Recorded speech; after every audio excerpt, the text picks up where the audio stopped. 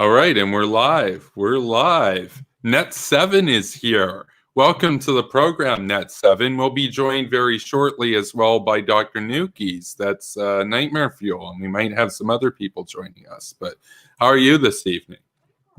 Thanks. How are you?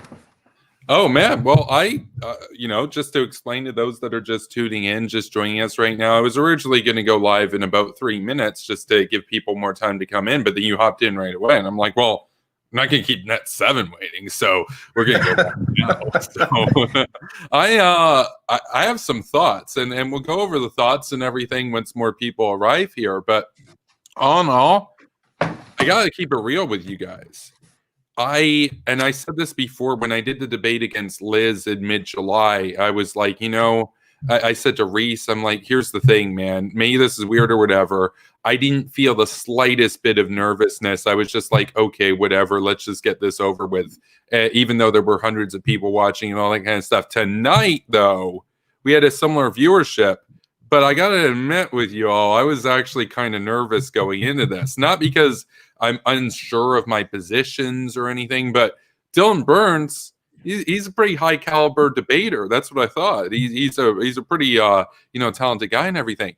And by the end of it, I think something that we can all kind of agree on, I think it's kind of the consensus that we can all kind of agree on, is that by the end of it, I probably looked a bit cold, but I believe that Dylan Burns looked like a child. And if you watch the debate, you'll see, because it was pretty clear as we were drawing out to it, that, I'm not going to say that I won per se at that point, or that he thought that I won, but it was clear to him that it wasn't the overwhelming victory that he thought it would be. And so he ran for the ad homs.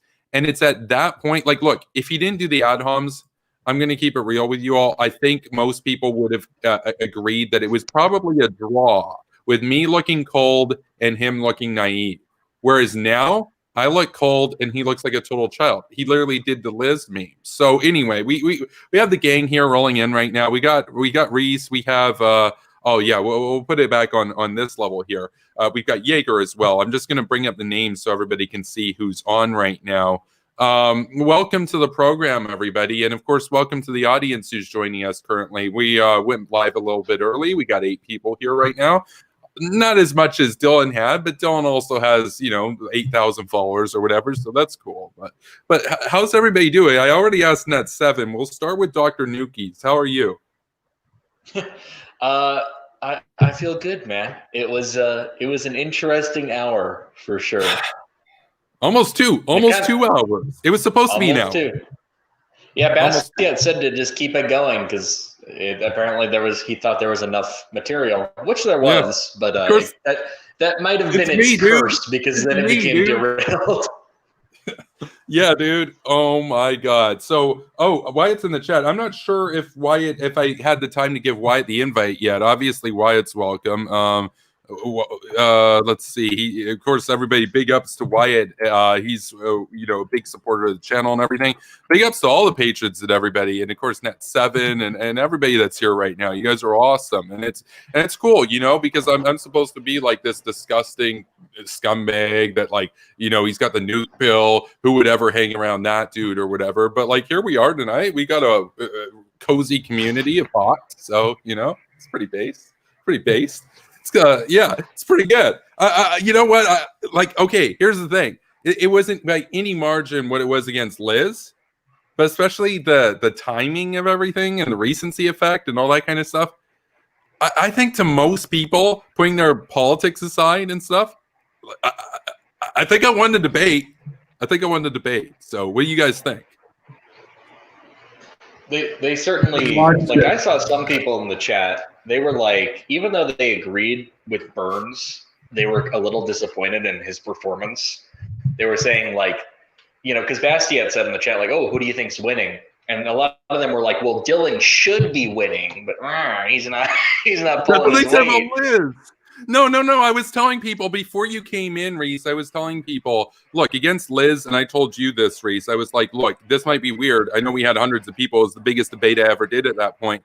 I didn't feel the slightest bit of nervousness. I was kind of a bit peeved. I was like, oh, I have to sit through this annoying, irritating person for 3 hours or whatever, 2 hours. Tonight, keep it 100 with all you. I was pretty nervous going into this, not because I thought I was wrong, but it's Dylan Burns. Like, he's an actual debater. He's an actual Twitch streamer.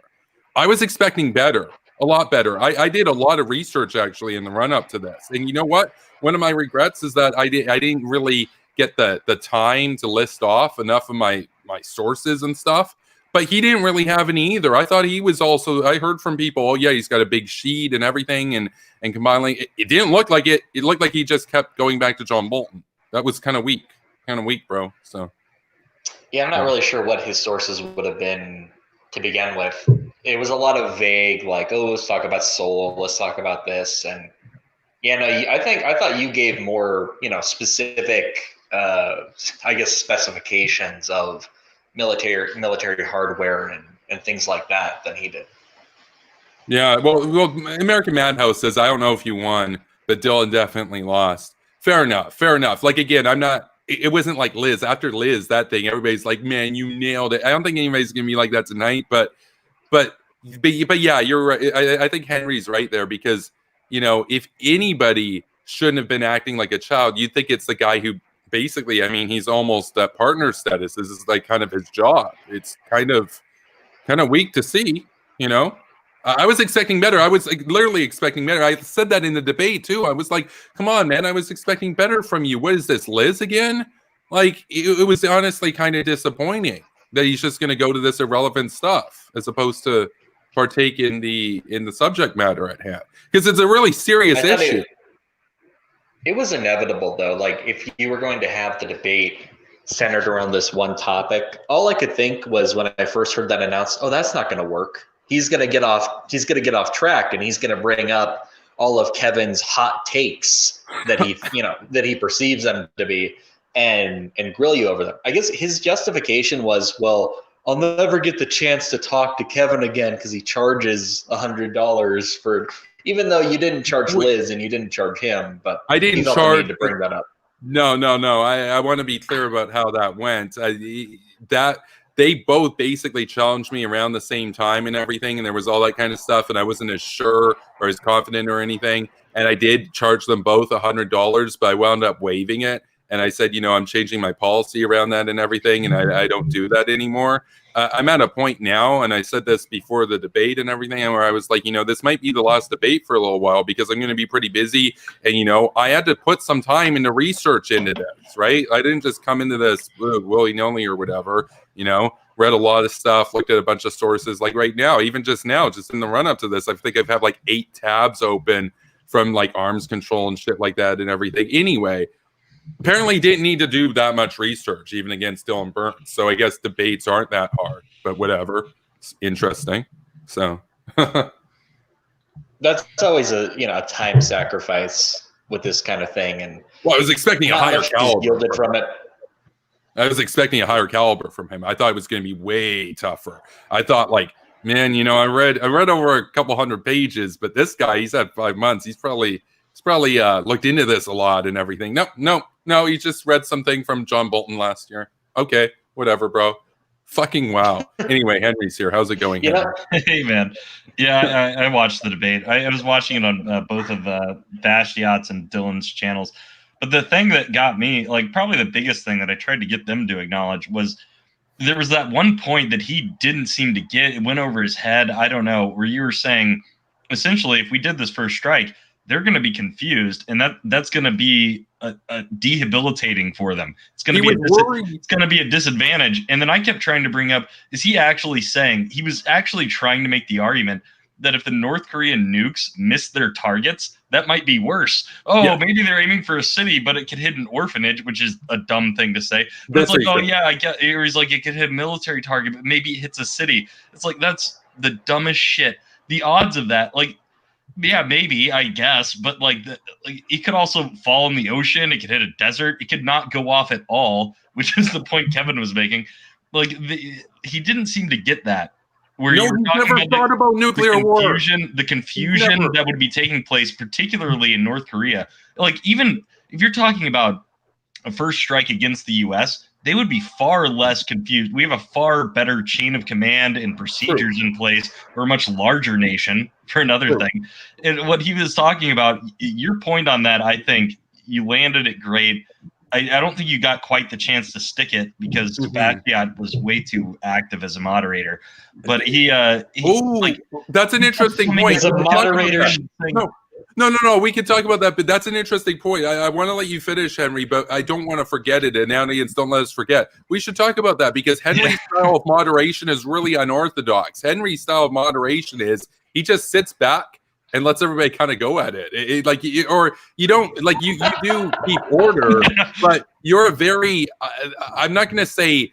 You're not a weak moderator, but you're more of a passive moderator. It's laissez-faire moderation. Yeah, you're a laissez-faire moderator. That's a good Bastiat he was going in and trying to structure, but y'all also said you didn't want structure in the debate that I had. So sure, and I don't know. That's neither here nor there. But like for me, it was like I don't know, just the fact that he couldn't comprehend that. Like he was trying to say it might be worse if the North Koreans are confused and disoriented. It might be worse for us. Like that to me was the dumbest thing, the dumbest part of that debate on his side. And I think that I don't know if you won or not, but I'm 100% sure that he lost. And even Bastiat was in his post stream is kind of saying that, like he was like, oh well, I might have made these points differently, but Dylan was all over the place. Like at one point he was trying to like kind of insinuate that you're pro-fascist. When like the first time I had talked to you, or not the first time, but like shortly after it, you were talking about carpet bombing the alt-right in Charlottesville. So I was like, hey man, I apologize. Well, no, I know you're different now. I know you're different now, but like that's something they don't know. That it's just like Kevin's just a hawk across the board, man. It's not like he's gonna take it easy on fascists. Like then Black Lives Matter. No, dude. I want to be very clear about something. There was a time when I watched Young Turks. Hell, I've said it before. I used to be a Democratic Socialist in high school. Used to watch Secular Talk. I was always hawkish. I always disagreed with them on foreign policy. I used to be way more left wing, and I used to, even when I was like thought of myself as center or even center right, I still had a lot of those biases that let me kind of see the alt right as like worse, whereas now it's kind of clear they were both in the wrong there. But it took people like Henry to like snap me out of that, and that happens. Nobody's perfect, everybody grows up, so yeah. But you had honestly, Bastiat would say that. Well, no, I want to get to that. Bastiat was a pretty interventionist moderator for sure. Just hearing that, I didn't watch the chat. I just want to make it very clear for everybody because I know after the debate was done, and I turn off and I leave, and I'm like, okay, that's the last. We'll speak to Burns. I'm like, I open up Twitter and there's a flood of responses and a bunch of messages and thanks. People were giving me advice during the debate. And I had to tell people, like I said to Net7, I'm like, I appreciate it, but like I'm taking the advice that Reese gave me. When the debate's on, I'm in the dark. I'm bunker boy, basically. I'm in the debate and I don't look at anything. So I have no idea. I'm bubble boy, bro. I have no idea what was said in the chat, but based on what was happening right now, it was mostly negative towards me, but disappointed in Burns, which that reminds me of Liz. It's like what Suck on Brain said. He said, and I'm quoting him here, this debate was Kevin versus Liz 2.0, Electric Boogaloo, or 2, Electric Boogaloo. Yeah. Not to the same extent, mind you. I was expecting way higher caliber from Mr. Burns. Well, I didn't even actually end up watching much of the debate. I was busy, but just from the description of what you're talking about, I think Dylan's audience being disappointed in his performance. I think there's a bit of a disconnect where they're assuming that his arguments are great, he just performed badly, but. Just as we know, strategy really survives contact with the enemy. And I think what they're noticing is that Dylan actually probably had on paper what seemed to be a solid plan. It's just that his plan sucks when it actually has to go up with real arguments. So they're saying, well, I wonder why Dylan didn't perform as well. It's like, well, no, he had terrible arguments and he couldn't use them because they're bad. He's going into a debate with bad tools, basically. Well, that's a good point. I said this when Reese was on the show a couple of weeks ago. We were talking and we got on to North Korea and the nukes and all that. And I said, I'm like, look, I don't really want to give away my strategy here because Burns might be watching. But I also said there, I'm like, but you know what I'm going to tonight? Because even if he is watching, he has no good counter to what I was saying. And we saw that tonight. I was vindicated on that, which is that even if he was there, and he was there for some of those chats, and I know he probably hit the extent of his research, whereas I was looking at, the specs on their shit. He was probably just watching my streams. That was his opposition research. Cool. That's better than nothing. But I mean, it's one thing to know what your opponent says, but if you don't have a good counter argument, honestly, even if you're a very good debater, which I think Dylan Burns, by and large, I mean, he's a lot better than Liz. He's better than Millsrow, but that's not saying that much. But it puts you in a really tough position. So, Well, you kind of also, unfortunately, during the debate, you got caught up in some of his red herrings and ad hominem. So, for example, he asked for your views on BLM.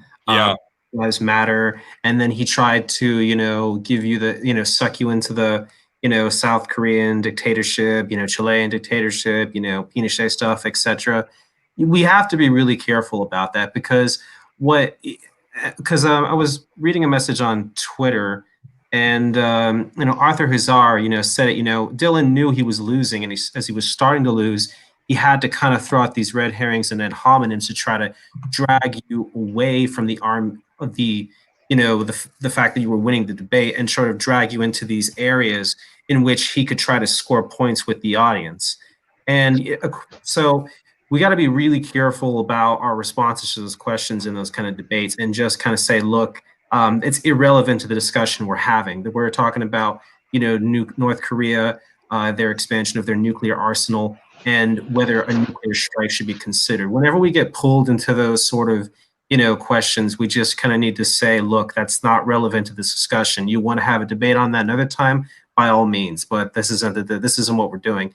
And Bastiat did mention that, but we got to be careful about that, because when they try to pull us into these arguments, they're trying to deflect.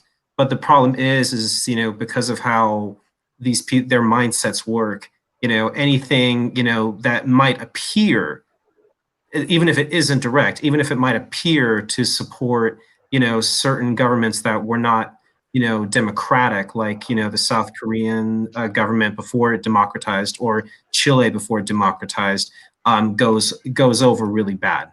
So, your argument should just be in those kind of situations. It's not relevant to this discussion. You want to have a debate on that another time, by all means, but stick to the topic. Yeah, I disagree completely with that. Well, no. I think, by the way, for the record here, this was the first debate I've done since the Liz debate. I don't actually do debates very often, so I appreciate advice, on that. Yeah, this is the first real debate you've done on YouTube, honestly.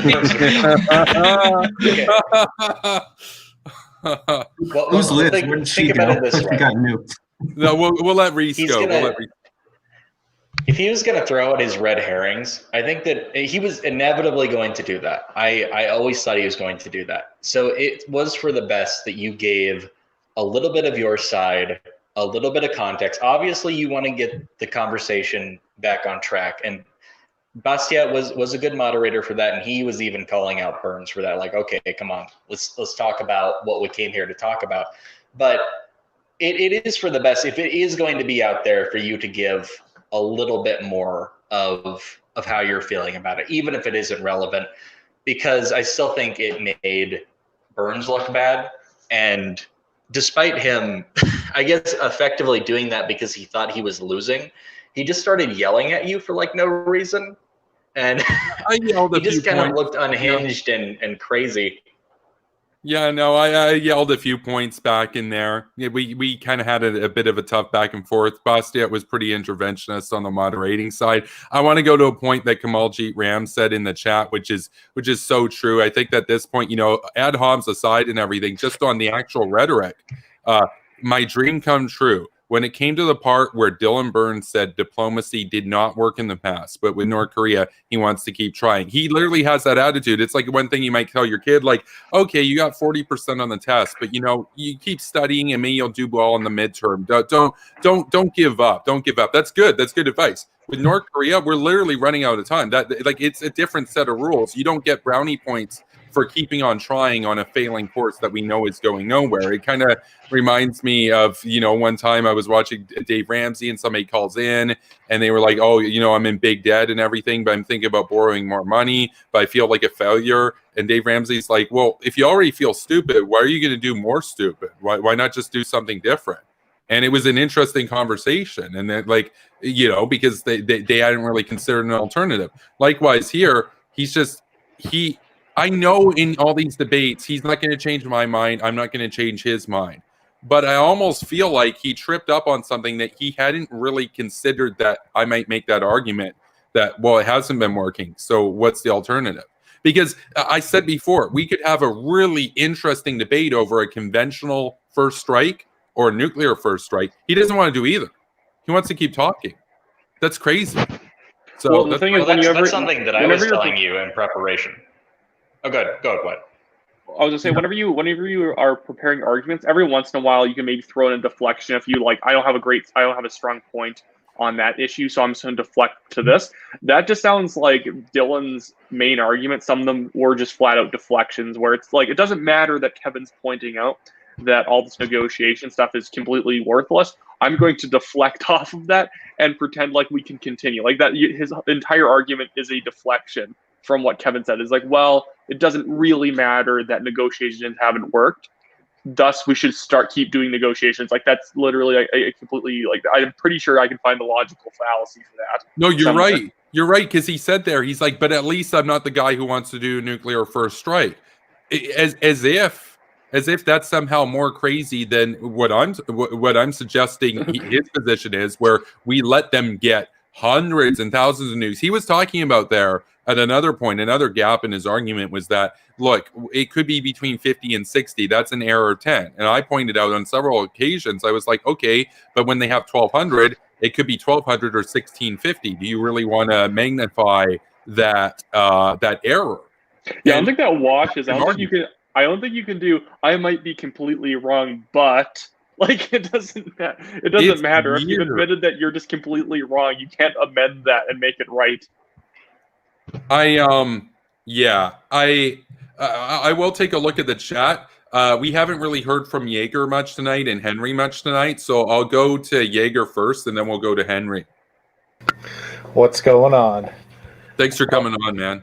Yeah, no problem. I was just listening to everybody talk. And I guess my thoughts are, like, it just seemed like Dylan was a lot scatterbrained. Like, he would start something and there was something else out there, just like talking really fast, kind of the Ben Shapiro thing, but not really like concretely solidifying his points. But you, on the other hand, were more calm, collected, and then put your points out there. Whether people agree with them or not, it was at least more clarity on your side of things versus what he was saying. Yeah, no, I do appreciate that. I think part of it was, I was a bit more nervous. I'd also done a lot more research and stuff. I was expecting to have a far more sort of level-headed kind of discussion. In fact, I didn't really think that we were going to have any sort of shouting over each other's sort of moments, especially with Bastiat there. By the way, just for some context, Bastiat has tweeted at me critically before. We don't really get along too much. I personally think, his brand and stuff, I disagree with him on a bunch of stuff, but he seems like a cool guy. And he was not saying that I dropped the ball or anything. He was basically kind of saying, that I kind of did better than he thought I would. That's a pretty good indication when even their own side, I mean, he was the moderator, but it was pretty clear he wasn't supporting my side on this. When even he's saying, yeah, Burns looked weaker at points or whatnot. What it reminds me of? It's that poll when Liz did the poll after the debate with her, where she said who won the debate, and about 60% of people gave her between a 3 and a 4, or like a 4 or whatever, which meant that about 40% of her followers gave her less than 50%. When that's her followers, hardly any of my followers were there to skew it. Even her own side was like, wait, 60%? No, I mean, we could put out a poll or something. I don't really think it's scientific or anything. In the hot gang, some people would probably say, oh, I could have done better and whatnot. Those polls are always going to skew towards, yourself if it's your fans answering it. It was her simps answering it, and they gave her on average about a 2.5 out of 4. Kind of indicates something. So, the reality is probably lower than that. Likewise here, what I'm kind of amazed by is that in some ways, it does feel like Electric Boogaloo. It does feel like a repeat of the Liz thing, just one topic instead. But yeah, when he brought up the Black Lives Matter thing, like that was just way out of left field. Literally. Literally left field. Wait. Can someone explain this to me? Because again, I didn't get to watch a lot of the debate, and I feel like I'm on crack right now. The fact that you just said that. I know, right? You're like, wait, we're talking about BLM now? I thought we were talking about him. Oh, I think I could explain it.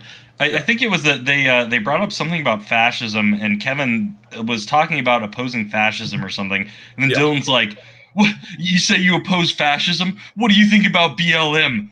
You think you don't like BLM? You're a fascist too, man." Like that was kind of I'm paraphrasing a little bit. That's kind of paraphrasing. But essentially, that's the gist. You're not really paraphrasing. No, it was basically that. That's basically what happened. That's right. Henry's right in that recounting of what occurred, because Dylan Burns basically said, hey, look, if you're willing to not tell the South Koreans ahead of time, in other words, implying you don't care about the South Koreans or whatever, which was dumb, and we can get into that later.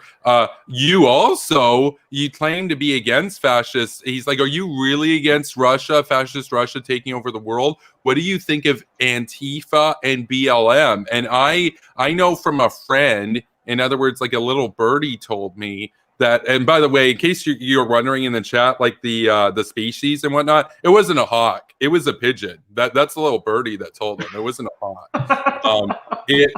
A little birdie, pigeon birdie. Yeah, pigeon-pilled, cringe and pigeon-pilled birdie told him that I watched AIU. That's literally the exact same gotcha that Liz went with. And I haven't even watched an AIU video since the Liz debate. But you used to watch you still watch Devin Tracy and all this, as if that's some gotcha. By the way, what's the point? What's the point? Like, that's just common knowledge that Devin Tracy's wrong about everything? What? That's a stupid point anyway, because it's like I watch videos from actual fascists. Like, so does that make me a fascist? I don't know.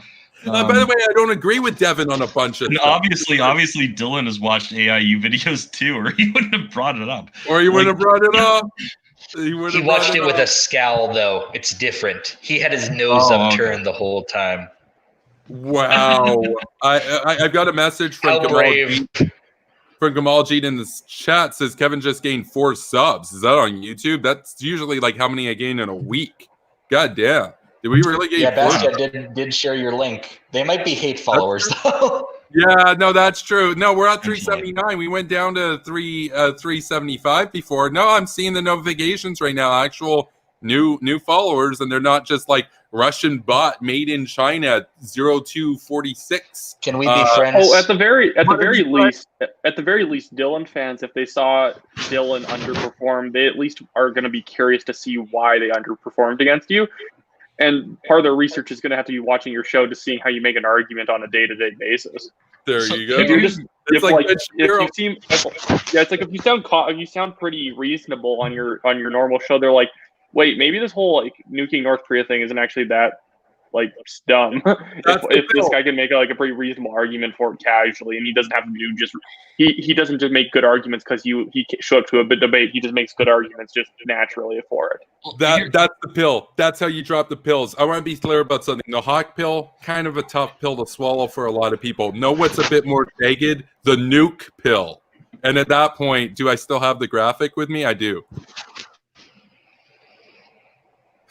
Boom. Let's see. There we go. Well, that was kind of the problem with the premise of the debate. Is it's a little bit too advanced for someone like Burns, you know? Like he's not even. It's not Burns got burned. It's not even a real. He couldn't even debate something as simple as like, okay, do we do a conventional first strike against North Korea? Do we do anything against North Korea?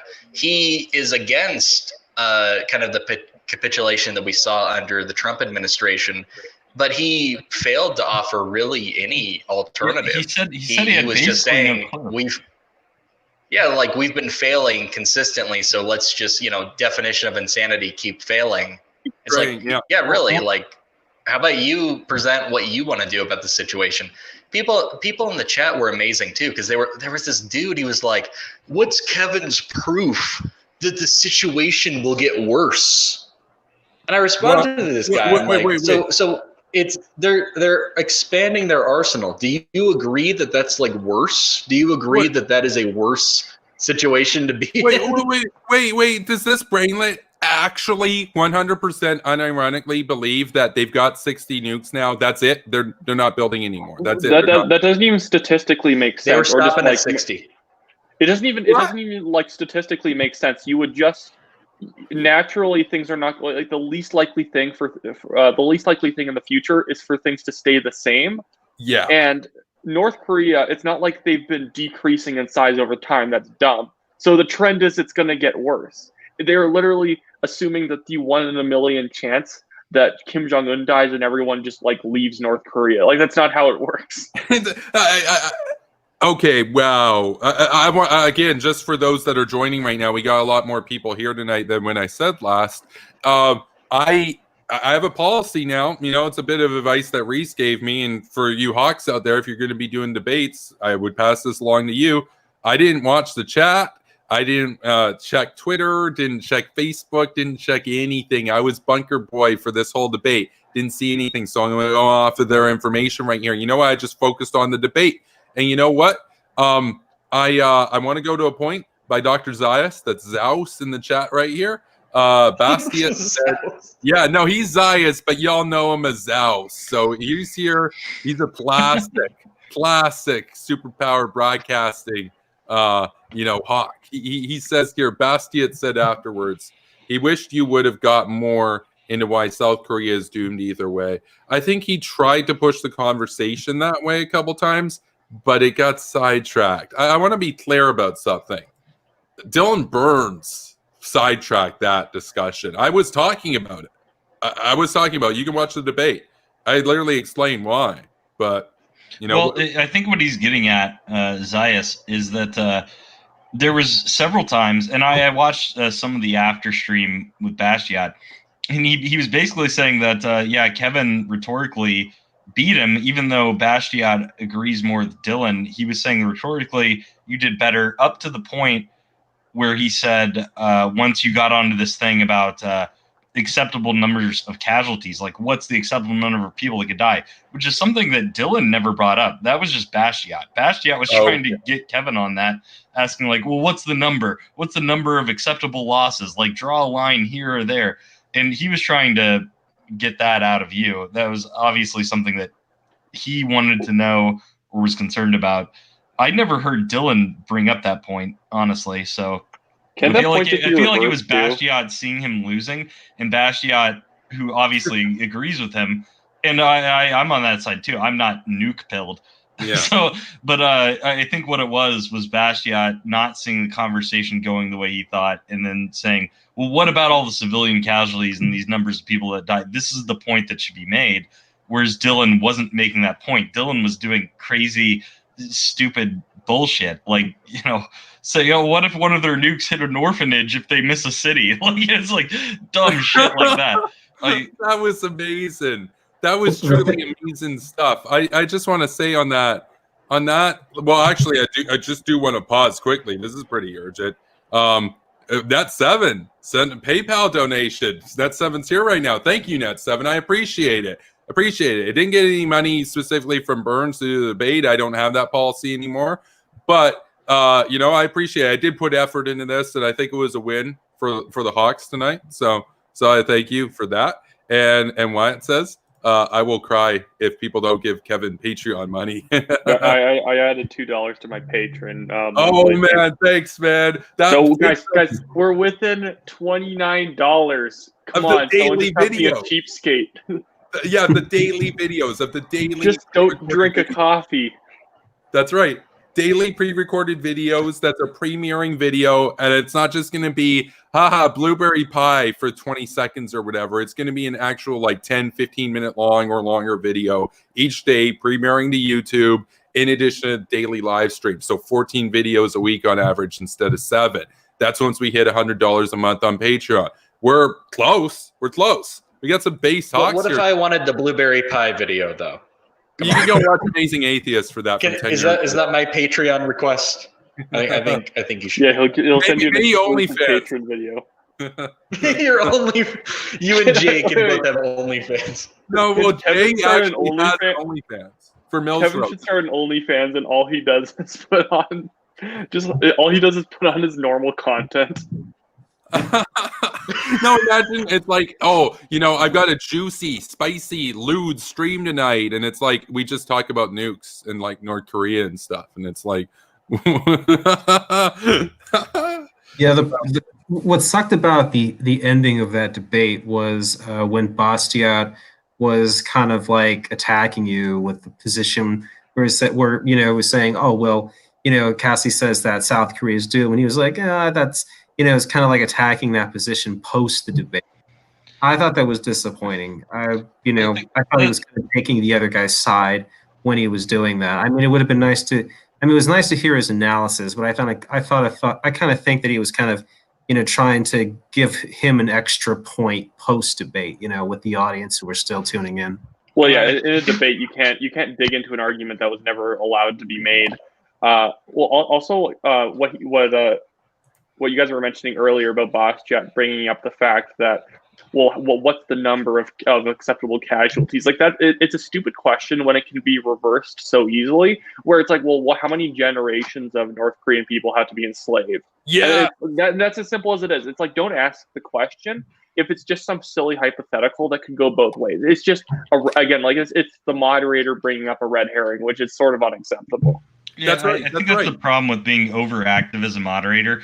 It's inherently, eventually, if you're that active, you're gonna bring your own point of view into it at some point. It's inevitable. Like he was asking like all these questions and shit, and it's like, man, I know he's trying to be neutral. I think he generally did a good job. But when you're being that fucking active, you're gonna insert your own views into it, like inevitably. I think with that point regarding the civilian casualties, if Bastiat or your opponent Dylan are going to make a claim like that, oh well, what about all civilians who would die in such a conflict? I think if they're going to bring that up, they need to show, well, if we attack nuclear North Korean sites and we attack North Korean military assets, how would civilians die? How many civilians are going to die? Don't throw that on me. You tell me or how many are going to die, and you show me facts as to why that's going to happen. And that's what they throw out. They throw that red herring. Oh, well, what about innocent civilians? Well, it's the argument should not be on you. The argument should be on them to prove that innocent civilians would be in a range, would be affected by those strikes. Yeah, he threw out 5 million. By the way, I just want to be very clear about something right now. South Korea has about almost 25 square kilometers of underground bomb shelters from various generations they've built over time that all work. 17,000 different locations around the country. They do drills and stuff. There's no way 5 million people are just going to be standing out in the open during the barrage. People are going underground. That hypothetical was pretty extreme, and I said that in the debate. I'm like, whatever, okay, but it's a hypothetical. You say 50%, but I was equipped. I was armed because I play around with Alex Wellerstein's nuke map, and we went through and said, what happens if the North Koreans detonate their most powerful proven nuke right now over New York, and it kills about 1 million people roughly. Well, let's say they get a hydrogen bomb, Ivy Mike, and they miss by 13 kilometers and they hit southeastern Brooklyn. They kill about 5 million people. And I said, I'm like, look, that's one of their nukes. They're going to have a lot of these things. They're building them up. They're not stopping at 60. They just rolled out the Hwasong 16 last month. Guess what? Is that going to be the last? No, they're going to mass produce those things. That's the easy part now. Engineering them in the beginning is the hard part. mass producing. They already have the blueprints, bro. Now it's just a matter of getting the materials and stuff. That we're not doing anything, so it'll happen. And to the point about the hypothetical casualties and stuff, I mean, if you're on their side, it's a powerful, emotionally compelling point to bring up. But I think I kind of made the case a little bit where I'm like, yeah, but pretty soon they're going to be able to kill 300 million Americans, at a moment's notice, or 40 minutes. Well, also, wouldn't it mean that the American missile defense system, or whatever sort of defense system America would have against a strike, would be completely worthless if they could fire off 1,200 nukes at you? Wouldn't you rather it be like 3? Yeah. And then it's like, well, clearly it's just not going to work. Like, we can easily deal with 3. Over time, the problem gets worse because if you and Dylan move this debate 5 years in the future, you would be saying, well, it's only 1,200 nukes that they have that are on like long-range missiles. But, like, we should just hold off. And then 5 years from then, it's like, well, it's only 500,000. It's like, it's so dumb. Yeah, no. I made that point a couple times where I said, okay, I see that error there, and them getting a few through, that's a problem. But understand that the longer we draw this out, that's going to exponentially increase on the margin of error too, that they might be able to get through. And he was like, yeah, but if they launch now, it might hit like an orphanage or something. It's like, by that logic, if they launch in 2038, it might hit like 18 orphanages. How's that? I'm gonna bring up Dave Ramsey just because Dave Ramsey's a meme on this channel. But it's like all the people who go on Dave Ramsey's show and they're like, well, I don't want to try and get out of debt because it's really hard, or I'm having a hard time because I know I'm gonna have to like basically completely wipe out my current lifestyle and start from scratch to get out of it. And then it's always like, well, if you keep doing this for another year, it's going to be even worse. You're not even going to be able to afford like canned beans to eat. You're just going to be eating like 4 bananas a day, and that's it. You have to really, unless you do it now, even if it's tough, because it's going to be even worse later. It's not that hard to wrap your mind around. Yeah, compound. It's this complete, again, his argument's obfuscation of the point. Yeah, no, it's just like interest, just like credit card interest. It compounds over time. I've only got $1,000 credit card interest today. I'm just gonna, just pay whatever the minimum is and just keep on growing and growing and growing the total that's due. It's like, I'm maxed out at 4,000. That's cool or whatever. Well, now if you let that grow over time at 20%.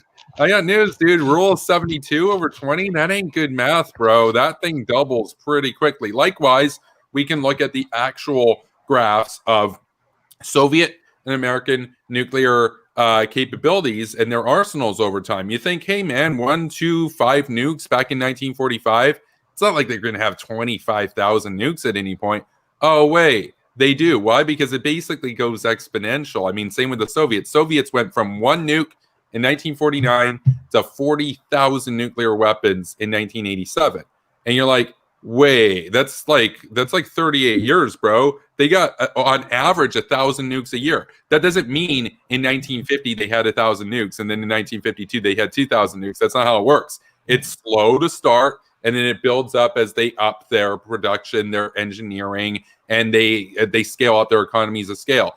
I honestly have the impression now after this debate, I don't think Dylan's ever seriously thought about nuclear warfare. I don't think he's seriously considered North Korea's capabilities. And I don't even think he has the capacity in some ways to even infer that if they have 60 now, they might have 1,200 in the future. That's amazing, but that's the impression I got.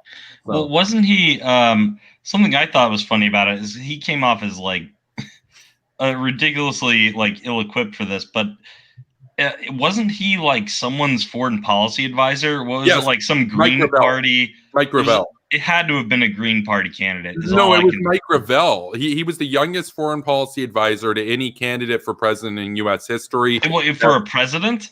Mike Gravel was running for president. I believe. What party? It had to be the Green Party. I don't... Or some obscure, like, off-the-wall He's Green run Party. as a Dem before. But this time, the last time he ran, he wasn't even really running. It was kind of a publicity Who the fuck stunt. is taking foreign policy advice from a 19-year-old? Well, no, this guy was a U.S. senator, though. He was a U.S. senator from No way. No, he was a U.S. senator in the 1960s. And Yeah, so serious, he went, bro. I'm not kidding. Dylan was he his was lead senator. foreign policy advisor. Are you shitting me? No, I'm serious. That's why I said I was expecting better, dude. Like when I say, dude, this is Dylan Burns, I'm not just saying that as like, oh, you know, I'm just trying to like fluff him up or whatever. No, he has credentials. And the thing But is, no, Gravel- wait. So you're Gravel talking was about added- this was a candidate in the Democratic Party that he was advising. I Well, was assuming it was some. I sort of followed Gravel's campaign in 2019 and 2020 because I thought it was super funny. Essentially, the guy was an 88-year-old man, 89 by the time his campaign ended, and all he was trying to do was get onto the debate stage. He was actually polling at 1% to 2% in polls at one point. He even got 3% in a poll. He was actually more relevant than people like John Hickenlooper in the primaries this year. He was supposed to be on the debate stage at one point, but because John Hickenlooper and a bunch of people who didn't drop out until the day after the debate blocked him from getting on. Honestly, I wish he got on because it would have been funny as hell. Wait, so he paid a fucking teenager to advise him on foreign policy. Someone who says, what's your policy on North Korea? I don't know. Nobody knows. I don't know what to do about North Korea. I got no fucking idea. No. He paid that fucking guy to advise him on foreign policy. Henry, I shit you not. Mike Gravel, Morris Robert, Mike Gravel, is an American politician who served, I'm just reading Wikipedia here, as a United States Senator from Alaska from 1969 to 1981. So he ran and won like multiple elections. And he ran for president, and he ran, and like Wyatt said, yeah, he was getting about 3%. You can say, well, that's holy shit. Like, yeah, that is depressing. Young college people liked him.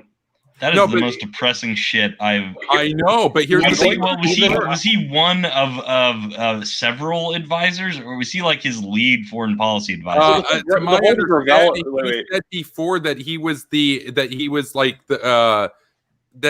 head of the foreign policy advising. No fucking way. No, dude, you can look it up. I'm not signed into LinkedIn, but if you go to John Burns' LinkedIn, he talks about how he basically, I think he said that he was like that he was running his campaign at one point. I'm not 100% sure if I remember that correctly, because I did some research on him when he initially challenged me to the debate back in the summer. The Gravel Institute, by the way, right now is absolute freaking cringe. They're trying to be the new PragerU, and they put out all this war bad stuff. They've got like hundreds of thousands of followers and crap. No, this guy is not a nobody. This guy is not a nobody. That's one of the reasons why.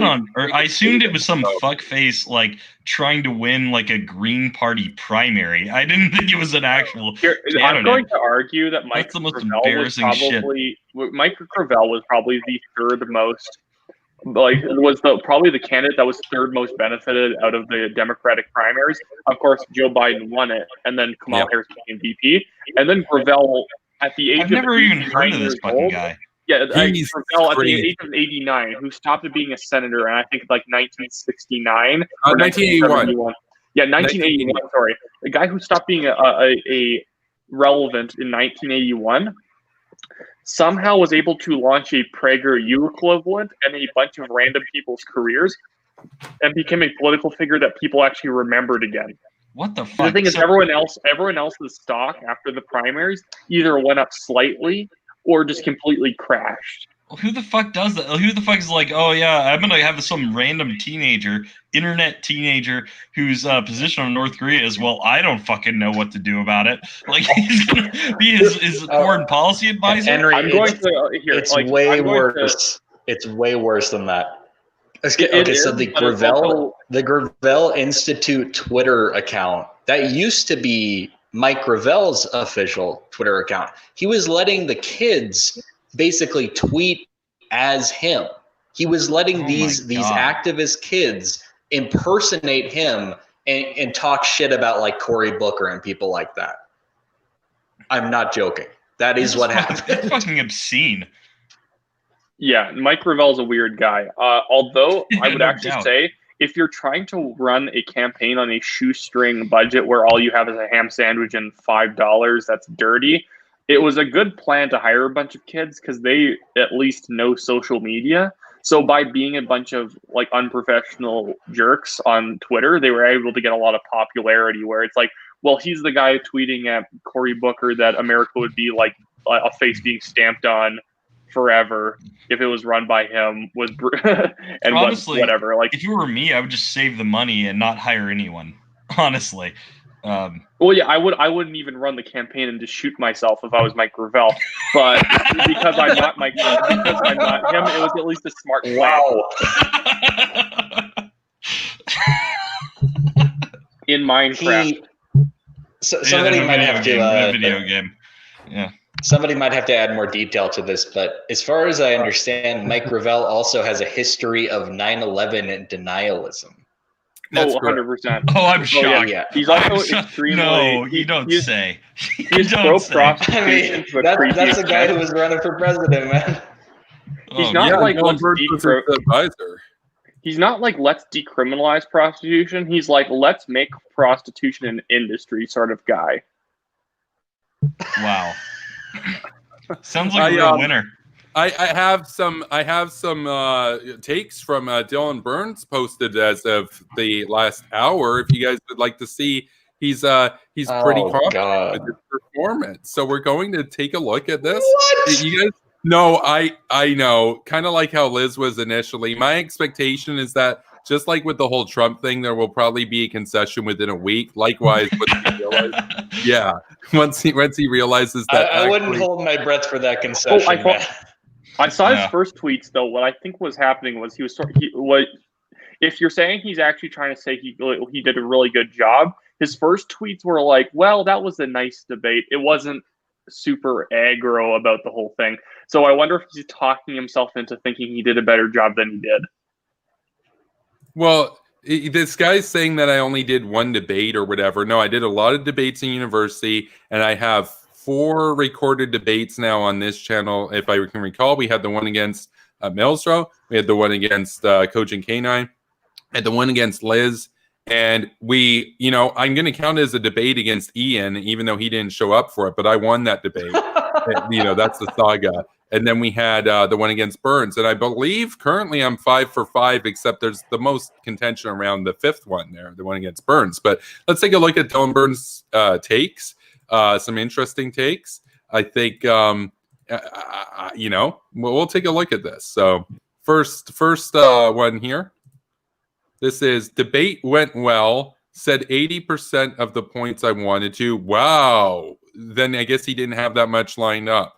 Nuking North Korea is a radical idea that deserves zero respect. By the way, the Pew Research is correct. Back in 2019, 30% of Americans, not just on my side about an invasion, on my side about a nuclear first strike. So yeah, radical, okay, but like 30% is still something. I mean, that's like Trump's base is 30%. That's not nothing. Thanks at Everyday Bastia for hosting a conversation, and thanks to Kevin for not trying to charge me $100 an hour for this convo. It's like that's all he's basically got is like I used to have that sort of thing. That's like a nice little throw in there. But he says also lots of neocons in my DMs mauling. Nice Voshism there. Always happy to make the right people angry.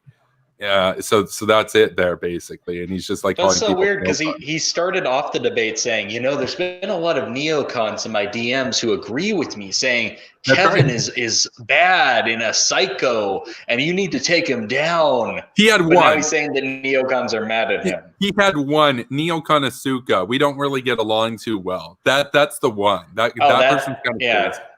I don't care for them either, so it's whatever. Yeah, that's the one. He said to Dylan, Dylan, please destroy Kevin. He's giving this side a bad name. And he also threw you out. You also tossed him out of the Hawk group on Twitter, the messenger group, because he was essentially advocating for people to actively try and run over BLM protesters. Like we're against them blocking the roads. That's dumb. If you're driving a truck and you're trying to get through them, you're under no obligation to stop moving so that they could surround you and rip you out of your car. But he was saying like, no, target them and like basically like brake swerve as you run into the crowd. And that's what Neocon Asuka said. Guy said about Trump supporters, how he wanted to shoot Trump supporters. Neocon Asuka literally was talking about no, like I want to run over BLM people and all this. And now he's helping out Dylan Burns. That's so funny.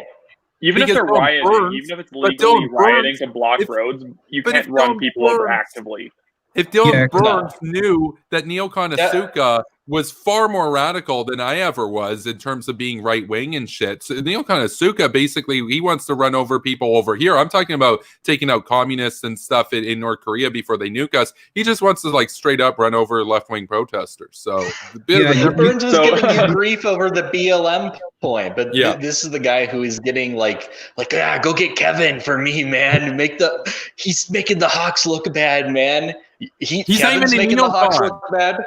Asuka's not even a freaking neocon anyway. So they're Run over Here, BLM, man. Asuka, I'm pretty sure is like I believe he's a Trump supporter, and I'm saying this as a Trump supporter. Yeah. But he's someone who's a Trump supporter who basically tries to pretend that everything that Trump does is somehow like neoconservative, or it's just not He sounds true. like Richard. I don't like a lot of Richard? I don't like a lot of stuff Trump does. Well, and I will never call him his foreign policy like neoconservative. Yeah. Like, I can say nice things about it, but it's like that just sounds like you want to support Trump and you've called yourself a neocon long enough that you just want to like apply that to everyone you like.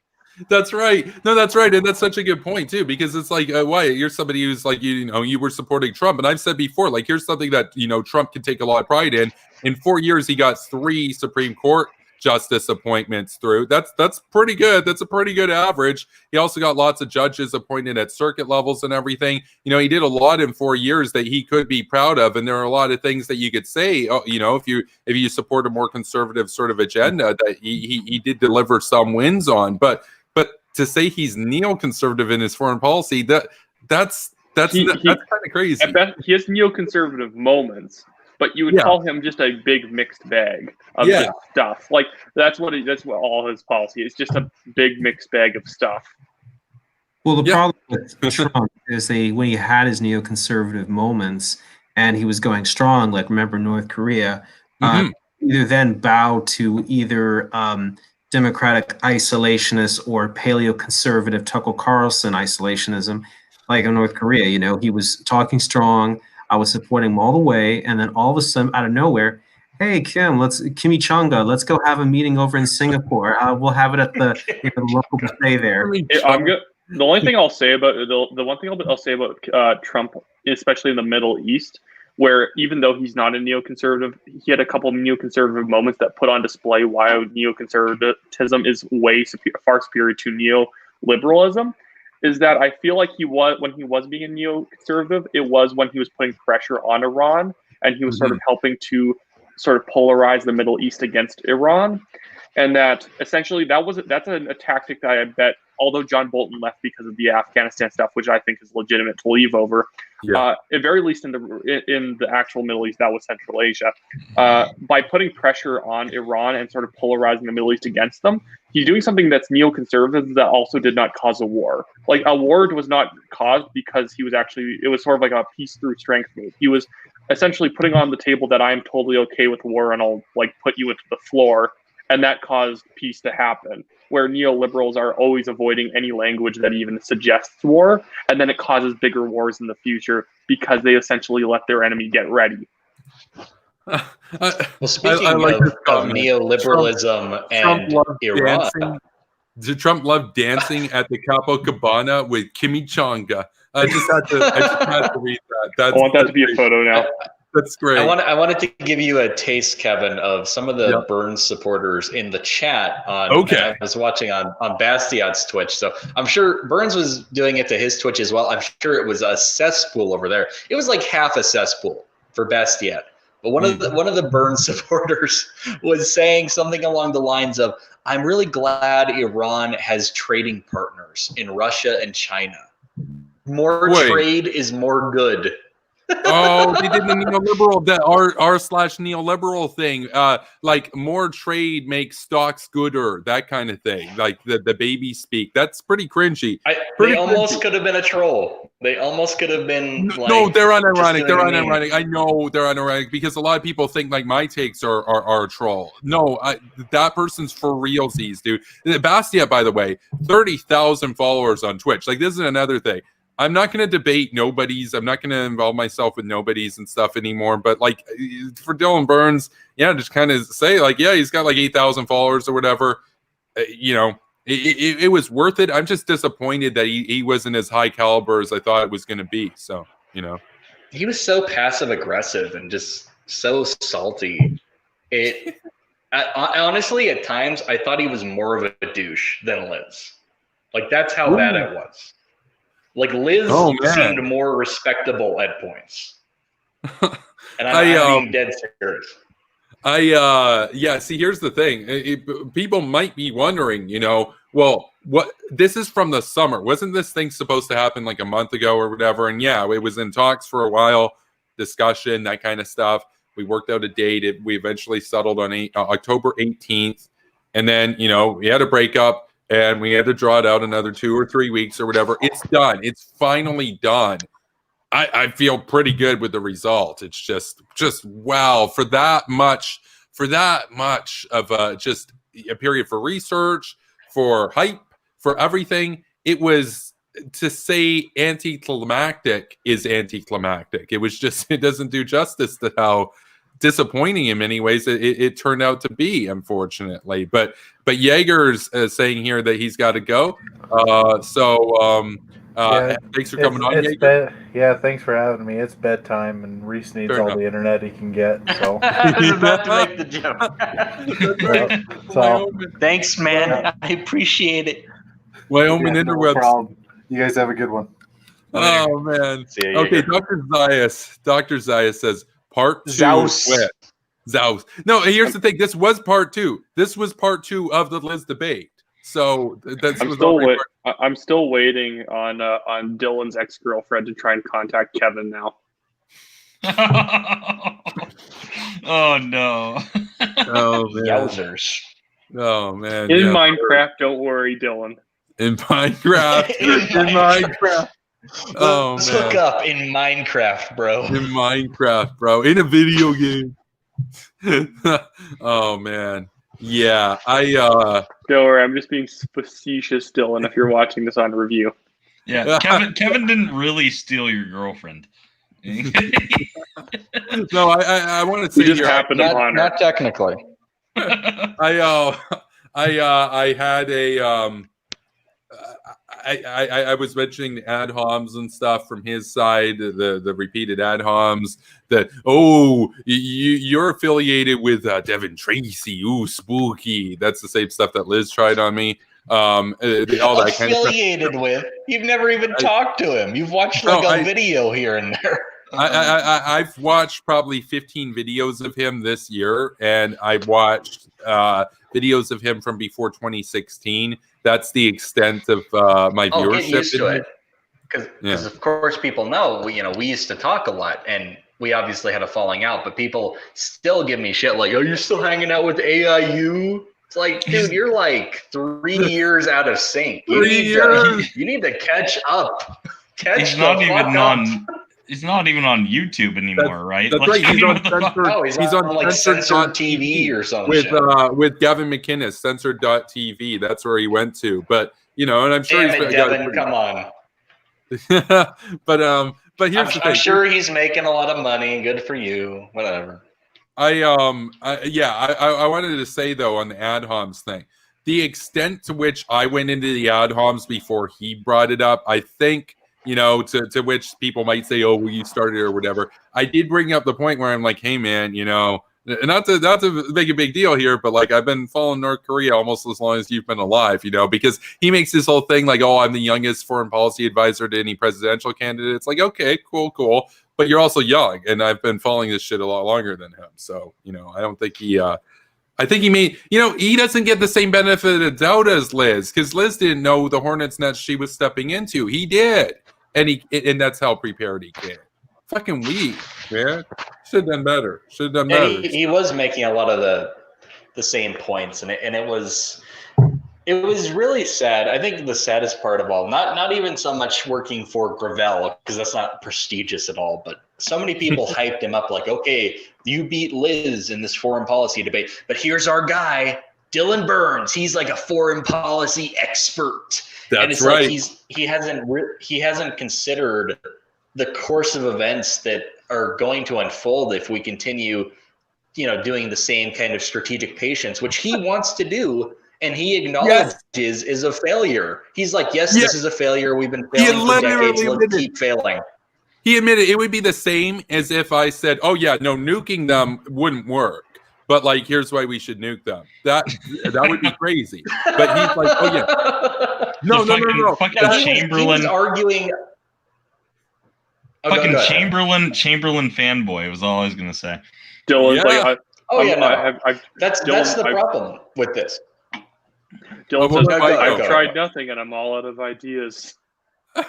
No, for real. No. It would be like me going in there and being like, so the Bastiat's like, so well, you go first because you're the proponent here. You're arguing for a nuclear first strike against North Korea, and I'll be like, yeah, no, thanks, Mr. Bastiat. That's correct. Now, granted, I don't think it's going to work. I think it'd be a terrible idea. It's been proven not to work in the past and stuff. But here's why we should do it. Everybody'd be like, oh, this guy's a clown ball. Whereas Well, Dylan, even outside of that, even if it was an idea that failed in the past, but you're thinking, well, maybe it'll work this time. 100% it's not going to work when it's negotiating, since negotiations with a smaller country and relying on it just puts them in the driver's seat. It's not like a smaller country that's under threat of a larger country that doesn't know what they're going to do, and they're negotiating to see if they can get a better deal, in which they're trying to, like, they're actually asking for like some sort of mercy or whatever, or some sort of like deal that will sort of benefit them both. When you're putting the smaller country in the driver's seat, you know that the idea is bad. You never do that. When the power dynamic's been shifted to the place that can get squashed in a day, you're doing something wrong. yeah, I just wanted to bring up a point. I just wanted to bring up a point that Net7 mentioned in the private chat. Yeah, he just wants to give credit. Yeah, it was Kanzuk or Stock on Brain. That's his account over here. Came up with Chimichanga. So that's just noted for the record. I believe Credit that's to them. It's pretty funny. It's pretty funny. I just want to think- give credit there. Just to clarify, Kevin. So this was Burns's idea for the premise of the debate. So he really screwed himself over, because it ended up you were arguing for an actual policy, an actual change in our foreign policy, and he was arguing for nothing. He was just arguing against that. Like, that is a terrible place to be.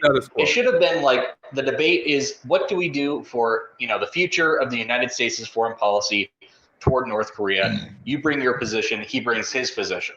He wasn't arguing for anything, and that's why he's always going to be on the back foot in this kind of debate. But he insisted on it. This was all him. He brought It was this all on him, himself. dude. It was on him. And you know what? I bring up the girlfriend thing, not to be a dick or whatever, but he did accuse me of stalling on this. And that's when we had the breakup boy memes and stuff come out and everything. And it's like, no, dude, he called me stalling. And I was not stalling on this. I don't check Discord all the time. There were points in the communications process where it would take me 2 days to get back to them, that kind of thing, whatever. I'm not really on Discord as much or whatever. Now, he accused me of stalling on that. It was a 4 months process. He drew it out. And yeah, you could say, hey, man, well, you also kind of drew it out too. Yeah, I wasn't in a hurry to debate this guy. I wasn't particularly like, ooh, I can't wait to debate Dylan Burns. No, this was on him. It's on him. We put it on the back burner for a few months and stuff because he streams all the time. I stream all the time. I presume he works. It's also almost like Kevin has an actual job and can't do stuff at the drop of a hat. I work like all the time, man. Like, this is ridiculous. Absolutely. Yeah, like Kevin from his work schedule, from just what I've casually just thought in my mind from the times I've contacted him, it's like he works 50 hours a week at least. Sometimes. Yeah. 56 sometimes, yeah.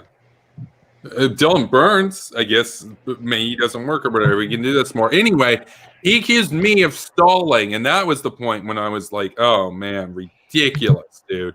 Ridiculous. And so I biases and all that sort of stuff. We said, Bastiat was a little bit more favorable to Burns. Burns doesn't really like me too much.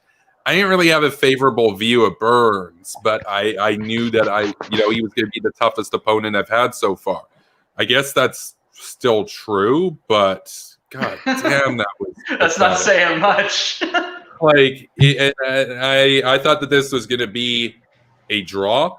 I thought it was going to be a draw where I was going to look like kind of a scumbag, and he was going to look like morally virtuous and that kind of stuff. But I was going to hold my ground, and he was going to basically make his case and stuff. And we were, and my thinking was, because Bastiat is the kind of moderator that he is, probably going to wrap it up within an hour, and I'm not even going to make that much time to bring up too much sources and that kind of thing. We went almost double the allotted time, by the way. And the longer it went on, the more favorable it ultimately made my case, because especially the last 20 minutes, I think that's what torpedoed his ship at that point by the ad hoc. So you know what's next, right? You got to debate Bastiat. Oh, well, Bastiat, okay. Well, now I'm going to say the same thing. Bastiat is actually like a real high caliber debater, like Bastiat's not. Bastiat's like, he's. I think Bastiat would probably beat you, honestly. What would we debate about? It probably depends on the topic. Well, yeah, I suppose it does. Maybe the same thing. It's just if it was the exact. But yeah, he's a lawyer. He's a serious person. He's not like Dylan. He's a serious guy. And like listening to him afterwards, and even during the debate, he was bringing up as a moderator more like cogent, like actual like arguments to the point that you were making. Like he was arguing better against you as a moderator than Dylan was as a participant. So yeah, no, that's kind of true. That's kind of true. I like this comment from Dr. Zaus. By the way, when you said what's next, I'm thinking, oh God, it's gonna be Vaush. Please no. Oh fuck no. No, God, no. I would never, ever debate Vaush, even if he literally invited me onto his show and offered to sing my praises to the end of time. To pedo Vaush, I would say, and my mother will be angry at me for saying this, but fuck you, Vaush. I don't deal with people who make excuses for child pornography. And I'm not, and I don't know if you guys have even read this article that came out, but there was someone who looked into those statements that he made the first time regarding him saying, oh, those who have child pornography should not be prosecuted, and it is no big deal. There was someone who looked into that, and apparently a former friend of Vaush actually went on record to that person saying he admitted that he had actually watched child pornography. And then he argued that it should be legal. He argued it should be legal. We have the tapes, like the clips. Yeah, I'd imagine that a lot of the people who probably argue for Vaush's position have been in that similar position that Net7 said that they've seen it, and now I feel like they have a guilty conscience. They're like, oh, it should be legal. Wasn't that bad when I saw it? Well, we got a point. I got a point that I want to bring up though, and we have to take a look at this first. I just want to go back to the comment. I know that this has gone on for a little while from when the comment was, but I did see the comment to the viewer in the channel. I just received over on PayPal $100 donation, and I want to give credit. So there was the point about like all the debate fee and all that sort of stuff. It's like, well, the Hot Gang, you guys compensated me for my research and stuff. I spent, there it is. Sock on Brain. Check your PayPal. Thank you, man. I appreciate that. And thanks to Net7. You guys are awesome. You guys are based. I obviously put effort into this. Dylan Burns didn't even think through his own freaking position. I thought through his counters and stuff too. I appreciate it. This, it's the sort of thing. Wait, I wasn't able to watch much, but was it like that where if he made a point at you and you deflect and you sort of like answered his point, the whole conversation would just stall because he didn't have a follow up? Well, no, he would. It was tough. It was tough. I think Henry could probably give the most neutral take on it. I'm biased, so Take on what? How the debate went, for just to catch up Wyatt here, because Wyatt didn't see most of it. But well, I'll be back in a minute. Yeah, the way I put it was that because I disagree with Kevin on the point. My thing was I said that Kevin didn't win, but Dylan lost. That's been my view, and I kind of agree with Bastiat. No, Kevin made better points. He had better arguments. Dylan just showed his ass, basically, throughout the whole thing. That was kind of my view of it. But I don't know. You could say Kevin ran him into the dirt. it's hard for me to say Kevin won when I disagree with the point that he made. So it's difficult, but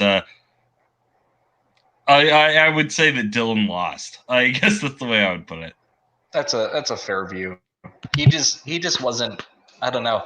Like Kevin's saying, like he does. I guess Burns does debates. Like he was supposedly going to be a more competent debater than Liz, but I didn't see it. He was goofing around a lot. He thought he was funny. There was like bits, attempts at comedy that were terrible, and it's just like. The worst thing about that, man, the very beginning, watch the very beginning of the debate. Bashiat comes in, he's introducing this as like, this is really serious, guys. We're talking about nuclear bombs, hundreds of millions of lives or whatever. Serious topic. We need to take this seriously and not goof around or whatever. Kevin gives an opening argument that's pretty serious and getting down to the point. And what does Dylan do? He comes in and jokes around. He's wearing like a Burger King crown on his head, and he's like, "Oh well, I think that the North Koreans should. I think the North Korean." He's like memeing and joking around, and it's like, well, what the fuck are you doing, man? He just made an ass out of himself. Is the way I. The first thing he said, it was something along the lines of, "Okay, well, my first position that North Korea should annex South Korea fell through. So I'm going to go to my second position, which will be don't nuke North Korea." Yeah. Dylan in my view, Dylan made a total ass out of himself. There's no way I could take that guy seriously. And also, I guess I should say this. For a 19-year-old, for like a teenager, he did a pretty good job. At 19, I couldn't have done as well as him. So I'll say that. Oh man, we got a couple points to get to. First, we have Sock on Brain joining us tonight. Again, thank you, man, for the donation. I really appreciate that. For those of you who don't know, I had to drop a lot of money on the new setup and everything, but you notice there weren't any internet issues or any connectivity or RAM issues like we were having before, so it worked. My computer didn't conk out while I was debating. So thanks for helping to offset, just right there with that donation, right around 7% of the cost of what I had to put into the new equipment. So thanks, man. How's it going? Can you hear me? I can hear you. Yes. Do I sound like a 14-year-old lesbian? Yeah, kind of. This is as high as my voice. This is as low as it's ever going to go. Okay. I'm going to sound like this forever. I'm 21. we have a screenshot here from Dylan Burns. I'm expecting him to maybe delete this soon. I'm not sure, but it's kind of amazing. It's kind of amazing what he just tweeted out about 25 minutes ago. Amazing. Truly amazing stuff. He's talking about us, not just me. He's talking about us. We all get to be the center of attention right now. He tweeted out here amazing stuff. He tweeted. I'm just uploading it. We'll take a look at this. You did well in a debate when the person you debated needs to huddle together afterwards with 5 other people to get hyped up. And I like Anthony because Anthony, I like Anthony. He's pretty neutral. He tries not to involve himself in the drama, but I like his little remark here. He says, "Sorry, man. Hope you are okay. I watched the debate. You did all right." In other words, yeah. I know. I'm not going to ask you if you're all right, dog. I know you're hurt. It looked like the very next comment was from Jaeger. I don't know what he Jaeger. said. That's right. I don't know if it was Jaeger or someone else. And then Dylan responded to him. Going on Twitter to rant about it. Is he watching this stream right now? Probably. Almost certainly. When people are when someone like Anthony is giving a very tepid review to Dylan like that, you did bad. I mean, in the sense that the fact that he said you did all right, and he probably doesn't fully disagree with Dylan's argument means you did terrible. Yeah, no, he doesn't. Because I'm pretty sure he doesn't agree. I'm pretty sure Anthony.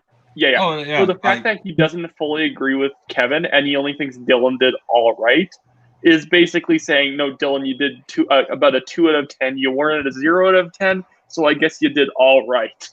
No, Yeah, the thing is, no, look, I mean- if I tell you that after your debate performance, if you're about to have a debate and I tell you that somebody who's pretty neutral on the issue is going to be messaging you on Twitter, tweeting at you later in about an hour after the debate concludes to say, sorry, man, hope you are okay.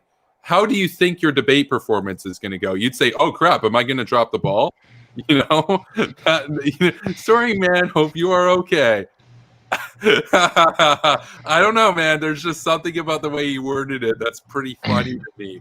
I know. And you're saying how Anthony disagrees with them. Me and Kevin totally disagree about this, but I was saying Dylan showed his ass. So I mean, I don't know. Well, he's here right now, probably. Otherwise, how would he know I'm with 5 other people? So it's okay. It's okay. Oh, you mind if I interject for a second? Oh, no problem. You have the floor, sir.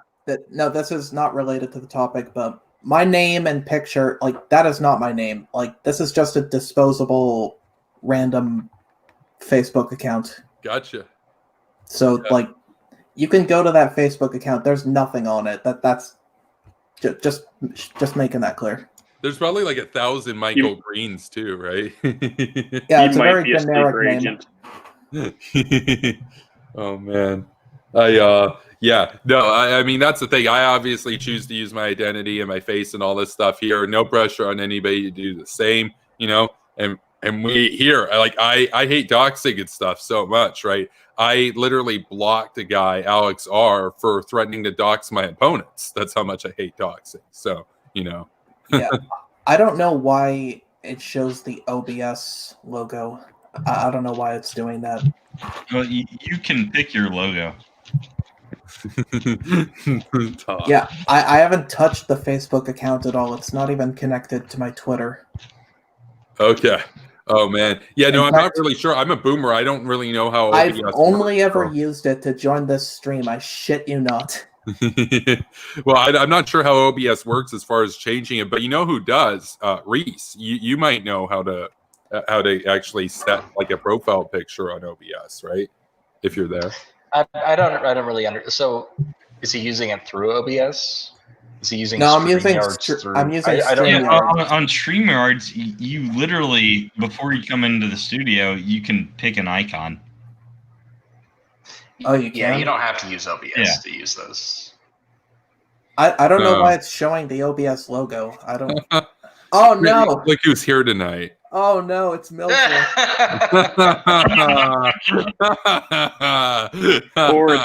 or the consciousness has arrived. Is that the real Milsro or? Okay. Henry Wyatt's hasn't heading out. spoken for Guys, us. Wyatt's It might heading be out. Henry. Yeah. Yo. So as I'm gonna head out, I'm gonna accuse Henry of being Milsro. Okay, so I'm gonna leave that chaos here.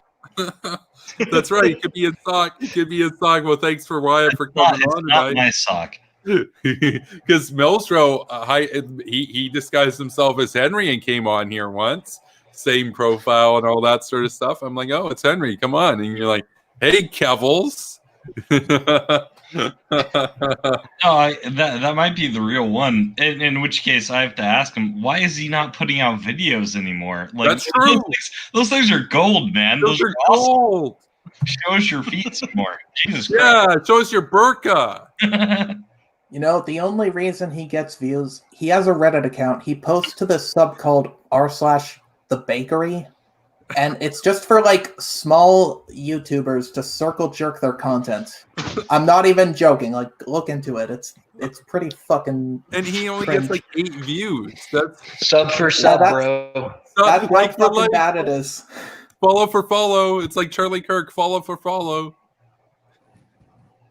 Oh yeah, Charlie Kirk is a proud follower of me. It's not I've been working, my guy. I have actual like stuff to do beyond YouTubing. Charlie Kirk. I don't believe Milsro has anything to do. Wait, he said he's been what does he have working. to do? What? Kevin's been working. What the hell? I work sometimes more than 50 hours a week, and yet I'm here every day. I have actual stuff to do beyond YouTubing. Oh, okay, good for you. I guess. Okay, cool. Yeah, Whatever. he's got to be hawk pilling people. Yeah, I mean, my excuse when I don't do YouTube for like months is that I don't fucking want to do it. I don't care. Well, there you go. There you go. There you go. I mean, especially if it's something you just do as like a hobby or whatever and whatnot. Yeah, I mean, you're very different. You view it as like a kind of a important thing. For me, it's fun. I don't know. Yeah, you were even saying that you would potentially delete your account. Well, I have deleted multiple, and this, I almost certainly this account I'll delete too.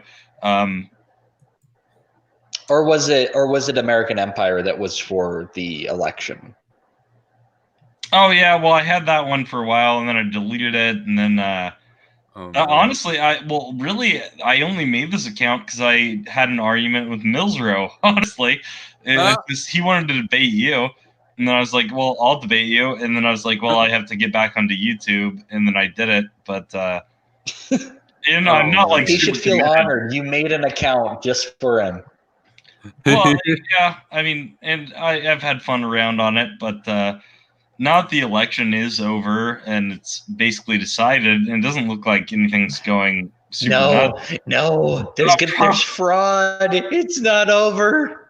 I'll probably delete this account too pretty soon. Oh, come on, dude! American Henry, Madhouse. why don't you brand. you call yourself Henry Hawk? You're like the Looney Tunes character. I think it's a good name. Oh man, Henry Hawk. Maybe for a future account, maybe. It's the perfect name. I think American Madhouse, that brand of just covering the madness and the riots and stuff, there's potential there to be like AIU level big down the road. Like, I honestly don't want to be that big. I don't want hundreds of thousands of people watching me, man. Dude, people hate the riots. It's invasive, and I don't want that level of attention. Okay, fair enough. It's invasive just having 9,000 subs, man. Yeah. You see what's happened to Reese, honestly? He has 9,000 people. Like, I'm not sure I want that level of attention. Well, I don't either. I want 100,000, but it's going to take a while. Yeah. So, you got to start off small and stuff, but, not everybody wants to do it and everything. And it's like, I get it, by the way, like, because I get a lot of haters and shit. And a lot of people. It's like I've always said, if YouTube is potentially like a potential career path for you, yeah, sure, go for it. If you're a casual user like I am, you like getting that level of attention doesn't make any sense. You're just gonna get a bunch of fucking assholes that are gonna like fuck with you, and for no reason. Like, you're trying to do it for fun, and it's like there's not much of a point to it. Yeah, no, fair enough. There's a guy here, Zaus here says, I think there's already one of those troll accounts called Henry Hawker. That's right, I've seen it. I've seen that one. So that name's already taken. Yeah, that's not really the level of vitriol we're talking about. Like, that's a nothing. We're talking about doxing and swatting and like sending, like mailing shit to your family. Like, I mean, my God, the level of shit that people on YouTube take if you get big. I don't even have to get that big. I've had all kinds of horrible stuff happen. Yeah, I know. And like I've said, you're in the worst position. If you have 100,000 something subscribers, you're making a good bit of money. You're taking a lot of shit, but at least you're making money. The worst case is that you're at a moderate level, to where you're not making much money, but you're still taking a lot of crap from bastards that will smear your name. Especially, it's, I don't know. Yeah, that's kind of true. But you basically, in order to get big, you kind of, I guess, have to push through that, right? Like, I mean, that's the thing. Yeah, that's what I'm saying. If you're doing it as a career path or a potential career path, it makes sense. For me, I'm not. Like, for me, I'm a casual user, so like I don't want that.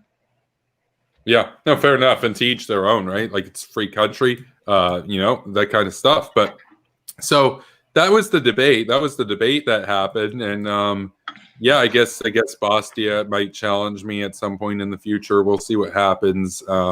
Yeah, I think I think overall on the whole North Korea thing and all that, I think I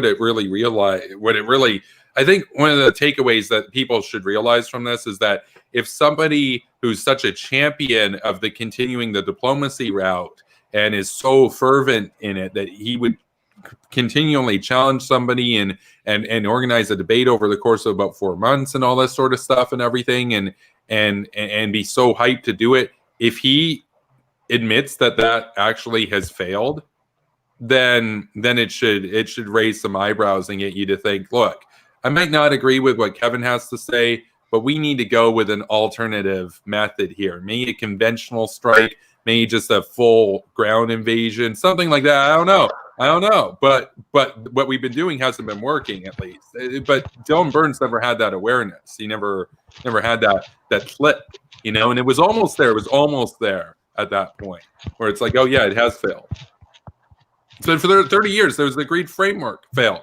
Six-party talks failed, and they didn't just fail in the sense that they didn't denuclearize North Korea. The North Koreans admitted that they used the aid and all the concessions to build up their arsenal, and had no intention of ever following through on it. Like, we got played, and what, we're going to get played again?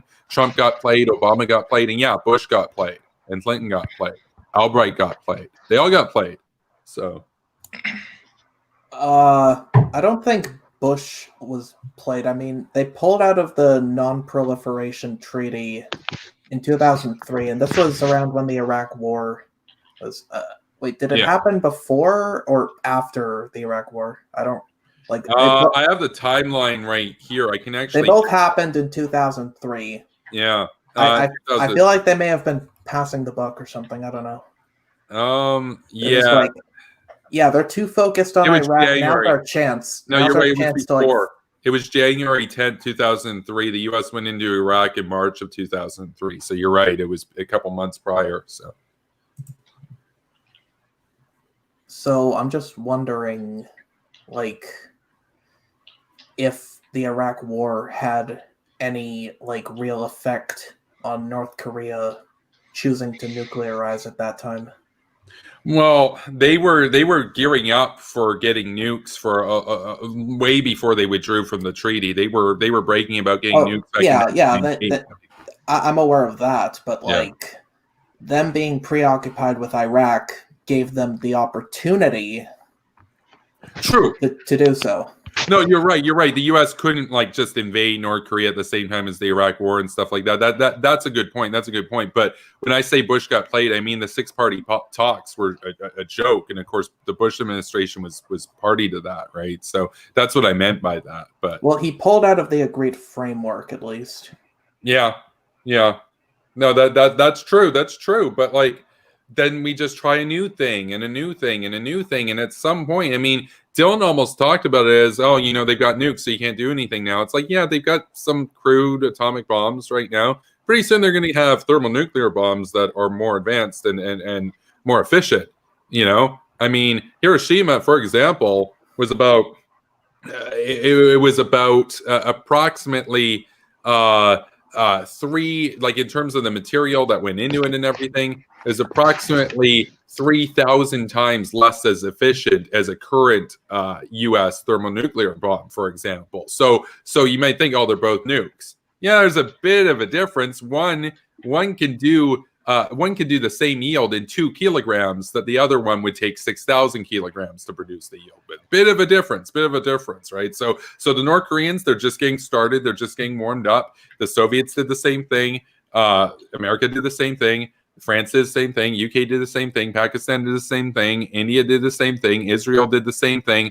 And what's the inevitable result? Oh, that's right, a thermonuclear arsenal of hundreds of thermonuclear weapons with the means to deliver them. Why would North Korea be any different? And by the way, in case people are wondering, well, did France nuke America? Did the UK nuke America or whatever? It's like, no, that's a bit of a different example there. But Bastiat also brought up the Cold War, as if that was like some stellar success, like, see, nuclear war can never happen or whatever. It's like, we got lucky. in the Cold War. That very easily. I if we wanted read the to simulation mention- 40,000 times, like 538. My guess is in 20,000 of those, there would have been a nuclear conflict. So Hey, There- I'm going to take off, guys. I'll catch you later. thanks for Alright. coming on. Thanks for coming on, man. Good one, man. Thanks for having me. Yeah, like there were like potential nuclear wars triggered by like things like computer errors. Like That's remember the NORAD computer, like a freaking error in our systems could have potentially like led to the destruction of Western civilization.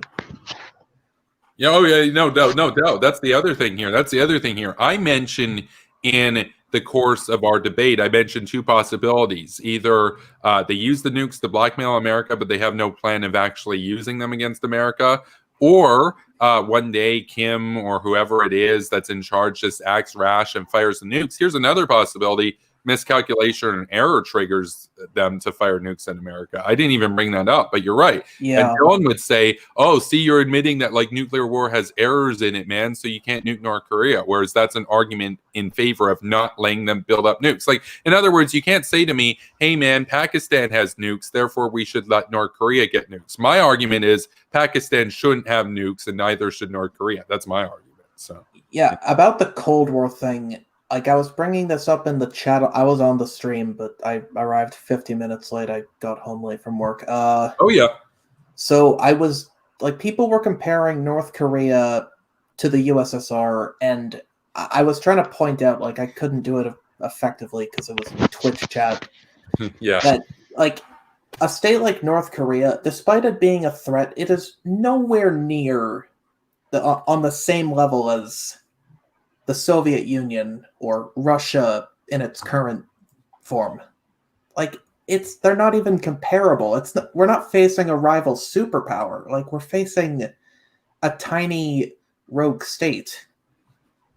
Well, yeah, and the thing is, yeah, in terms of what they could do, They're not comparable. yeah, well, they're also not comparable in another way, is that they're far weaker than the Soviets were, which means that an intervention would be easier. But second, they're far, far more totalitarian and far more consolidated than the Soviets ever were. Stalin he couldn't have dreamed of the power that Kim Jong-un has. I mean, the Soviet Union looks like a liberal democracy compared to North Korea. When people compare North Korea to any other country, that kind of proves to me these people don't really know what they're talking about very much. I feel like he may have watched the Red Dawn remake. It's just like, oh, North Korea must be as powerful as the Soviet Union. Oh my god! You know the thing that's funny it's in the movies.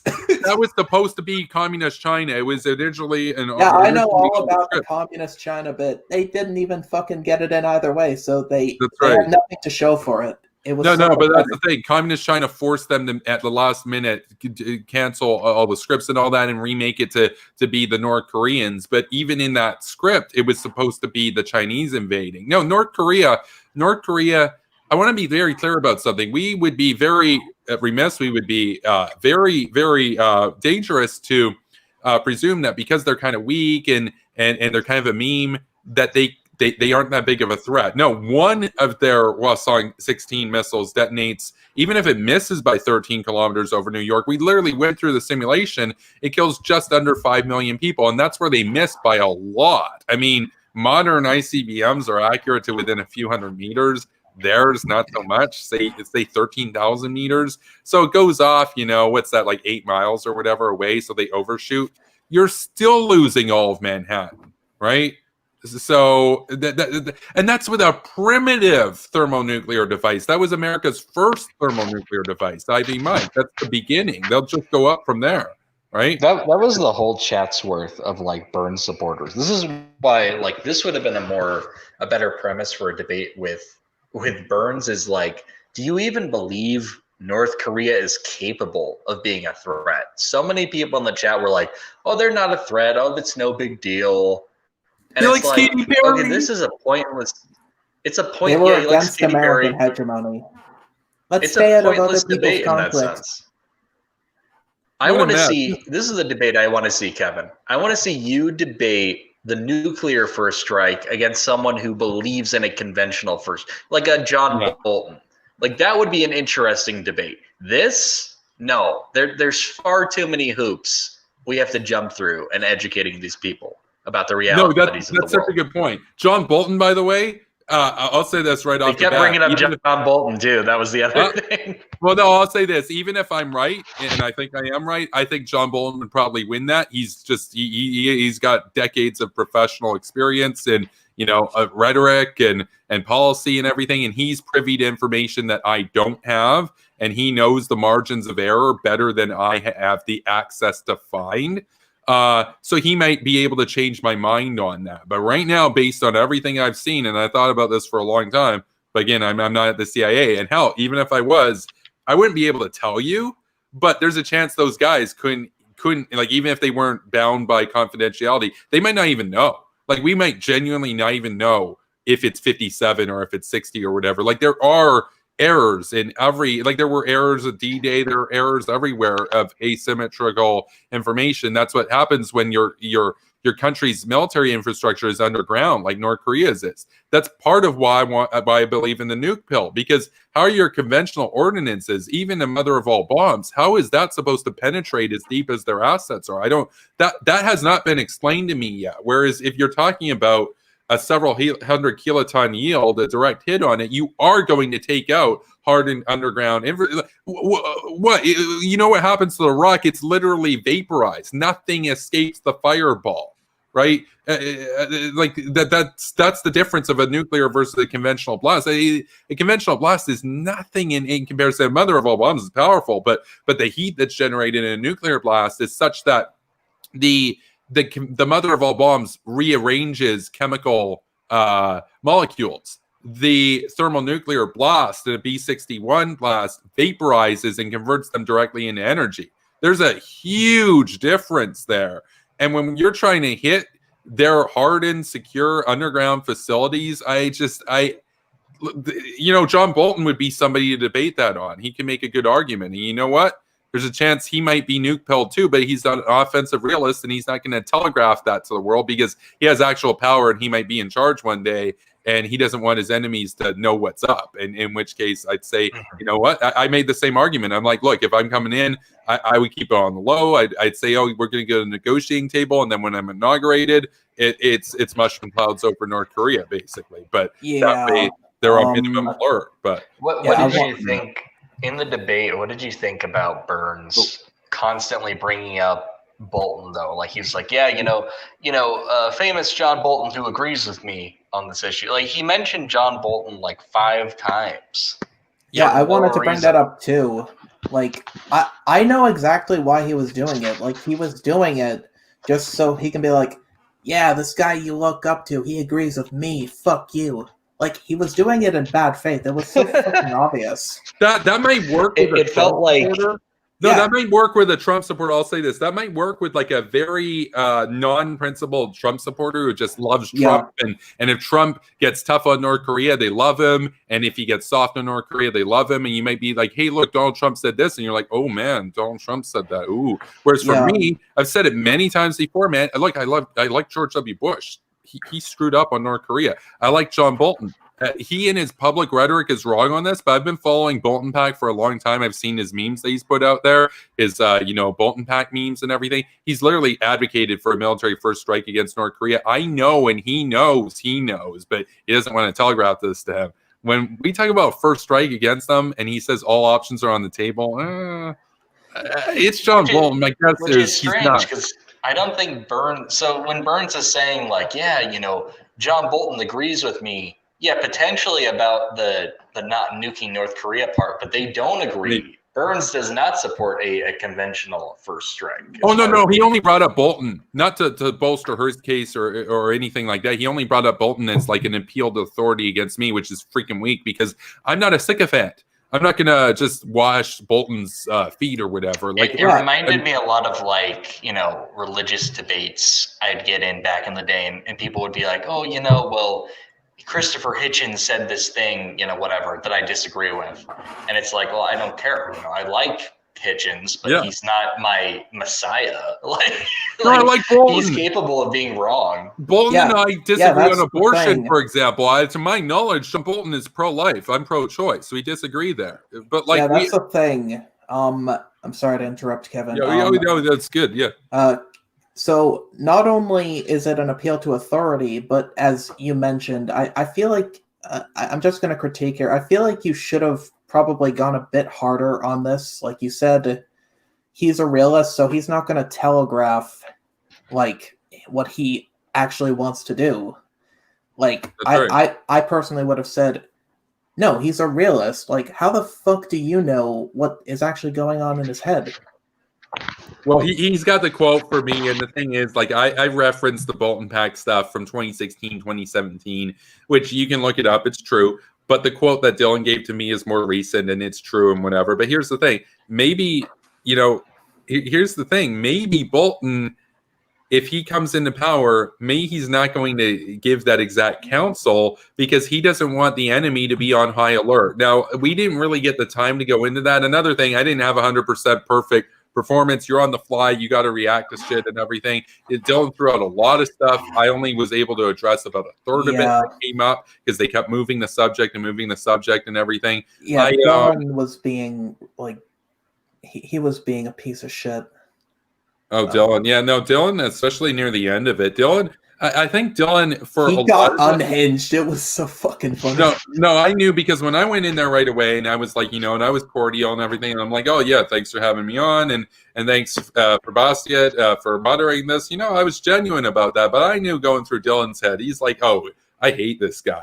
And for me, I don't really like Dylan, but like I don't really think about him that often. But the thing is, by about the latter 25% or so in that debate, you can kind of see it, the animosity that was there and the vitriolic disregard, or the vitriolic regard that he has for me really kind of came out. And he just it surpassed Liz. He sounded like Millsrow. Remember when Millsrow was saying you were a white supremacist and stuff? But like, Millsrow even would be like, no, but I love your tie. Whereas Dylan Burns was like, oh, I love your tie. What? No, I know. You got a great tie. I want to see that Millsrow debate. Like, people have mentioned it, and nobody's linked to it. No, I'm going to cut it out and make it its standalone video. By the way, oh god, is that even worth it? For all you, no, it is worth it. I'm making a debates playlist, bro. I'm making a debates playlist, bro. No. You can make a playlist with other videos, like from other channels, though. You could just like link Henry's channel. No, it's on my show, I believe. Or it might be on his show. I'm not 100% sure. No, it's on my show because I mirrored Henry's version of it. I mirror like everything. Like anytime I appear anywhere, it's getting mirrored. Basically, that was some of my conditions with this debate. Was like, okay, but I get to mirror it on my show, and they agreed. So, so that's the deal. Right? You know what? Somebody needs to make. You know that meme where it's the white girl sitting on the couch and there's a bunch of black guys behind her? So someone needs to make Millsrow the girl, and then all the people who are there on the panel unfairly pummeling Millsrow behind him. Man. Oh, that's where it's at. That was funny. And there's two Kevins in the background too. Man, he wanted it. He wanted it. Kevin? Did Millsrow pay you money for that debate? No. This was before I had like the money thing. No, this was. It was more like he was just in the chat, and we were just having a casual conversation. There was a couple of us. Henry was there. Jaeger was there. I was there. I think Progressive Apostate was there. And Millsrow was like, okay, yeah, I want to come in. I want to talk to these guys. So we're like, okay, fine. He's been begging. He's like been literally begging across multiple social media platforms for a debate for a long time now. So we'll humor him. We'll bring him on, and we talked to him, and he was about as disingenuous as expected and crazy, but kind of funny. Not nearly as infuriating as Burns, because at least Burns for some reason has credit or credibility. Millsrow has nothing like that. He's never worked on a presidential campaign. No one gives a fuck. I wouldn't call working for Mike Gravel credible credibility. Like, in some social media circles, you would be surprised. I know to us it sounds stupid. Of course, you have no credibility. You work for Mike Gravel, but for some people, they're like, yes, that's what they were saying before this debate with Burns. They're like, this is the foreign policy expert that you're going to be up against, Kevin. You're doomed. You're doomed. You stand no chance. And then we got to the conversation, and it was like, Burns said he got through like 80. He got through 80% of his notes. He just kept saying the same thing over and over. So I don't exactly know what research he did prior to this, but it wasn't all that impressive. Well, as you mentioned earlier, he was arguing for nothing or in favor of the status quo, so he didn't do anything. He was stuck. It's just arguing against Kevin. Like, oh, I just need to be against Kevin. I need to show that he's wrong no matter what. And yeah, it was a bad position, but he insisted on that premise. That's up to him. And he didn't have, he acknowledges, he makes the case that Kevin's idea is crazy. It would have made sense if he went in the direction of, oh, I support a conventional strike. I just don't support a nuclear strike. Then that would have been an interesting debate. But instead he was saying, oh yeah, the negotiations have gone nowhere, but we should probably just try a few more of those for a while and see what happens in a few years. Yeah, this is part of why okay. I wanted to see the debate between Kevin and Ian. Like, obviously Ian was being like a elitist piece of shit, but he's also a realist. He also has actual knowledge, and Kevin, you've said you'd probably agree with him on a lot. Yeah, probably 80%. Like, it would actually be like an interesting discussion between two people who actually, like, for the most part, know what they're talking about. Whereas, like, Dylan Burns, Liz, like, they don't fucking know shit. Well, after this, I've come to the conclusion that Ian Stevens, I know he's terrified to debate me and all this kind of stuff and everything. No, he might do better. He might actually do better than Dylan Burns. Amazing. Well, of course, Kevin, he would. Do you remember that one Muslim guy on Twitter? He was like, we all quote tweeted him at some point a while back, but he was saying something like, the Jews invented atheism to weaken the West or something. And he, Wait, who was he had that? a bunch of stupid. The Jews He was like invented atheism. He was some total nobody, but he was an anti-Semite guy, and I ended up, obviously getting into it with him, and then I got flooded with his followers, and they were all like demanding debates from me, like, debate me, bro. And I told them straight up, like, yeah, I have no interest in, I'm not going to debate you on the religious front because that's insanity. And Ian I'm not going to debate you. He was in the chat. It might. Yeah, We're not sure if it's I don't know if that was him. actually him. But his picture's on the account. I checked, so it maybe. Yeah, possibly. But I told these people straight up, like, look, I have no, unless you are, if we're going to debate foreign policy, you have to be a hawk at this point, or you have to be someone of note. If you're just some nobody loser, you think you're important because you have 2,000 Twitter followers. No, I'm not going to, my life is finite. I'm not going to spend an hour talking to people I hate.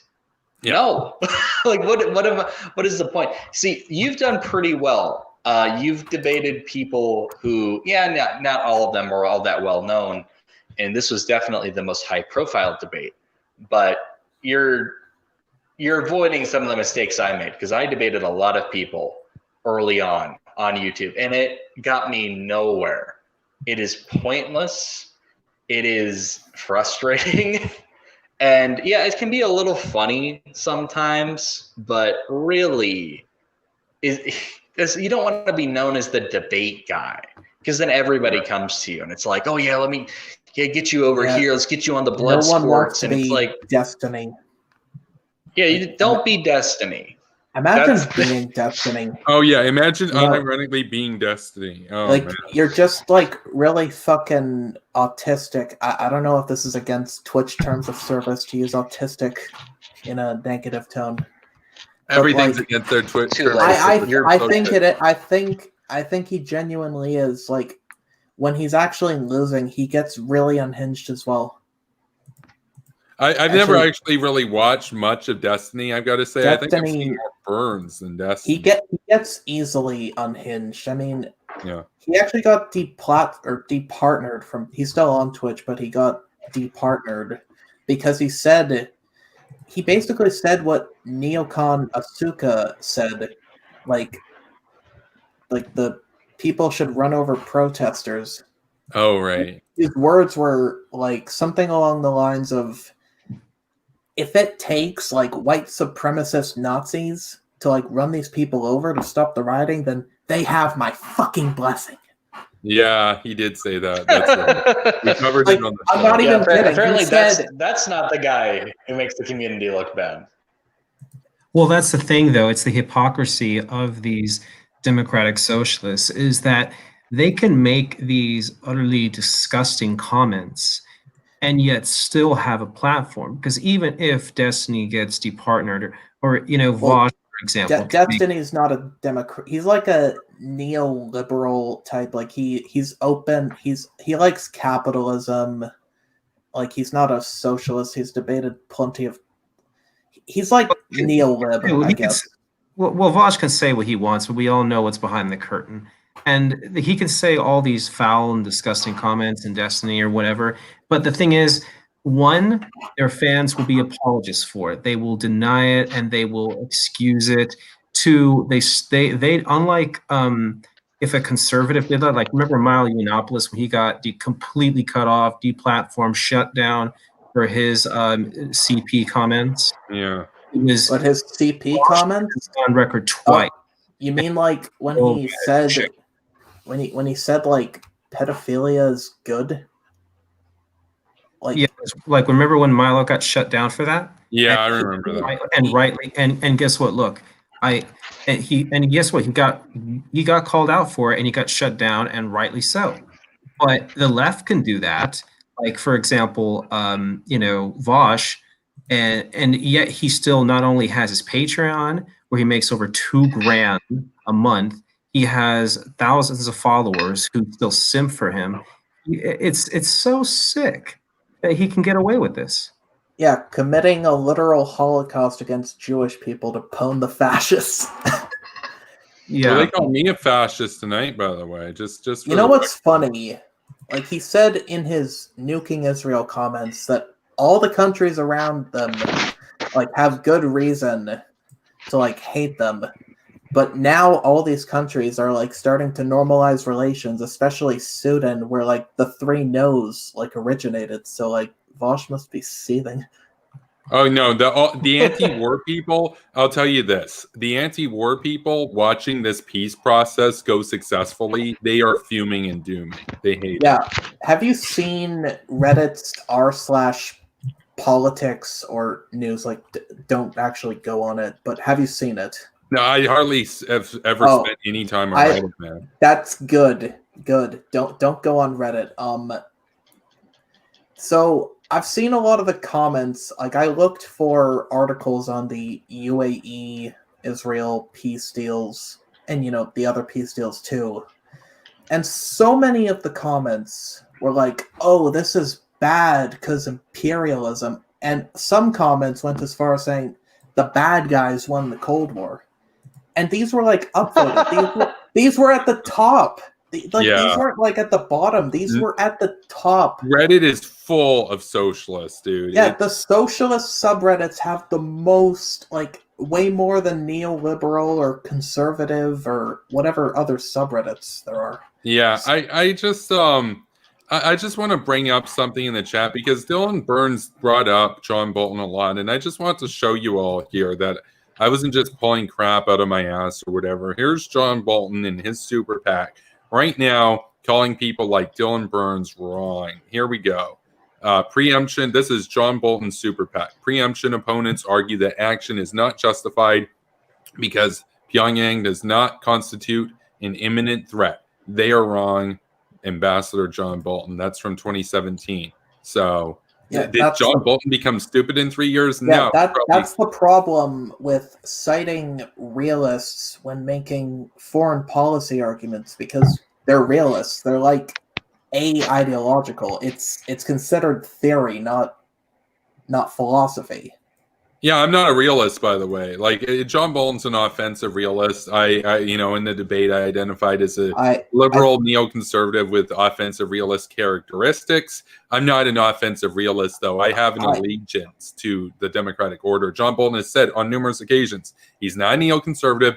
He doesn't believe that it's the role of the West or America to make the world democratic. I disagree, but that's a disagreement. So I'm a bit more of a realist, probably more of a realist than you, Kevin. Like, I still believe in like the liberal order, but for instance, I would support setting up a pro-American dictator in Iraq as opposed to setting up a democracy, because the problem was it's prone to corruption, and it's only been made way worse because we pulled out in 2011. Yeah, I wouldn't say I would support setting up a dictatorship. I'd support setting up, and in Libya and all these other places, a transitional administration where you set up the institutions of contract enforcement, independent judiciary, freedom of assembly, that kind of stuff, so that when you do transfer full administration over to the population that's there, they won't just have, a democracy.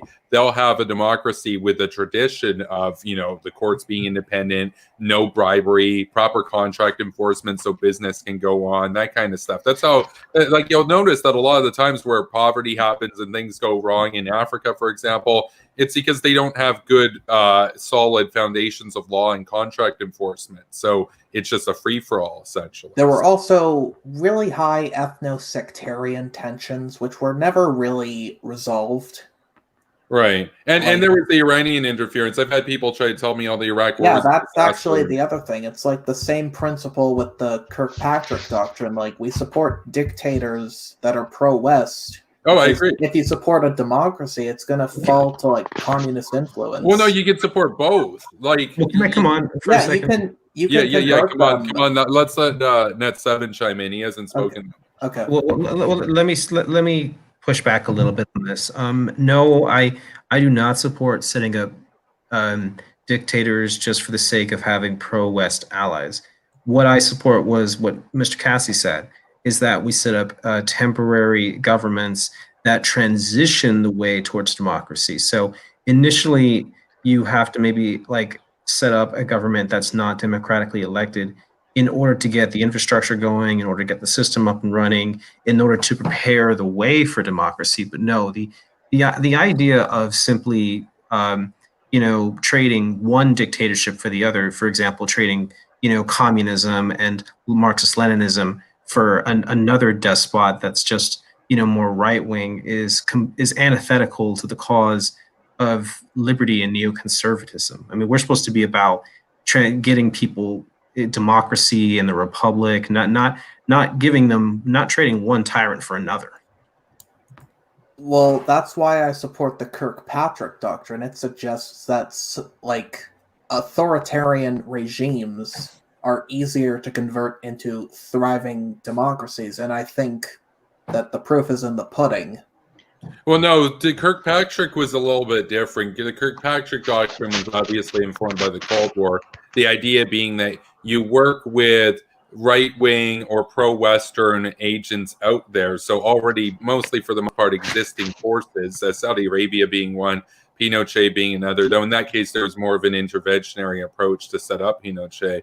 But the idea that, if the enemy wins, there's going to be a dictator, but they're never going away. Whereas if you work with these guys, you can pressure them to reform. You've got leverage over them, and you can move them towards a democracy. By the way, Chile is like the richest country in Latin America right now per capita, and democratic. And they were pressured and aided by the United States to transition away from the Pinochet system around the end of the Cold War. What I find interesting, though, and a lot of the nuance that the Kirkpatrick doctrine goes over a lot of people's heads, is that Kirkpatrick and similar like neocons such as her, they didn't like dictators. They never said that these people were good or anything. They viewed them as the lesser evil. And they viewed it as, if and I agree with that. Like, our enemies are, and they'll win, and so we have to fight the Cold War first, and then we can forge the world in our image afterwards. I do just want to, before we continue with this, one of the things that pissed me off so much about what Dylan Burns said tonight is that this guy looked up like 5 words from John Bolton. He hasn't been following John Bolton for very long. He did the bare pitiful amount of gotcha sort of research. This is another statement from former Ambassador John Bolton here.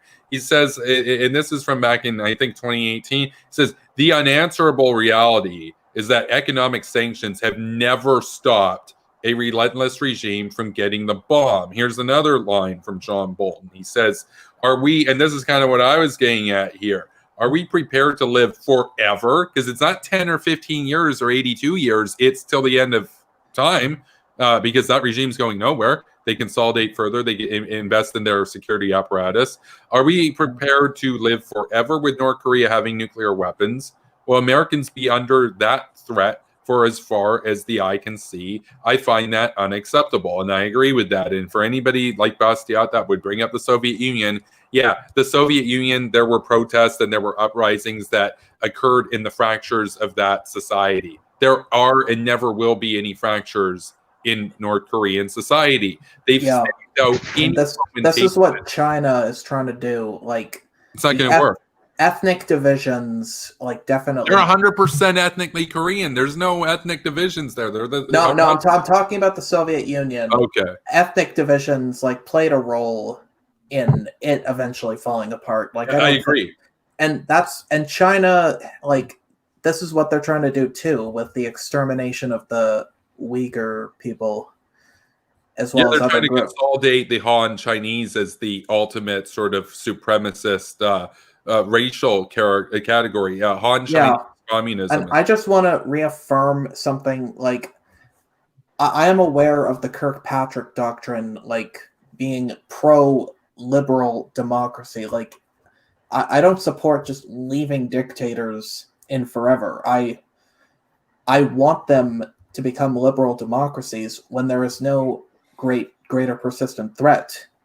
But the thing with Iraq was that Iran was bound to have negative influence, for sure. which is what made it which is what made democracy a bit harder to achieve, whereas it would probably work better in a different region where there's no, like, potential hegemon. Well, Kansek or Telecom Brain, my proposal around that is, I say all the time, the problem with that, when people say the problem with the Iraq war was Iranian meddling, I say, so you're making a hawkish argument there, because I would have invaded Iran at the same time as Iraq and Afghanistan. Yeah, I think the Bush doctrine could have worked, and this is why I think John McCain should have won in 2008. Like, if we just hit Iraq, Syria, we hit the axis of evil. Yeah, like, we carried it through. Like, it could have worked. Oh, absolutely, I agree, 100%. But the problem, and I think you've mentioned this on one of your streams before, is particularly with America, like, flip-flopping can happen. Like, a lot of progress can be undone with one election. Yeah. And that's part of why, like, there is some appeal to the pro-dictator argument, because it's way harder to, like, remove and fuck up, like, a pro-American dictatorship, whereas it's way easier to, like, lose an allied democracy. But a dictatorship in Iraq, here's the problem. A dictatorship in Iraq would have the same sectarian issues that a democracy in Iraq would. It would have the same sort of issues. That's a good point. When it comes to ethnic divisions, because what are you going to do? Have a dictatorship where the dictator is half Kurd, half Sunni, half Shiite, like Man Bear Pig from South Park? He's half Kurd, he's half pig, he's half man. Like, no, it doesn't exist. Not going to happen. You're either going to have a Sunni. Yeah, you have a good point there. And then all of the issues that you have in the democracy are going to be magnified to the point where it's a dictator cracking down. It's not just, we lost an election, let's try to win the next one or whatever. Now it's, the dictator's out against us. Now it's a civil war. That is a recipe for disaster.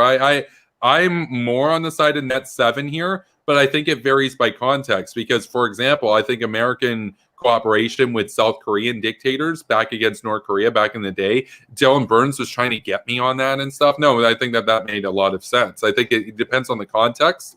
Yeah, I think you're right. Like, I'll admit, South Korea also was 100% ethnically homogenous at the time, right? Likewise with North Korea today, 100% ethnically homogenous. There are no ethnic divisions. Yeah, I was wrong on Iraq. Balkanized. So, like, I did not consider, like, the potential for even a pro-American dictator to like make things worse. And I apologize. Oh, it make it way worse. I apologize. Like I should have. No, it's good. I should have considered that. No. But you've done more work to like reconsider or think about the other position here than Dylan Burns did in 5 months of research. Think about that. So think about it. I feel better now. Thanks for pointing that out. It is it's a point worth bringing up, and I saw it kind of brought up in the chat a little bit, but there is sometimes a problem with implementing a democratic system in a Muslim majority nation or community. It's not really something they go for most of the time. I mean, like, they'll point to a couple like Turkey, but that's what would qualify, I guess, as a Muslim majority democratic nation. But we're seeing how well that's going and how far it slid toward authoritarianism. And I think that the problem with this is you would have to have like a transitional government in power for a good amount of time. You would have to be setting up those institutions for a good amount of time. That's the kind of nation building that it's hard to sell people on. And it is unfortunate, because that was a big reason why Barack Obama won his election. His first election was, we're going to be done nation building. We're going to get out of there. And, I'm not saying that, you always have to appeal to the majority. That's kind of the problem with operating in a democratic context, is you feel like you always have to appeal to what the majority of people like. Well, the majority of people can be wrong, apparently, or at least it seems like the majority of people can be wrong.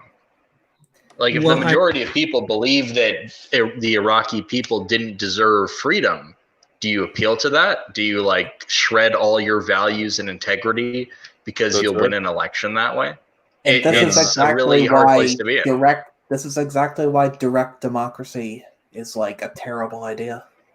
But some people think that's like really good. You're getting me on that.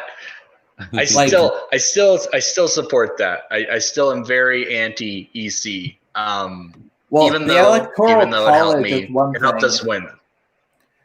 But like, if you take it to further levels, like in Switzerland, where it's the closest thing there is to direct democracy, like they often have referendums on various things as opposed to just their representatives doing most of the shit. Oh yeah, no. I believe in representation. I wouldn't support something like that. That's what I mean. I support a representative constitutional system, like, most people should. But direct democracy that overrides all that, that's just that's terrible. Guys, I want to we already comment on how uneducated the masses can be, so it's a terrible idea from the ground up. You guys, I've got a couple more points here from John Bolton to just bring up. I just want to drive this point home that Dylan Burns was full of shit. Here's one here. We either find a way to get rid of the regime and their nuclear weapons, or we look at a military option. And Dylan Burns would be, see, he's saying we should keep doing the same thing over and over again. No. And then here's another one. Letting Kim Jong-un's bizarre regime have America by the throat, subjecting us and our allies to perpetual, and that's what it is, perpetual nuclear extortion, because even in the best case scenario, they don't launch. They're using those to get things every year, forever, is not an acceptable outcome. And this one, I like this one here. Does this really sound like a guy who would agree with Dylan Burns? He says, quote, I think it is really the end of North Korea that is required to get the end of their nuclear weapons program. I agree with him on that. Like the end spooky. That right there, that's Castle Romeo in the background. That is 11 megatons of spooked, my friends. And do I have the meme for that? I've got a couple. There it is. There it is right there. 11 megatons of spooked. So, as it's already been mentioned here and other places, like, he was only doing that for gotchas. Like, it's pretty obvious to his fans and people on Hawk Twitter that, like, he doesn't support John Bolton.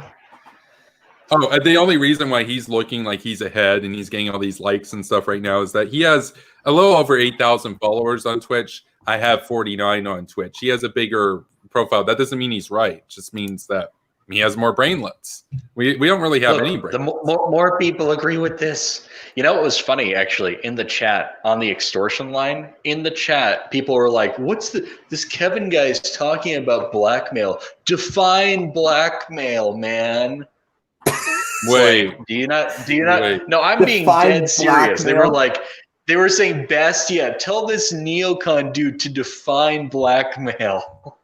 Wait, well, I just want to read. Like, I know that those weren't people from here, but I just want to make it clear because I know that Mr. Burns is probably in the chat tonight, lurking. So, and I'm not going to Lurking and jerking. No, I wasn't going to do it. Jerkin. I wasn't going to do it, but everybody knows if I say one of my catchphrases, if I say fringe, I cringe. If I say lurking, He's you all know jerking what to I'm saying. cope.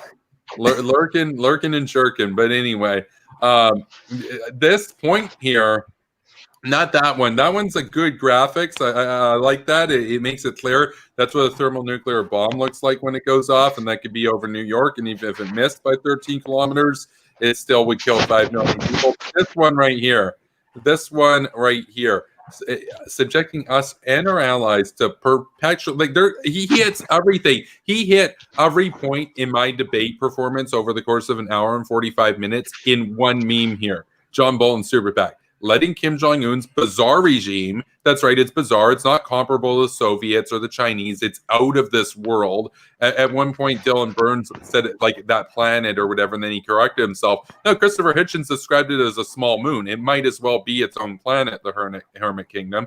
Have America by the throat, which is what they intend to do, subjecting us, referring to the United States, and our allies, referring to Canada, South Korea, Japan, Australia, the United Kingdom, France, and so on, to perpetual, not 18 years, not 14 years, not 76 years, not 123 years, perpetual nuclear extortion.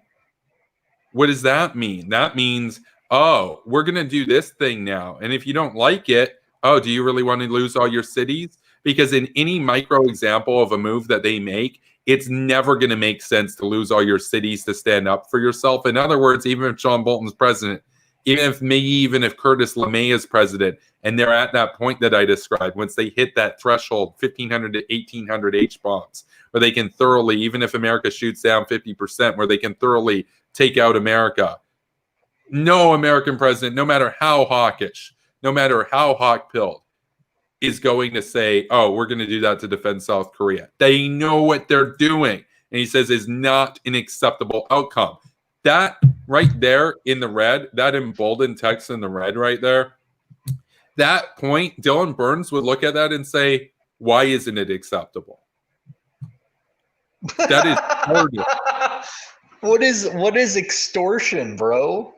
He would say, I don't why? understand. No, he would look at that and he would say, I see those words, bro, but why isn't it acceptable? Okay, read the statement again. What is he saying here? That right there is, I would argue the nuke pill, but at the very minimum, the hawk pill here. Like, again, I said to Dylan, I'm like, look, there are two arguments that can be had here. You can make a case for a conventional non-nuclear strike, and you make a case for a nuclear strike, which I'm doing. He was making the case for doing what we've been doing and said it's failed in the past. So who has a more cogent line of reasoning here? That's amazing. That's truly amazing. I don't even think Liz would be like, oh, I don't know or whatever, but I don't even think Liz admitted that her own side was a failure on anything. That's kind of incredible.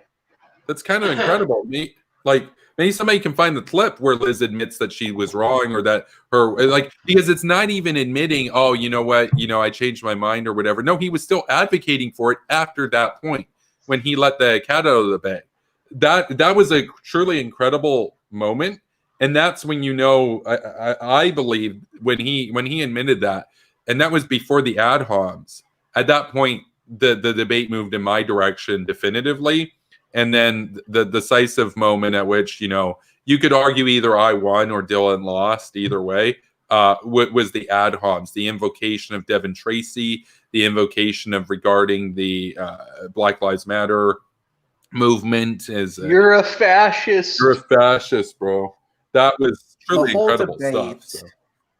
seemed like the Liz debate, except he wasn't fumbling and mumbling. No, he fumbled and mumbled, and he was just louder about it. She was pretty quiet. He really, when he got heated, you knew, dude, even if you liked Dylan Burns and you're watching that, you knew it was personal for him for whatever reason. It wasn't personal for me.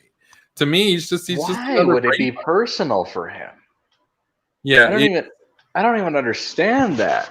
His reputation was probably on the line. Like he, as you said, has credibility. Like to some people, at least. Like he's the youngest. He's breaking the glass ceiling. He's the youngest foreign policy advisor ever,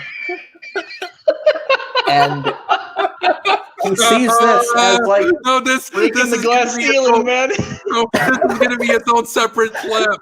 Like this stream's gonna be on the channel, but that line there, I'm gonna title this "Dylan Burns breaks the glass ceiling." It's gonna be its own standalone video, bro. That's priceless, dude. That's the best meme of the evening. Oh my god! And it's to Mike Gravel, the Gravel Institute. Like a lot of people jack off to his ideology, and you know he probably feels under a lot of pressure. Like he feels like he's representing the anti-war movement, whereas Kevin, I would imagine there's less pressure on you because you acknowledge that you're like a small like entertainer. Well, no, I felt that there was more pressure on me because it's like, oh man, you know, like you beat Liz, but like, how are you going to do against the guy who actually knows his foreign policy and everything? Yeah, apparently pretty good. Apparently he doesn't know as much as people credit for. So. I feel like he may have been under more pressure, given how unhinged and emotional he got by the end of it. Yeah, no. To answer Reese as to why would it be personal? I genuinely think that like Dylan Burns is somebody, you know, because he talks with those that don't like me, that used to know me, or that had falling outs, or advocated for. Oh, we lost Net 7. I just want to check something. Oh, Net 7, I missed this. He just said right now he has to take off. Have a good one, everyone. Thank you, Net 7. Thank you for the PayPal donation, my dude. And thank you for your support. I heard you and the Hawks were hyping it up in the chat earlier. I appreciate it. Didn't get to see that. I was focused on the debate. But, man, you know, I appreciate the support and everything, my dude. Have a good one. And we'll see you next time. Anyway, to get back to what I was saying here about Burns. He communicates with Neil Konosuke, and he talks to all these people who don't like me and all this kind of stuff, and they tell him like, "Oh, can you believe what Kevin said?" and all this sort of stuff. And I think for him, he looks at me and he looks at our community, and I think one of the reasons why it's personal for him, because it's not personal for me. I don't know him. He is deeply seething on the inside that he sees us and our growth. And even though we're far smaller than he is right now, he fears the potential of what this community will become, because he knows that I am a tenacious mofo and I'm not going anywhere. And when I say I'll be here 48 and a half years delivering the news and hawk pilling people and nuke pilling people, he knows I goddamn mean that. And I'll be doing this kind of stuff long after he's, you know, fuming and dooming and done his failed political career advising Jill Stein on a fourth political run or whatever, you know. and that's why it's personal, because you can say to me, you know, Sock on Brain, I get it. You know, he's got a bigger following than I do. You say there's probably more pressure on him than there is on me. No. But the reason why it's personal is because he knows that this is kind of like his high point right now in the run up to this. And whereas for me, I know that my high point, most of the subscribers I'm going to get, I know that I'm going to get more subscribers probably on one day in October of 2046 than I have thus far in the entirety of my career here. That's just how exponential growth works.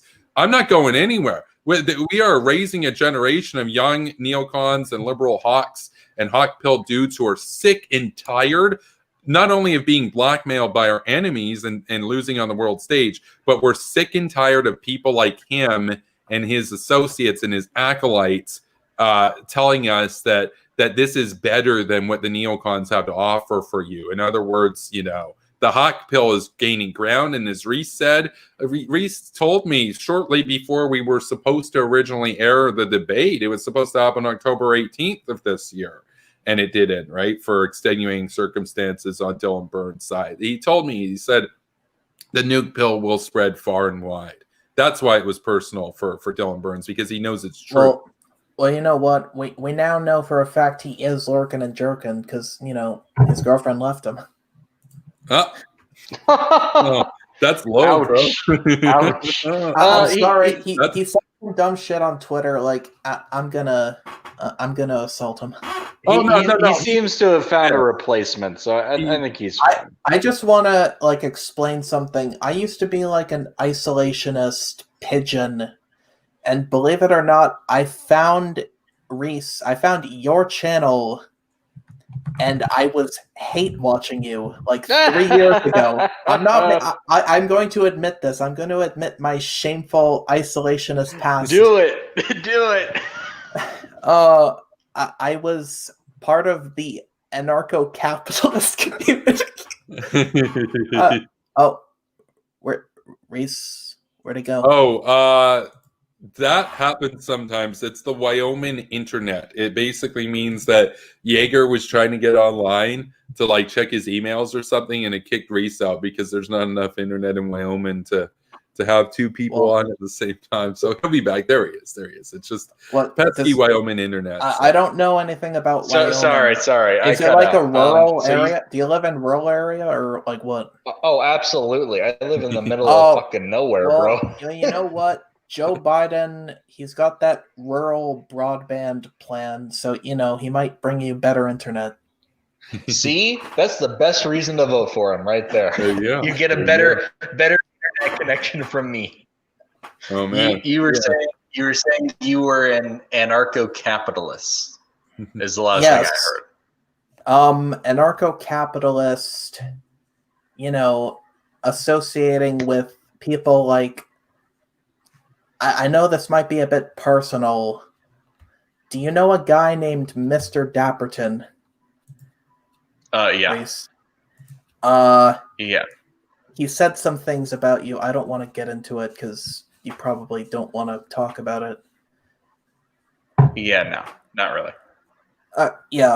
I'll respect that. Yeah, no, we can move on. We were just getting to a point about it was regarding the Burns issue about him fuming and dooming over on Twitter. I saw that Jaeger was prodding him. That was pretty funny.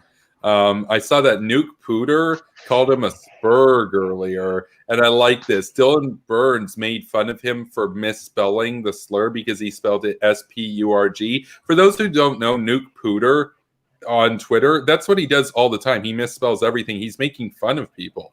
Like like he says "waquimes" with a W. Does he think crime is spelled C-W-I-M-E? No, it's a joke. He could also be avoiding like the filter. Like, I don't know if it filters the word spurg, but you know, it's always a possibility. Oh, that's true. Like Kyle does that with his videos. He says Assyria, and it's got a bunch of accents and stuff on it, so he doesn't get demonetized. Yeah, I really wanted to bring this up. An anecdote from when I was an isolationist. Like, they all seethe. I was seething at the thought of your existence. you and Kevin. Oh, and it feels personal. I love it, man. It feels personal because you just know these people are gonna one day cause World War III and destroy the universe. Like this is just an anecdote from me, but I can assure you, based on what I've seen from other people in these similar communities, they all think the same. I believe it. I love it. No, I got a comment here from Wyoming Wound Up. He says at Superpower Broadcasting, "Where's Weiss?" Apparently suffering from very bad internet. Yeah, no, but even still living in the head, rent free of the folks such as Burns and his acolytes, no doubt. So it's really the sort of thing that it's just it shouldn't have been personal for him, but he's been getting the dirt on me for so long and just like, this Kevin guy, how dare you listen to AIU? And it's like, yeah, I watched some of his videos a few months ago. They were kind of good, his takes on the riots and stuff like that. How can you be opposed to Black Lives Matter? Now let me reference something from Neo Konosuke, who wanted to run down Black Lives Matter with his car. Yeah, I don't know. Let me reference John Bolton, who I disagree with on basically everything. I don't know what it is. I don't know what it is. There's something about the isolationist mindset, and this is regardless of if you're left or right. There's something that just makes you take every comment personally, like every little discussion. And I feel like this is why Kyle will never debate anyone on foreign policy. I agree. Reese and I've talked about that too. Reese and I've he will spurg out on stage. He'll shit his pants, and his parents will have to come get him. Oh man. Oh man, that's harsh. No, I mean he deserves it. He likes the boots of Kim and Kyle, or Kim and Kyle. He is Kyle, but you know, he's a disaster, dude. Oh man, I on this whole debate and in terms of the future and the trajectory of this going forward, I know it's been advised to me to just turn down any debate requests going forward. I'm still likely to do so, but this debate was way easier than I thought it would be. So, you know. It's also some good publicity. Yeah, well, I mean, they would say, "Oh, how can you be associated with wanting to nuke somebody? That makes you look bad, bro." But yeah, I'm going to be honest. What nuke pilled me was your analysis on North Korea, the 2-part series. Oh, easily your best video.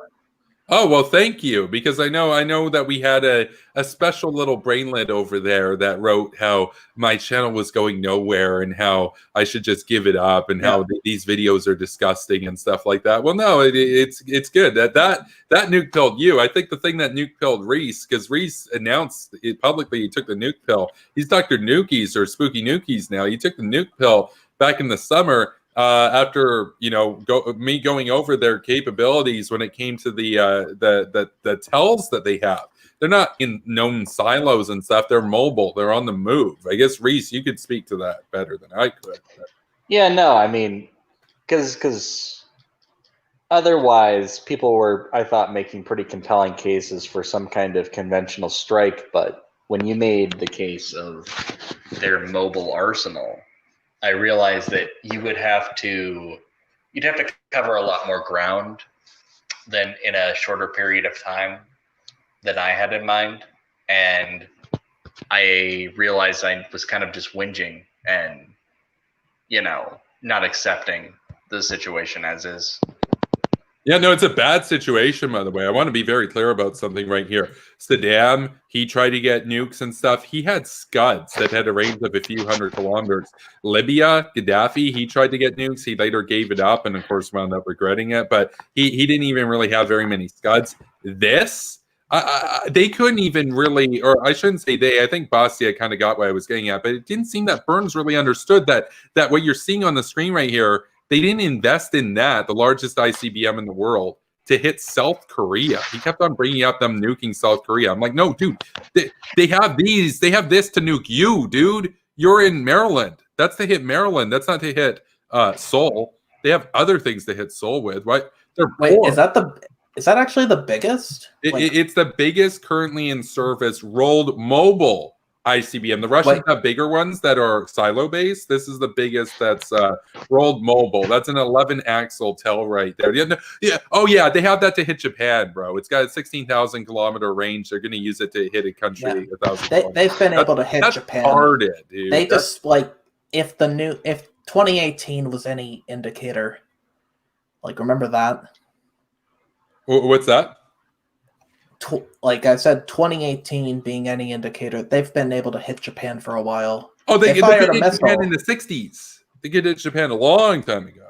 Right? No, but they flexed. They fired a missile and it flew over.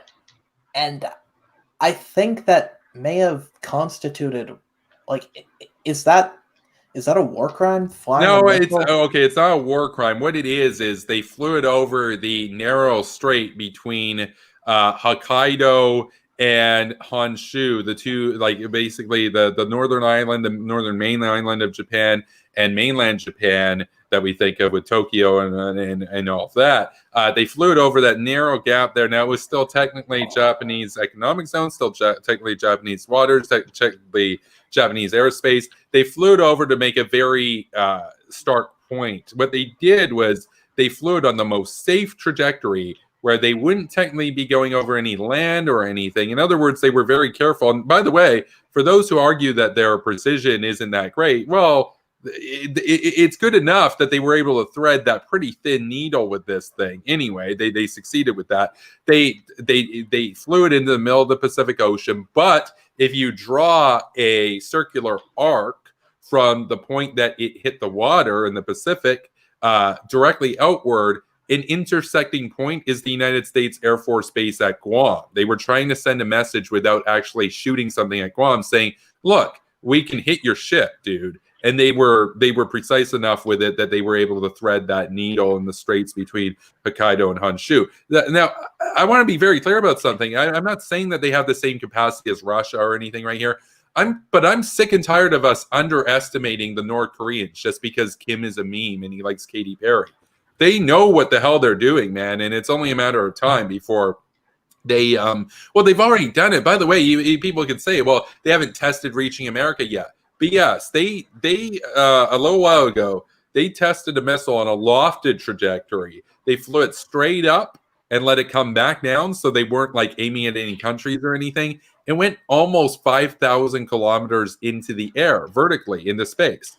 Now you say, okay, what happens if we do that on an optimal arc, an optimal trajectory? That was the Hwasong 15 that they had a few years ago. Not even what you just saw on the screen here, a smaller ICBM. Oh, that's right, 13,000 kilometers. So they would be able to hit Chicago with that. Oh, interesting. And they have nukes. Oh, but they're not an immediate threat, bro. They're not an existential threat, bro. We should sorry about that. We should continue diplomacy and shit with them, bro. That's what Dylan Burns would say. Wait, why isn't it unacceptable? Why is it unacceptable that they can nuke Chicago, bro? Why? Are you scared? That's basically what Dylan Burns was saying. Like, oh, are you scared that they can nuke you? It's like, yeah. I wanted to. I'm sorry to interrupt. Yeah. I wanted to bring up the memes, like, oh, he likes Katy Perry. I'm starting to wonder, like, have you ever seen like those propaganda videos they produce? Like they have they have the Skyrim music. No, one of their videos had like it's darkened, but if you lighten the video, it's like footage from Call of Duty. Yeah, I've seen it. It was a Call of Duty nuclear shot. It's North Korea. I'll tell you this: just because their graphic design team sucks doesn't mean their ballistic engineering team or their nuclear engineering team sucks. So I was wondering if they're deliberately putting out this almost blatantly terrible propaganda in an effort to make themselves look like a non-threat to the people of the West. And I think it seems to have worked to some extent because the discussion... They don't have the tech. They don't have the tech or the know-how to make it better. I think we're at fault here. You know, I like the interview. It's a funny movie and all that, but it kind of makes him look harmless and kind of like a meme and stuff. A lot of SNL, the South Park, even a lot of the comedy and stuff that we have here that pokes fun at Kim, it makes light of him and it makes him look incompetent and it makes him look stupid and all this. I want to be very clear. Kim is incredibly intelligent, and his dad was far smarter, by the way. Kim Jong-il was one of the smartest dictators that's ever lived. I want to be clear about that. He knew exactly what the fuck he was doing. There's a reason he died of natural causes and not the same fate as Gaddafi or whatever, right? He was a successful dictator. We would be woefully remiss, and we would have to explain to our kids why their school's irradiated, basically. You know, if we drop this ball and we allow ourselves to be coddled into a delusion of security at their apparent incompetence. Now, I want to be very clear on something. Their tech, when it comes to graphic design, is by and large from 1982, And their tech, when it comes to nuclear engineering, is from it's good enough. It's there. I've actually tried Red Star OS. That's the official you can find torrents of it. Like there's videos about it. It's like Linux or something. They have like some weird knockoff Firefox called it's based off like Mac OS. I thought it's like a ripoff of it's based off like Linux code, but it's like designed to look like Mac. Yes. No, I've seen it. I'll be back in a minute again, guys. Okay. Oh man. Oh yeah, Michael Bolton's in the chat for everybody. That's Reese's hero. Your hero, Michael Bolton. Michael Bolton. It's an inside joke. Somebody in a comment mistook John Bolton for Michael Bolton, and they are two very different people. But what did they confuse like another Michael with like John Bolton and Michael Bolton? Michael Bolton is a singer. But somebody called John Bolton Michael Bolton, and they were going on about my hero, my disgusting worship of my hero Michael Bolton. It was pretty funny. Oh man, so funny to talk to a previous hate watcher though. I can't say that happens very often. Yeah, I've actually been interested in talking to you for a while now, believe it or not. You've been lurking and jerking for a long time? Is that what you're telling me? Well, there was kind of a hiatus for like a year or so, but yeah. I was fair enough. You went off the grid. I hopefully I've confessed my sins. Do you forgive me? Yeah, you're forgiven. You're okay. I'll forgive you. I'm just such a stand-up guy like that. Yeah, when Kevin gets back, I want to bring up a point about what I think about North Korean. Like he said, the graphic design tech is shit. But I think regardless of whether or not they can make advanced graphic design, I think it's deliberately bad just so it can give our people the idea that it's a non-threat. And I think it's working. Because how many people like say, oh, but look at this, they use Skyrim music, they're a joke. That's like, it's a potential. It sounds very conspiratorial and like 4D chess and whatnot. It sounds ridiculous, but they're pretty smart. They're pretty intelligent, as Kevin said. So I think it's. I personally believe it, but you know I don't have any evidence, obviously. You know, it's probably a little bit of column A and column B. You know, there is some of that, but we also have a lot of really dumb people in the West who would believe that they're like a kitten. You know, oh, you know, there's nothing all that dangerous about them. They're harmless. They'll be fine. And Kevin, I was just saying. Thing to say. No, I did hear a bit about what you guys were talking about, that you think that it's basically, it might be a bit deliberate that they kind of lull the West into not taking them seriously. I know for me, in my own personal life, when I brought up this to people and stuff, they've said, dude, they don't even have running water or electricity in most of their houses. How can you think that they're a serious nuclear threat? And I'm like, yeah, they don't have that shit for the people because the regime put all the money into the nukes. And they've been getting a really good bang for their buck with that.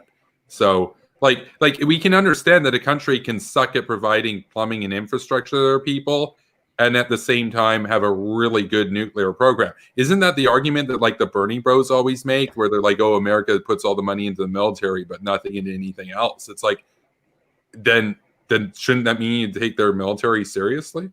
I don't fucking get it. So Well, the Bernie Bros side with Bernie. They're like, yeah, let's bring Russia into NATO.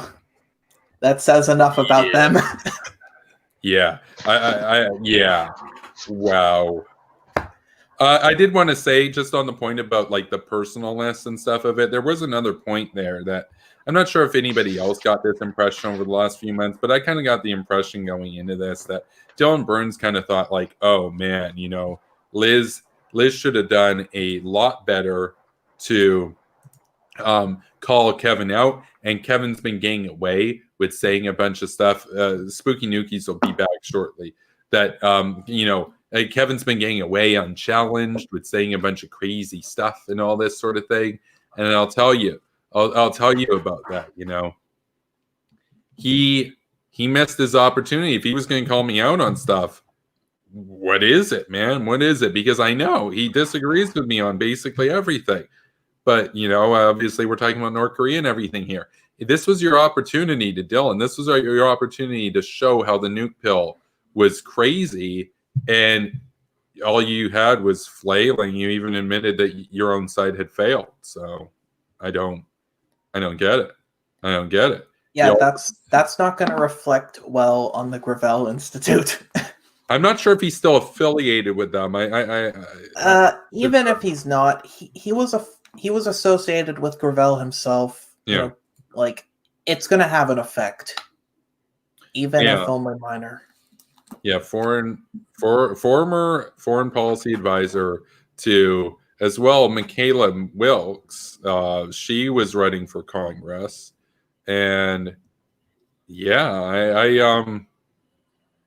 I think that this idea of Dylan Burns is like, oh, you know, I'm going to school this kid and everything. Yeah, no, apparently he's the kid. He should have paid. You're older than him. Yeah, that's right. That's right.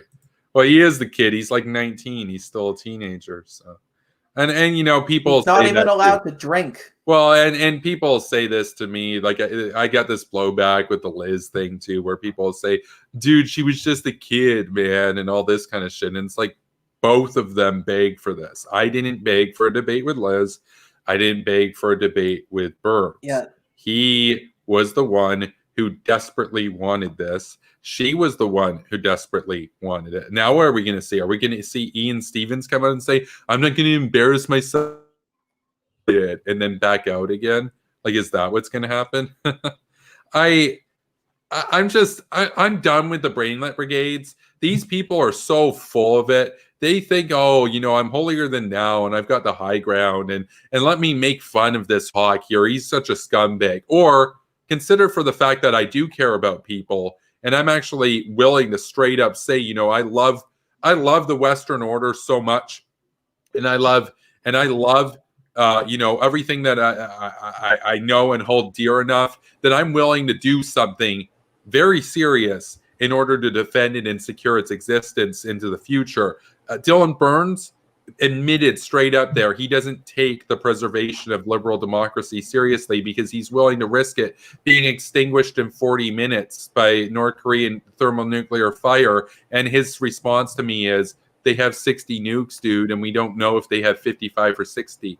To which point I'd say that's better than not knowing if they have 1,250 or 1,650. Yeah, if someone's not interested... Absolutely insanity, man. Absolutely insanity, man. Yeah, just before you continue, I do just want to get Reese caught up to speed. I was just saying, Reese, I think one of the reasons why it was personal for Burns was that Burns thought with Liz, you know, Kevin got off scot-free, you know, she should have held him to the fire, that kind of thing, and I'm going to school Kevin, and he's been getting away with talking about nukes and stuff, and I'm going to show him how, you know, that's insane and all this. And he had his opportunity tonight. You know, he had his opportunity tonight. He absolutely floundered and flailed, and if anything, this 100% to the 5,000 people that viewed this is going to vindicate the nuke pill, not to all of them, not even to the majority of them, but it gets the ball rolling in their mind, because even Dylan, who's supposed to be arguing against this, he hasn't even considered it. So a lot of people are going to be looking into a really spooky hashtag coming up, hashtag nuke pill. But I'm just going to grab the food quickly, but I'll let you guys continue. So. Oh yeah, no, I agree with that. there was a lot of dissatisfaction after the last major debate, and that was obviously the catalyst for this debate, and then waiting for half a year for it to actually be scheduled. Kevin fired Liz. Like, her Patreon money gone. Gone. She went down the tube for sure. Yeah, poor Liz, man. She should have just stuck to posting memes. That would have been a better fate. Like, it's just like, it's not even. I can't even fucking talk right now. It's just so funny to think about that someone's whole career is basically destroyed because of Kevin. It's so funny to think about. Yeah, I don't know. The power he wields is legendary stuff for sure. Well, for a channel of his size, he's attracted so much attention from like big names. Like he was mocked by June and even Stone Toss. Yeah, sometimes I don't know. Kevin can be very provocative, and I think it works in his favor. Yeah, because a lot of those guys, I mean, it's not like Stone Toss ever mentioned him again, and June just blocks everyone now who's critical of her, and her relationship with Vaush is not going to end too well for her. I don't know what she's going to do. I don't know what a lot of these people are going to do in the wake of the election, because pretty much all of their predictions were useless. They didn't know what they were talking about. They didn't know what the electorate wanted. So they should, and this goes for a lot of people. It goes for June, Tim Pool, Dave Rubin. They need to seriously sit down and question, like, do I know what I'm talking about? Like, why am I talking? Why am I in front of a camera? What is the purpose? Why do people listen to me? Oh man, I'll say this about June. I was watching a tiny bit of Vaush's live stream at the election earlier on in the day before I went live. He was doing like 10 hours, and he had June and he had ContraPoints on, and these are two of the biggest names in kind of like RedTube. And the thing is, and I'm listening to this. Oh my god! And here's the thing about Vaush. I don't like Vaush. Obviously, Net7 laid out very damning case against Vaush. And you can look that up. I looked into it. It's true. It's true. He actually, there is a clip of him there saying that possession of child pornography should be legal. I know. Right. Anyway. Yeah, I've seen the clips. But I was watching. Yeah, I was watching. I mean, it's like, what the hell is it with all these progressives? I know this is a bit of a side, but like Jank, we watched his defense of bestiality. We got Vaush defending CP. Why? And then these types of people would lecture me on the nuke pill. Oh, you want to defend Western civilization and not get annihilated by North Korean nuclear onslaught. You're a horrible person. Let me go and defend bestiality and CP. Like, that's basically their. Well, I guess you could say Vaush is nuke pilled. No. I'm like kidding. I know. Like Bapin's nuke pill. Bapin wants to just straight up nuke Russia to kill Russians because he believes that being ethnically Russian makes you a fascist, which is freaking hilarious. But I will say, getting back to what I was saying, so I tuned into the stream for a little bit, and I'm watching them there, and it's June and it's ContraPoints. I'll say this: I knew who Vaush was, and then Vaush got a lot of issues with Vaush. He's capable of speaking and whatnot, and he has a serviceable degree of rhetoric and oratory skills that he can do that. He can do this. He can pull this off. He's got a career here. But I was listening to June and ContraPoints, couldn't tell their voices apart, and they both had absolutely piss poor cadence. And I thought to myself, Really, 1.5 million subs for basically both of them. They can barely talk. The thing They about can barely talk. I just wanted to make the point. They can barely talk. And their analysis, their sentence fragmentation sounded almost as bad as Liz. And you can say, well, Liz was still worse, except Liz doesn't do speaking as a full-time job for all the time for all these years. And you can say, oh, but you're not engaging with their points, Kevin. They could barely present any points whatsoever. It was just wow, that's insane. That kind of. Oh, well, here's the thing about them. You know, ContraPoints and Shu are YouTubers. They do scripted content. Like, they aren't live streamers. Well, at least as far as I know. So okay. So, they can't speak in regular speaking though. They got nothing. They got nothing. It was amazing. I'm like, how are you a successful YouTuber with like 1.5 million subscribers, and yet you can't put together a coherent sentence when you're just hanging out with your buddy? You're not even in like a debate or whatever. It was absolutely embarrassing, and they just sounded traumatized. I'll say this: they sounded preemptively traumatized because traumatized. Yeah, no, because they knew that if Trump won, it was probably going to be a bit bad for them, even though they would prefer Trump. Even though they're rooting nominally for Biden, Vosh is in for Biden. The others, the progressives, they know Biden destroyed their political relevance. They know that even in the best case scenario where Biden wins here, they're discarded, they're irrelevant, because it means that progressive it wasn't necessarily to beat Donald Trump. They're done. These people, BreadTube, this whole thing, the resurgence of socialism in the youth, the Zoomers being like, oh, I'm Marxist Leninist now. I saw one of these brainlets on one of the streams ask, should I become a Marxist Leninist or should I stay an anarcho Marxist or whatever? And I'm looking at this and I'm like, there was no point in my life where I was like, should I become a neocon or should I be a democratic socialist? I just evolved. Like, you believe things, you have convictions. You don't. What should I identify as so that I can trigger the most people and be edgy, bro? That's unbelievably dumb. That's the audience. They're just a bunch of edgy kids that think they're super smart. I was one of these people, like, you know, as I mentioned earlier, during my isolationist phase. You think you're super smart, but turns out you're actually a fucking idiot. Yeah, Reese knows June, and not a big fan of June. June, not a big fan of him. I wanted to bring something up about Vosh. Here's something I can say about Vosh. He doesn't come off super preachy like people like Thought Slime. Have you heard of that YouTuber? No. Oh, well, he's fat. Thought Slime. A lot of these leftist YouTubers come off as super preachy, like in their voice, like, oh, well, racism is bad, and Trump is Hitler. Yeah. They're like Young Turks, man. No, but it sounds even worse. It sounds so insufferable. It makes Charlie Kirk sound nice in contrast.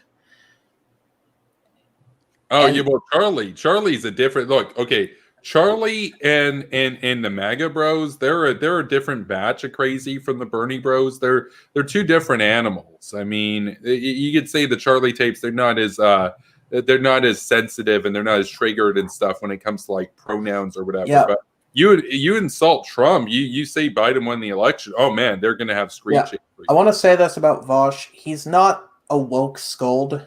Like, I know you've said he is, but I don't think he is. Like, he's, in fact, part of the reason why he's hated is because he makes edgy jokes which offend people. Oh, I just want to say this is true. What Wyden to Wyoming says there, that's Reese in the Corvette with Biden. They're Wyden to Wyoming. They're turning the state blue, man. They're turning riding with Biden, man. It's not going to be a swing state anymore. It's just going to be Biden. Like, the next election comes up and it's like Biden isn't even running. Joe Biden wins in a write-in. You know, he's just like 86% of the vote. Joe Biden, he's not even on the ballot. You know, they're wide into Wyoming. They're going to paint it Biden town anyway. Yeah, you missed a bunch of amazing comments. The chat is pretty popping tonight. Oh no, we've had a hype chat tonight, but I do want to bring this to point up. He says Vosh likes to make up credentials. This is true. I saw this happen. I actually watched this debate when mentally cornered. Check his debate with Sean Fitzgerald, aka Actual Justice Warrior. That's right. Actual Justice Warrior, AJW, he says at one point in there, because Vosh asked him, you know, what are your credentials and whatnot, and he's like, well, you know, I worked at, or like I have a background in criminal justice, and I believe he has a degree in criminology or criminal justice or whatever. And Vosh is like, oh, so do I. And you're like, that would be like What? No, because he took a sociology criminology course in like his sociology degree. Amazing. That would be like if so I'm going to be interviewing a nuclear engineer coming up in the next couple of weeks. We're actually going to have 2 streams with him that are already pre-planned. The first one, he's going to go over a bit of basic stuff and answer some questions and everything. And the second one, we're going to get into, you know, the idea of the possibility of 4th generation nuclear weapons. That's thermonuclear weapons that don't require a fission primary. So they could be no radiation, no fallout, just nukes without the downside there. Interesting possibility. Some people think it's impossible, but we'll talk with him about that. Interesting conversation. And he tells me, he's like, yeah. So I got a background in nuclear engineering and everything. And I'm like, oh, so do I. It's like I got an A in physics 12, or it's like I took physics like in background in nuclear. Well, clearly, you have a background in nuclear engineering. I don't know. I don't see the problem here. It's just that was absolute pure cringe. It's just somebody who has a credential in something says that they have a background in it, and you say, "Oh, I took something that was in some way tangentially related to that in a different program, therefore I have a background in it." Amazing false equivalence, you know, like we talk about false equivalences in foreign policy all the time. False equivalence in credentials, just well, and of course it was clear Vosh didn't, because AJW brought stats and facts, and Vosh was flailing and wailing. So, and yes, he was actually wailing. He violated the international treaties prohibiting whaling when he hunted that thing. No, background off the southern ocean of the coast of Antarctica. I mean,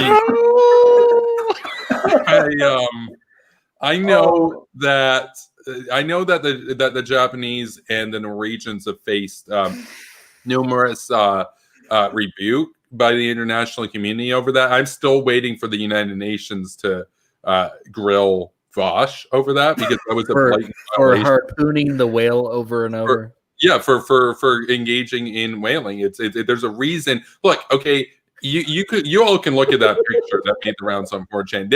That right there, that picture, proof positive of why the international community agreed to ban the practice of whaling.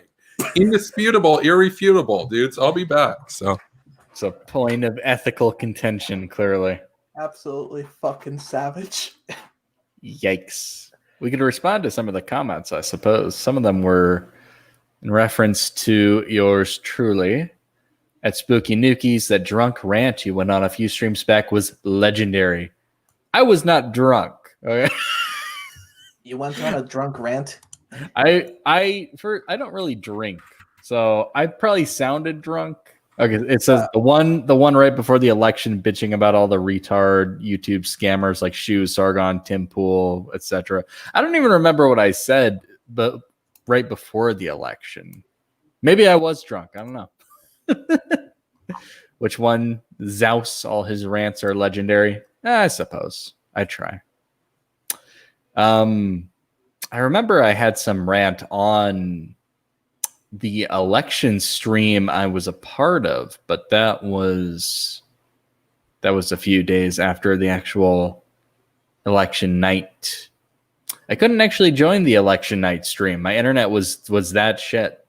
And there were a lot of people, I think, logged on in the area, so it made it a bit difficult to use. But I feel so bad for you. You feel bad for me? Yeah, I'm like an internet addict. Like, I don't have a real social life. That's like a lot of people. Don't feel too bad. I mean, I have a social life, but like I don't really go out. Oh, it's fine. I didn't mind. I mean, it didn't matter because we didn't really know anything the first night anyway. It was very anticlimactic. You could kind of tell where things were going to fall, but nothing was official. And, you know, I basically would have been saying what everyone else was saying on the stream. So it was all good.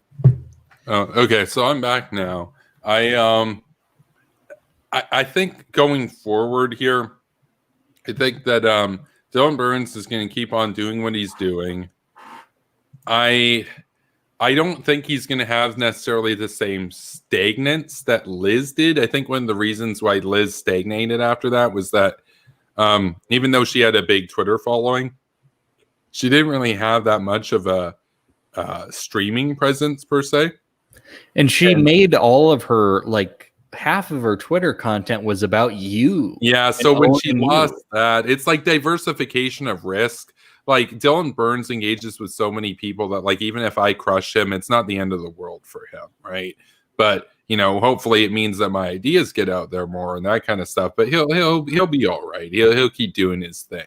Liz, on the other hand, she's not cut out for it. And I was the one that made that very clear. What did Liz think of the debate? Like, this debate, I'm not even sure if she's even still around. Like, does she even have? I looked up her account, Soylent Slut. It appeared on the search. I'm not even kidding. That's the user handle. That's right. The name and the picture appeared in the search bar. Like, it had been accessed previously, but when I clicked it, it said the account had been suspended. No, that's right. That's right. She was going by some other one that like started with a C, but it wasn't, or with a P, but it wasn't Pseudocia. It was, or Pseudo-CIA. It was a different one. It was like soy. It was like, no, she's had so many weird, basically she's done. She's done. And if we go to her Patreon, if we actually go to her Patreon, that's Pseudocia. She is, well, she has a Reddit profile. She also has a Twitch presence. I'm not even sure if she's still, interesting. It tells me when I go to her Twitch, sorry, unless you've got a time machine, that content is unavailable. In other words, it wasn't just that I stagnated her Twitch career. It's done and dusted. It's over. She got nuked, dude. It's nuked. So that's a fat nuke pill right there. Is this Soylent underscore slut? Soylent underscore slut. Yes. Gotcha. Okay, I thought I was. Oh, no. Interesting. That was a different one that she was using. Her main one, Pseudocia, is still online. Her Twitch account. She still has 1.8 thousand followers, but no content uploaded in the last 2 months. Soylent Slut got suspended. That account got suspended. That's right. Her other account, Pseudocia, it got nuked. Her Patreon, let's see what that's up to. I'm just on her link tree right now. Her Patreon still exists. This is pretty funny. Oh, interesting. She actually has gone up. She's at $25 a month now. How the hell did that happen? We're actually going to screen share over to her Patreon because it's kind of remarkable. We saw her go down. Maybe it's somebody who just wants to spite me or some stuff or whatever, but she actually got a new simp. That's kind of remarkable. We're going to take a look at it here.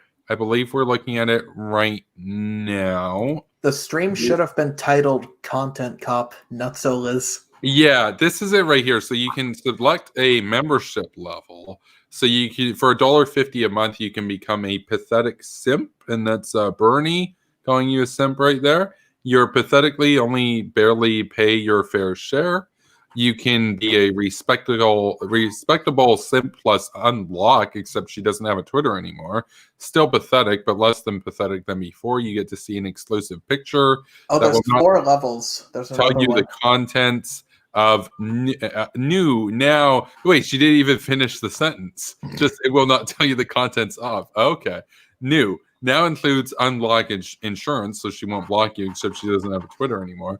You can become a super simp. So it's like a Voshism right there for $6.66 a month with the demonic emoji right there. I will also unblock you, LaMail.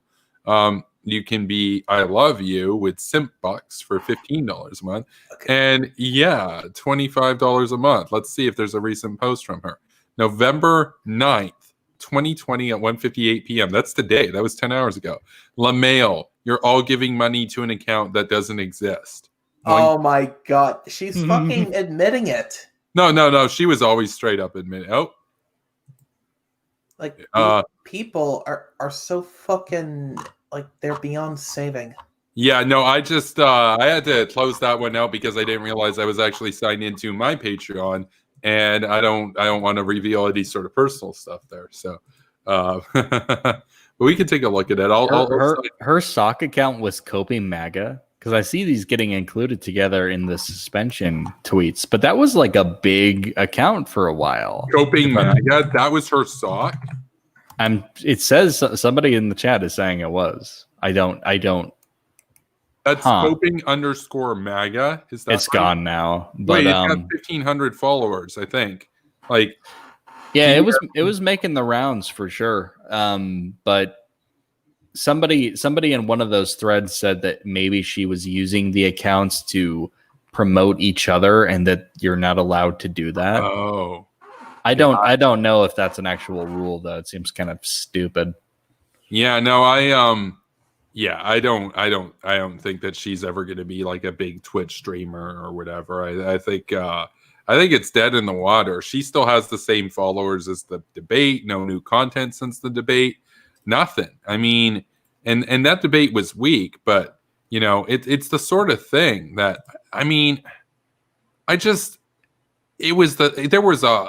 talked about before that there were high expectations riding on Liz in the run up to that debate, that there had been so much hype build up and that she didn't live up to the expectations. But even though you could argue there wasn't quite as much hype built up in the run up to the Burns debate, even though there was a lot of hype, but we weren't like going back and forth. Okay, hold on.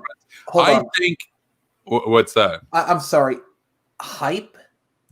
They had high expectations of someone who just shit posts on Twitter. Oh, Liz, no, a lot of her simps are still like on Twitter saying like, well, Kevin destroyed her. Like there was that guy the other day saying like, that Liz destroyed me. It's like they were saying like Liz destroyed him and that kind of stuff. Like some people thought she won. She had like 8,000 followers before her account got like nuked. Basically, I just she's a joke, and she got nuked because she if I recall, she tweeted some, I guess it was a joke about terrorism or something, but somebody reported it, so it got wrecked. So. Well, didn't she just supplement that tweet with like in Minecraft? You know, she didn't. No, that was right. She said that she wanted to. That's right. She tweeted, and I remember this. I took a screenshot of it, and we talked about it on the program about a month ago. She tweeted like, "Just want to shoot Trump" or something, and that kind of thing. And then in a video game, but she didn't say in a video game. She should have. That would have been smart.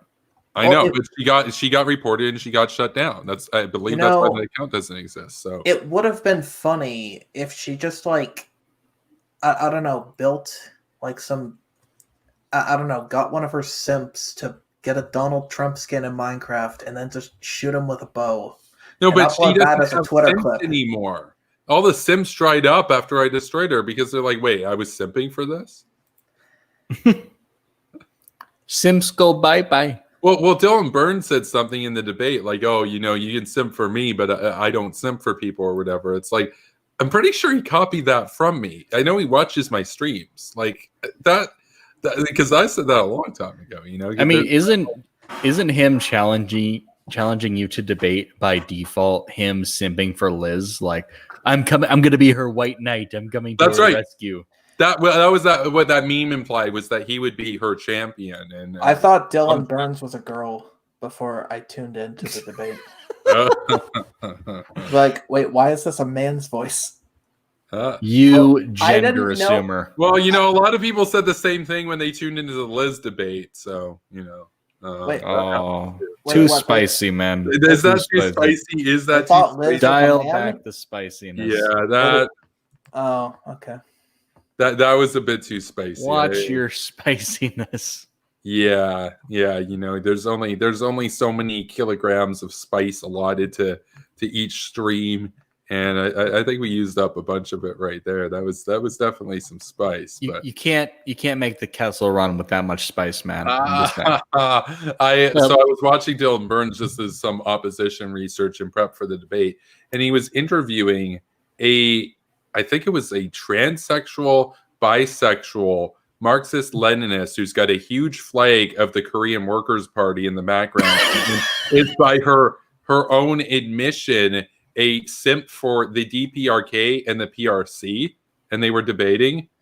And I've seen her on other streams too. She's the one who, you know, she always has the Juche flag in the background and all this. And she said, because Dylan Burns actually, to his credit, asked her about this and said, well, you know, in North Korea, you know, they don't really have like trans rights and stuff. And she said, I'm more worried about the destruction of trans rights in America than I am in North Korea. Oh my fucking god! And she explained herself and said that you know, because like they don't really have stuff like that in North Korea and that sort of thing. So she, what is she saying? There are no transsexual people. Well, no, she's saying that they don't recognize like trans people as having rights and stuff. I suppose if you're concerned with the preservation of trans rights, you would be more concerned about it in America because there actually are rights to preserve. Yeah, they but don't exist in most of the world. That went over her head though, because she went on about like how she describes herself as a simp for the DPRK and how they're building socialism and challenging American hegemony and that kind of stuff. So I would argue living that contradiction. North Korea has more simps than any other rogue regime. Iran is close. Close but it's hard to tell because but Syria has partisan girl, man. There's so many. But they're so clouded in memes. It's actually hard to frickin' tell. Okay, it's got to be Russia. It has to be Russia. The alt-right is huge simping for Russia. It has to be Russia. Reese, what would you say? It's probably Russia, right? That has the most simps. Yeah, I'd say so because they've gotten a good amount of simping just from mainstream conservatives in the last couple of years. So sure. It's a wider net than like a niche, like, oh, we're Kim Il-sung fans. Yeah, no. It wasn't even until like 2003, I think. I think it was 2003 when like the national like some medical institution in China like removed transgender as a mental illness from their list of mental illnesses. Oh yeah, but you don't understand, man. They're like they're fighting American hegemony. So like, you know, to hell with America with all their trans rights, bro. It's like, yeah, no, but that fact there went over her head. It was truly remarkable stuff. I mean, because you see right there the cognitive dissonance, and it's the you know, just a pronounced cognitive dissonance that was going on there where you're like, amazing. I mean, I talk about that all the time. You got a lot of people who like they're all for LGBT rights and stuff, and then they think that Bush was the bad guy in the Iraq War. They're like, oh, really? What did Saddam have to say about LGBT issues? And they can say, oh, well, Bush was a conservative. It's like Bush looks like a weed-toking hippie compared to Saddam Hussein. So, I mean, amazing. Just amazing. Amazing. No, yeah, I mean, Jesse Lee Peterson right there. I mean, it's rare that a meme just becomes a legacy like that. Like, that's his legacy. That's his career is just amazing. That's what people are always going to know him as. Oh, he's an amazing guy. Beta. Oh, and that's true. Beta Moo. That's right. That's another one. One thing I respect about Jesse Lee Peterson is that he does not accept the bullshit answer a question with a question. Like, if you look at any interview, like the one he did with Hassan Piker, like, he asks a question, and then Hassan's like, okay, well, consider this. And he doesn't even take it. He's just like, he just keeps asking the question like 5 times over until his son gives a real answer. Well, that's the thing about Jesse Lee Peterson, and he said this in his debate with David Pakman, one of his debates with David Pakman, because Pakman goes and tries to give some convoluted answer, and Jesse Lee Peterson is like, David, I'm black and slow, so give me a simple. Yeah, I know that. Yeah, if you want to see some Uncle Tom crap, check out Jesse. I mean that, but I mean that's the sort of thing. Like I'm sure Jesse and I down the road when it gets bigger, we'll hang out and stuff, and I'm sure we'll get along. And he'll be like, why are you a neocon? And I'll be like, I'll give my reasoning, and he'll just be like, amazing. No, if Trump like suddenly becomes hawkish on, he's like a MAGA Trump. Like yeah, but Trump won't be a thing. Yeah. Well, yeah, there'll be someone to take, like not someone with nearly as much influence, but there will be someone to pick up the torch, and Jesse's and all the others are gonna simp for whoever that is.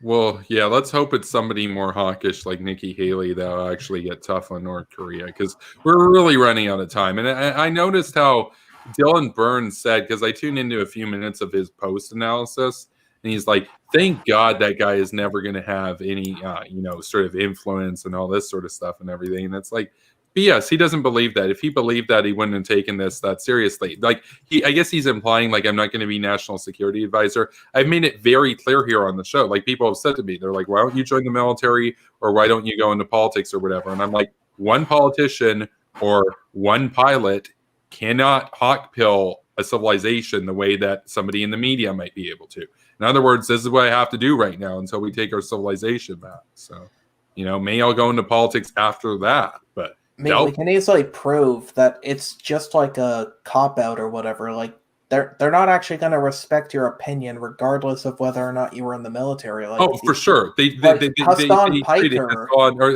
McCain like shit. No, and he was a war hero. Dan Crenshaw, like Hassan Piker's comments on him. That's right. And they were who was it the other day? Caitlin Bennett.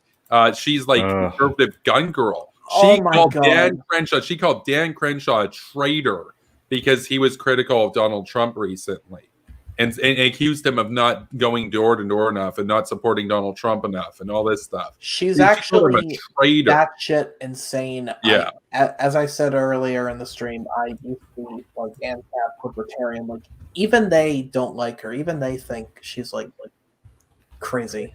Well, they call her a fakertarian, if I recall. Yeah, because she explicitly said, word for word, that she wanted to like introduce mainstream conservative values to like the libertarian movement or whatever.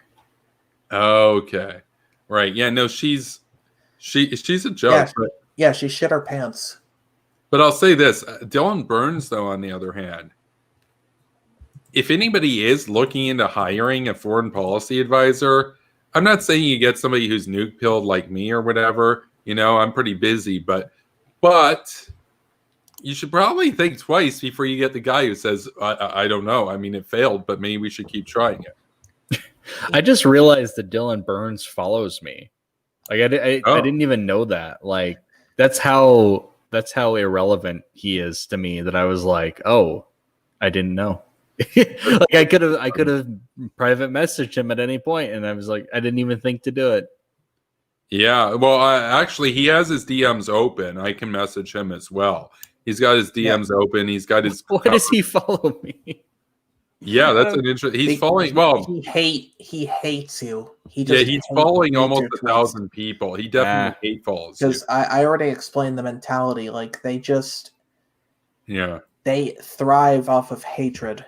They're mentally ill. Well, you got to fill your life with something, I suppose. Yeah, they have no lie. They like. I'm telling you, when I got my first job when I was 18, I feel like that may have played a part in me moving out of my isolationist phase.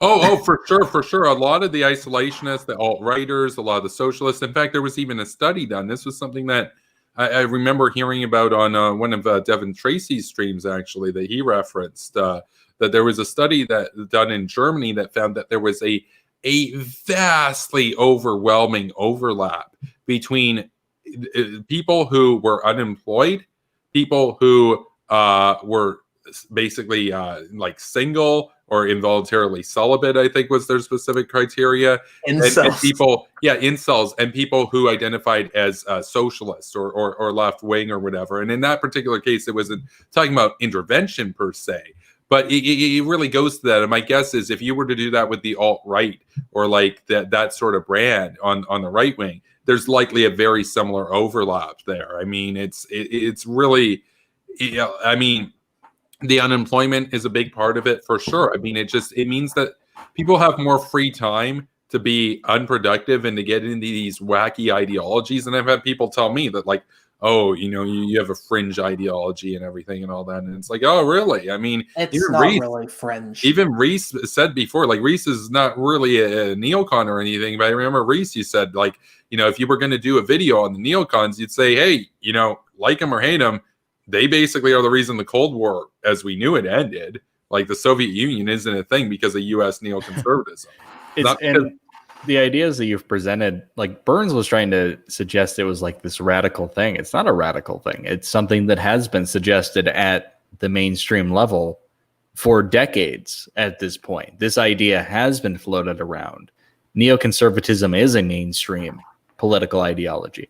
And it swung this election. I'll make that clear. You could say many groups did. The Lincoln Project Republicans basically gave Arizona to Biden. And as far as the Rust Belt and stuff goes, to what extent were moderate Republicans influential in that, or independents and stuff? Well, guess what? Trump had the same rhetoric this time over last time, except there were a lot more Republicans that came out against Trump this time. Looks like moderate center rights that are against Trumpism, looks like they swung the election this time. They got something out of it. The libertarians. They robbed Trump of votes. Oh, they did help. They'll never live it down. Like, sometimes I browse 4chan's poll board just for laughs. I used to do that, yeah. And I swear to God, there were like at least 20 threads just like, fuck the Libertarian Party. Like, it was so great. Not wrong, but this time around they'll get some credit. I mean, to see Bastiat though, because Bastiat is like basically like friends with Dylan Burns and stuff. He's got to be thinking, just this guy's kind of dropping the ball right now. And the thing is, I didn't even get to make my point in there. One of the points that I wanted to make was how back during the Fire and Fury era of Donald Trump, the administration actually drew up a plan to use about 80 nuclear weapons against North Korea. And I've said many times before, just looking at them, assessing their stuff as best as I can, it would take between about 80 and 160 nuclear weapons to actually do it. That was proposed by actual generals and stuff. Oh, but it's a fringe and a radical sort of thing or whatever. And 30% of Americans that were polled last year said that they would support a nuclear strike against North Korea. And they also found, it's interesting because they asked me a few times about the death toll and stuff. They found that there was a decrease in support between 15,000 dying as a result and 1 million dying as a result, but that it didn't really change after or anything. Like, because that's the thing. We want to talk about acceptable death toll. The inevitable result of this is that they'll soon have the ability to kill all of America. So, like, I don't understand this idea how, like, it's like in World War II, to say you intervened against Hitler in 1936 and 1 million people died. You'd get blamed for killing 1 million people. But if we waited until 1939, 50 million people died. So did you kill 1 million people, or did you save 49 million people's lives? That's kind of the point that I was trying to get at. They didn't get that. They're like, oh, you're saying that, like, you're fine with people dying in the South. Like, dude, people are going to die in the South, whether I'm in influence or not. Like, this is what's happening. I'm just the messenger, basically. Yeah, I definitely wish you'd been able to make your underground bunkers point that we mentioned earlier in the stream. I don't think you got to mention that during the debate. Because obviously, if there was a war on the peninsula, there would be casualties in the South. But I mean, the North has always wanted to reunify the peninsula. So, what's worse?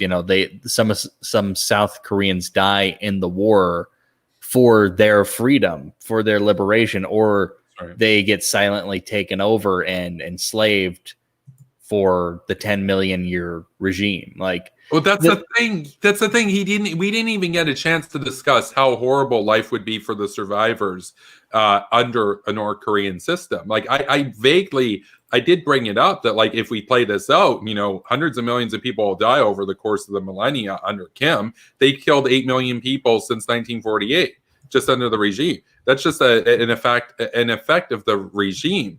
But I think generally, my read of it is, I think Dylan Burns thinks the rhetoric about reunification is just for the memes, bro. I don't think he thinks that they're serious. Oh, sure, they sleep with their AKs and they eat grass and they give up everything for their nukes and stuff. And they always talk about reunifying the peninsula, but they're just memeing, bro. Or maybe he thinks it would be some amazing peace deal. We're going to combine elements of both governments and everybody's going to finally, the brothers will be reunited. And it's give peace a chance. That's what he closed on. He said, give peace a chance. Now, of course, I'm not going to say anything there because it's the close of the debate. But if I could say something to finish that, I already have my time. But I would have said, we did for 30 years. It didn't work. Give war a chance, bro. So, think about it. I mean, he went over. He explained why giving peace a chance was a bad idea. He basically debated his points for you. You didn't even need to say anything. You could have just sat there and been like, "Oh yeah, keep going, Dylan. Yeah, keep at it." It's such a terrible.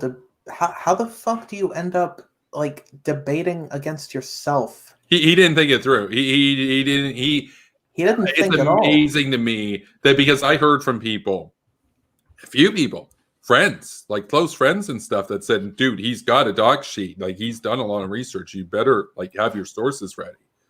Apparently I didn't need them. He just had John Bolton. And it wasn't even the John Bolton that I know is the real John Bolton. It was just John Bolton basically not trying to spook the North Koreans. Okay. Amazing. Big brain boys have arrived, Yeah, I really want to see it. He should publish his doc sheet.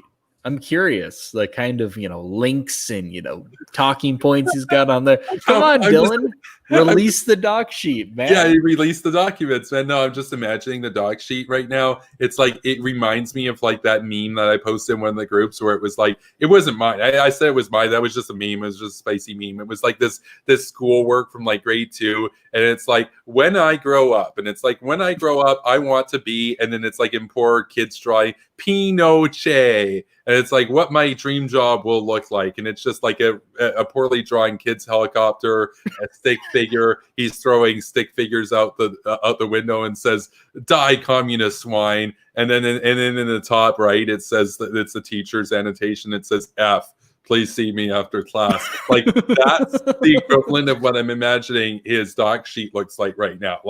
Mention John Bolton. Bring up John Bolton. Talk about John Bolton. Remember to end with give peace a chance. Talk about how people will die. Nuke bad, nuke scary.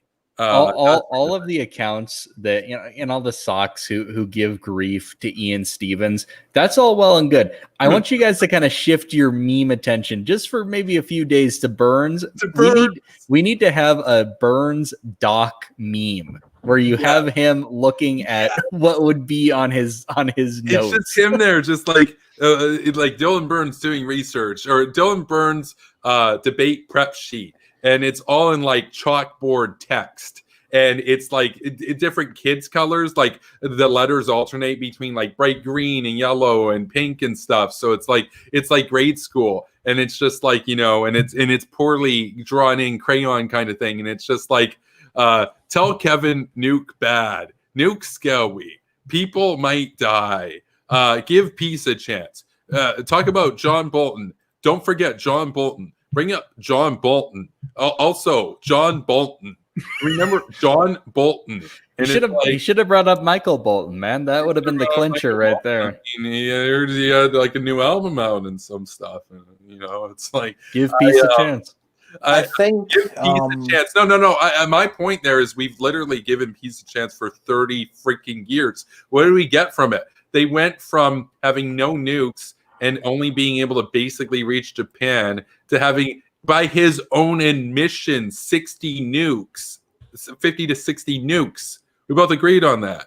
And capability, missile capability to hit America. And as I was talking about this, a lot of it, and he kept on talking about, oh yeah, they're just going to nuke South Korea and everything. I don't really think he understood my point that like the long range ICBMs, they're not like, what idiot wastes that kind of money so that they can hit a country that they only needed a Scud for? Like, those nukes are obviously aimed at America. And he's like, how do you know? How do you know? Like, what do you mean?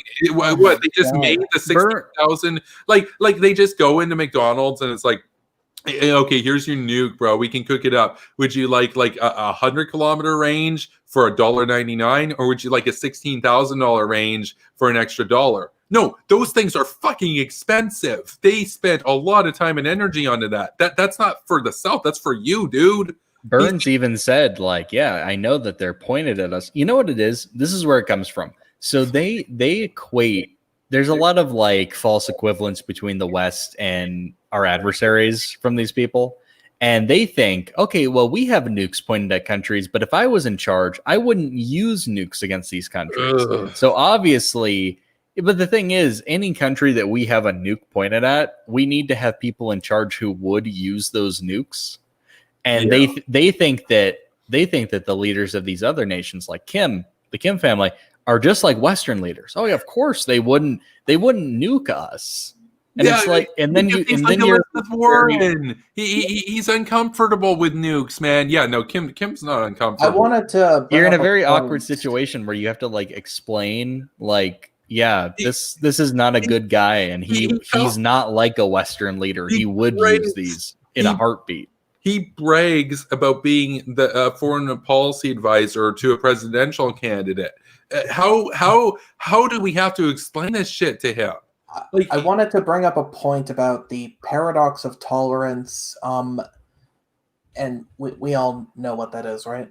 Oh yeah, I think the logic like can easily be applied to foreign policy. You can't like play nice with people that don't want to play nice back. You gotta, like, if you don't get rid of these people, like your freedoms, they're going to be destroyed.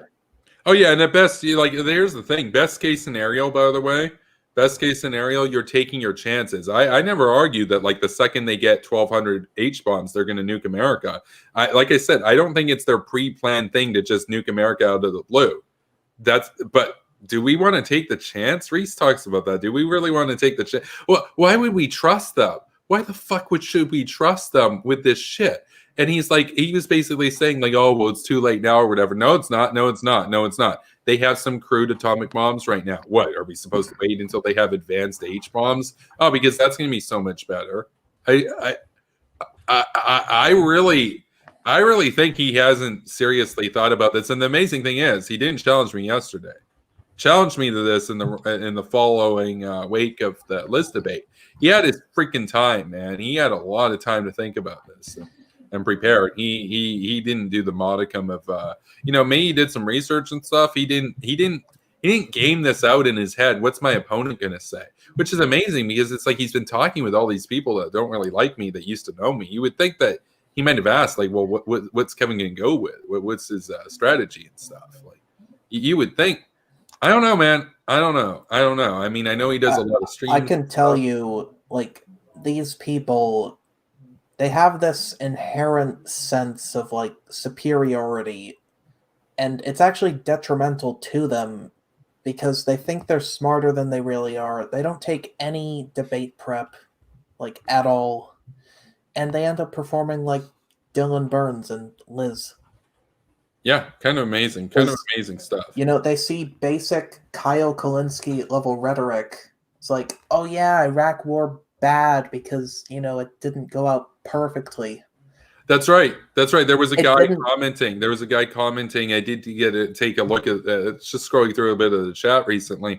There's a guy saying like, wait, so he thinks Iraq and Afghanistan is good, then you can dismiss any of his other opinions, like the Iraq War, Afghanistan War. Yeah, So it's we're like supposed to not retaliate against the Taliban. Okay. it's like they have no concept of international relations. Like the talking points are so basic, and there's He just calls so himself much. a liberal internationalist. You would think he would have some. And not only that, but he's a foreign policy advisor. You'd think he'd know something. Yeah, no, I think no. any potential foreign policy advisory position in the future, I think the candidate that hires them, they may be a bit interested in that debate. They may be a bit interested to see his answers, because he admits there the side that he's advocating for has failed. That's would John Bolton admit that? Like, would John Bolton say, "Oh yeah, like military intervention in Iraq, it was a failure, bro"? No, because he believes in. Like, I'm not saying that Dylan Burns doesn't believe in the negotiating process. He's just naive. He's inexperienced. He hasn't thought it through. He didn't do very much research or anything. I mean, the fact, it really, it really signals that to me, because for all I know, he does have a very sophisticated document sheet with him, but he forgot to get to it. That's possible. It signals to me, when you're bringing up the John Bolton thing like 4 or 5 times, that you really didn't have any other sources, and that's your Hail Mary, basically. It's kind of pathetic. I think Reese got the same reading. I think Kanzik over here probably got the same reading too. There ain't nothing on that document sheet of any pertinence, right? Like, no, he'll publish it, but he'll just copy and paste all the sources on Wikipedia pages. I don't even think he'd do that. Like, I think he's kind of done. I think I don't think we're going to be interacting with Burns in a debating context anytime soon. That's what I'll say.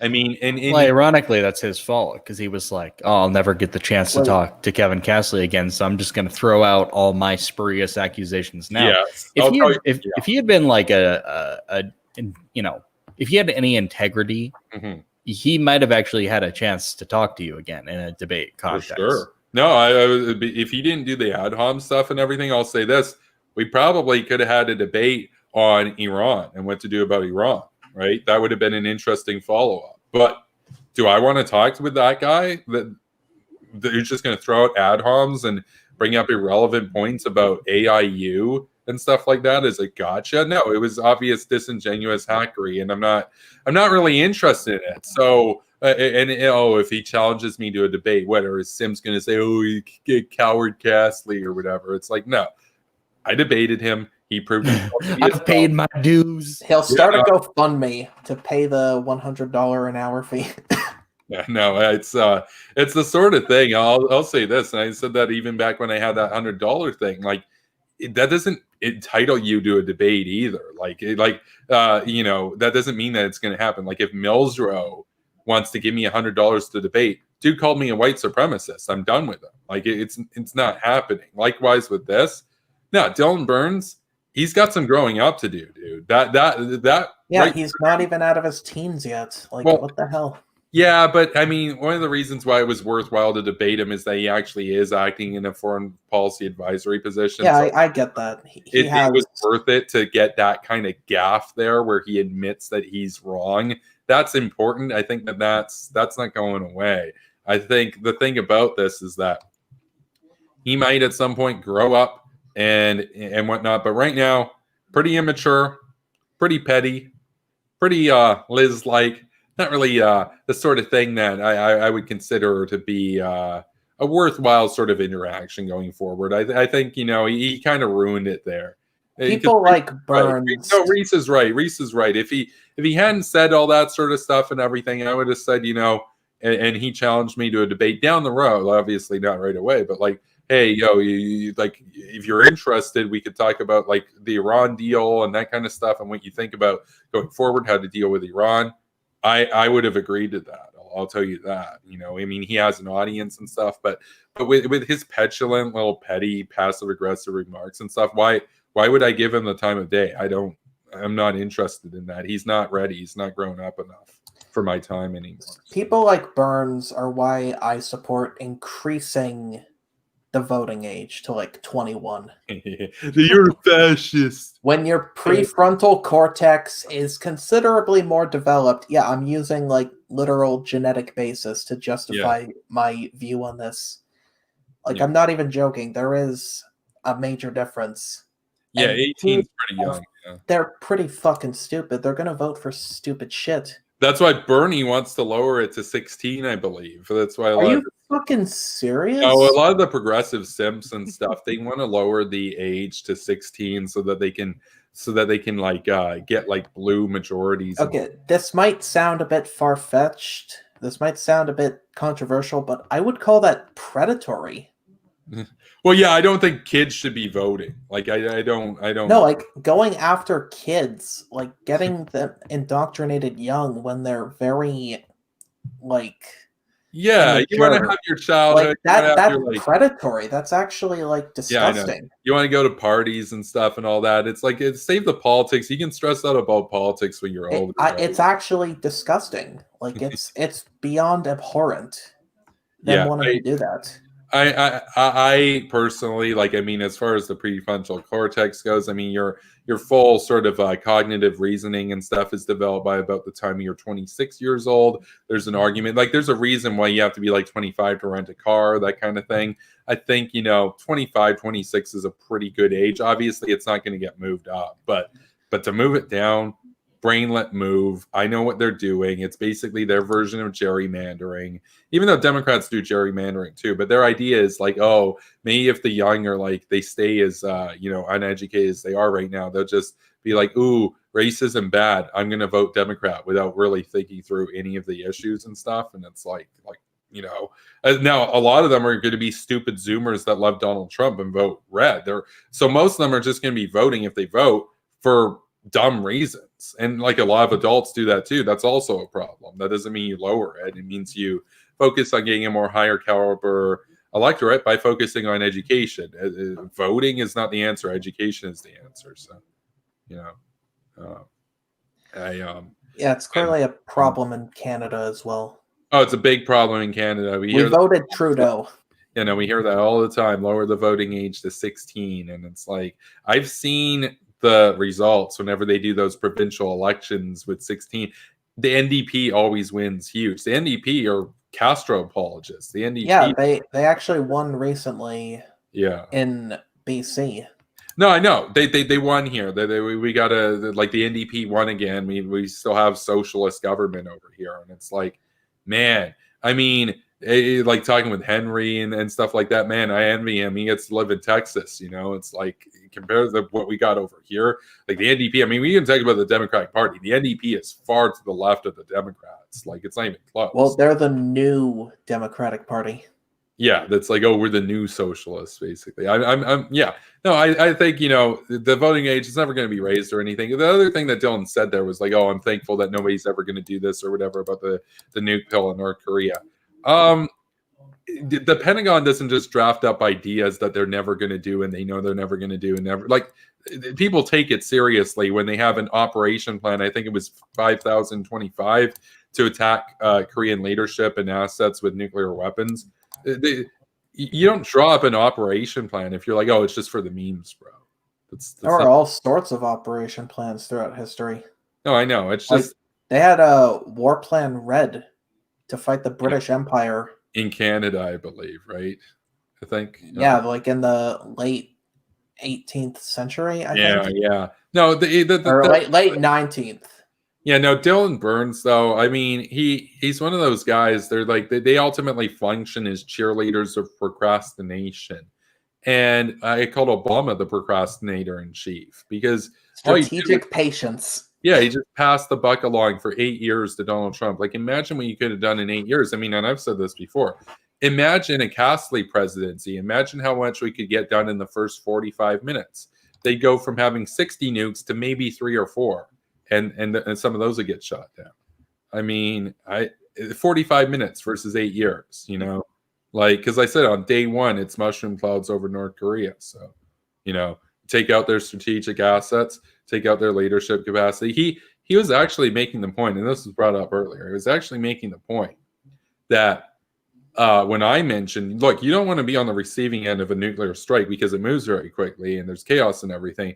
We want to be the initiators because, you know, nuclear war favors the attacker. You don't want to wait for them to start it on their terms. And he's like, oh yeah, see, like there'd be like a ton of confusion and stuff. And like maybe Kim, maybe they don't like get stuff, you know, entirely right or whatever. Maybe they make some mistakes. And I'm like, I was just thinking there, I'm like, wait, what? Whose side are you on?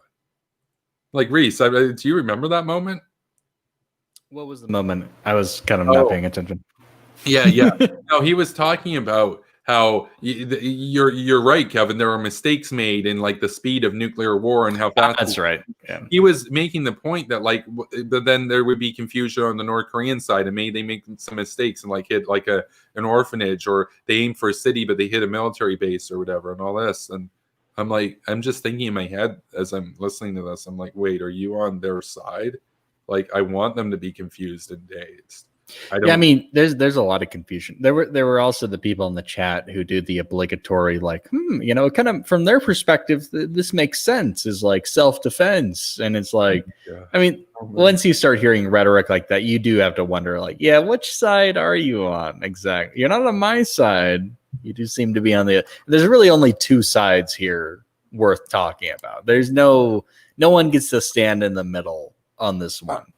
Are these people supposed to be liberal internationalists? Yeah, that's what they call themselves. That's right. Okay. They're like big fans of the United Nations and stuff. I think that's oxymoronic because there's so much like moral relativism, whereas liberalism at its core is universalist. So, like, can you even call them liberal? Well, they're a version of liberalism. Like, okay, liberalism, I should be clear for the audience. So, like, I did a degree in in politics focused on international relations. There's a school in international relations. Like, there's a few schools. You have conservatism, or not conservatism. You have realism, you have constructivism, and you have liberalism. Liberalism in the context of IR is pretty different. It's basically the view of world affairs that sees states as a big actor, but it really emphasizes the role of non-governmental organizations, the United Nations, and trust and diplomacy in world affairs. That's what they mean by liberal internationalism. In other words, they're against a hegemonic empire, or they're against a hegemon like America basically using unilateral action. They believe in like coalitions and multilateralism and, you know, United Nations. So you bring all parties to the talking table, that kind of thing. They have big faith in diplomacy and negotiation. They really don't like war. That's kind of what liberal internationalism is kind of like. That's like liberalism coupled with a focus on internationalism as opposed to hegemony. Now, what do neoconservatives believe in? We see America as the vanguard of liberty and American hegemony as necessary for a secure world, specifically with the free values that we believe in democracy. Because you could have a secure world run by Russian hegemony, it would just suck to live in, right? We're skeptical of non-governmental organizations and their efficacy. We're skeptical of the United Nations. We're skeptical of multilateralism. We tend to see multilateralism as watering down resolve. And you could see that with the Iraq War. You could see that with the Iraq War in 1992, I should say. I think it was 1991, 1992, where George H.W. Bush was more of a realist, but he was very multilateral, and he formed a big, broad coalition. They took out Saddam from Kuwait, but they refused to go in because he said, yeah, we can't get the coalition to agree to take out Iraq. Whereas compared that to his son was unilateral and informed by neoconservatives, and they went in and unilaterally, well, bilaterally with the United Kingdom, and then others joined, took out Saddam. And so for me, I'm a really unilateral kind of guy. And I've said this before, I'd always prefer to have allies. I'd always prefer to have more company, but not if they're going to water down what I'm doing. So you're welcome to join, but you're not going to tell me what to do. That's kind of my attitude. Like, I'd love to have you, but like, I'm in charge. That's kind of my approach to foreign policy. And I think that when it comes down to it, there is, and I've said this before, there's no, like, okay, unilateralism in the face of weak and feckless allies is no vice. It's actually a virtue. That's called being heroic. That's called standing up for what's right, you know, as opposed to just going along with the crowd. Going along with the crowd, that's got an actual effect. That's the bystander effect. That's where nobody calls 911 if a murder happens and everybody sees the murder happen, because everybody assumes somebody else will just call the cops. Likewise here, it's like, oh, we're just all gonna see a problem like North Korea, but we're just all gonna wait for somebody else to do something. No, at some point, especially if you're the superpower, it is your problem, and I prefer that America were the world police as opposed to the Russians, because here's what the liberal internationalists don't get: there will be a world police. Like the hegemony is a thing. There's no getting past hegemony, and the more you devolve hegemony to more parties, the more multipolar the world is. Look at how wonderful that turned out in World War I and World War II. Look at how peaceful the world was after the Cold War with America as the hegemon. Can't we just have a world like that and then entrench that and go back to that? Oh, but that's destabilizing, bro. America's the world police. They just tell people what to do. They actually think that. Yeah. Do they not see the fucking like countless wars in Europe? Oh yeah. Even prior to the world wars. Yeah, no, they think like diplomats and stuff, and America's kind of mean, and America's kind of like right wing, man, and like we shouldn't have all the power in America or whatever. And like it's like for me, I love a world where Britain and France were strong and stood with America at every turn, but that's not the world that we have right now. We have the French trading with the Iranians and simping for the Ayatollah right now. You had the French selling cake to Sudan. I'd say Britain and Australia are pretty good allies. For sure, to America. Yeah, that's true. And Canada, like to a degree, but you know, there's Trudeau's kind of a dick. Trudeau is ridiculous. Yeah, I'll be back.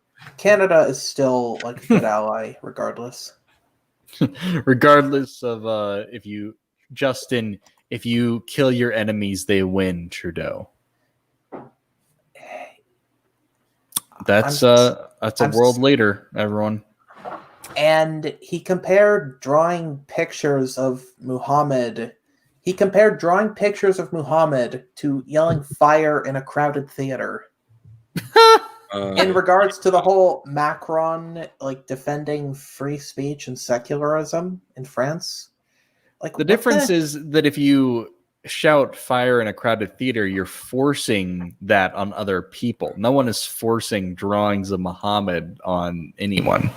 Those are completely optional to look at. Whereas if I'm in a theater, yeah, I mean, obviously there are limitations on free expression in that sense. I get that, but that is a very unique situation. It's bad to make a metaphor out of. When you compare the crowded theater fire example to drawings of Muhammad, what does that say about his view on Muhammad drawings? Like he thinks, oh, it's like he's giving into terrorism. Like he knows people are going to be mad, so let's just censor it. Oh man, we have an update in the school Pooter drama. Oh really? Yeah, Mr. Pooter has been tweeting again. Now I'm blocked, but this was brought to my attention by one of the Hawks. You can actually I always hate when people quote tweet him because I'm blocked too. You can just view his tweets. Just open like an incognito or private window on your browser and go to his account. Yeah, we're gonna take a look at this right here. This was sent to me recently over on the Atomic Hawks chat. This is. Do you think that was actually him in the chat? Yeah. It was. Well, that's him watching it. He says, well, this is the confirmation here. He tweeted this earlier this evening.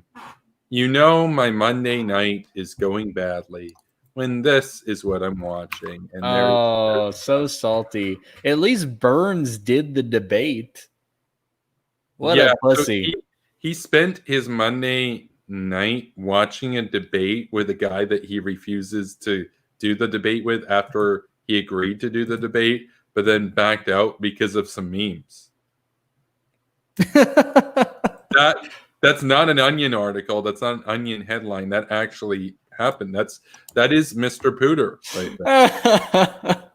And I said that before. Okay, they say He's so snarky about it. Man, look at what I'm doing with my Monday night. Yeah, they say you're obsessed. Okay, brainlet brigades. It's pretty clear Ian still seethes at your existence. Oh yeah, it's absolutely rent free. Like, remember that because he's ignoring me and blocking me doesn't mean that I'm not living rent free. I mean, I live rent free in his head. Like our friend John Bolton, Michael Bolton, lives rent free in this clown ball's head on the screen. You know, I mean, what a mess. What a mess. But yeah, we're gonna throw up some memes right now. You know.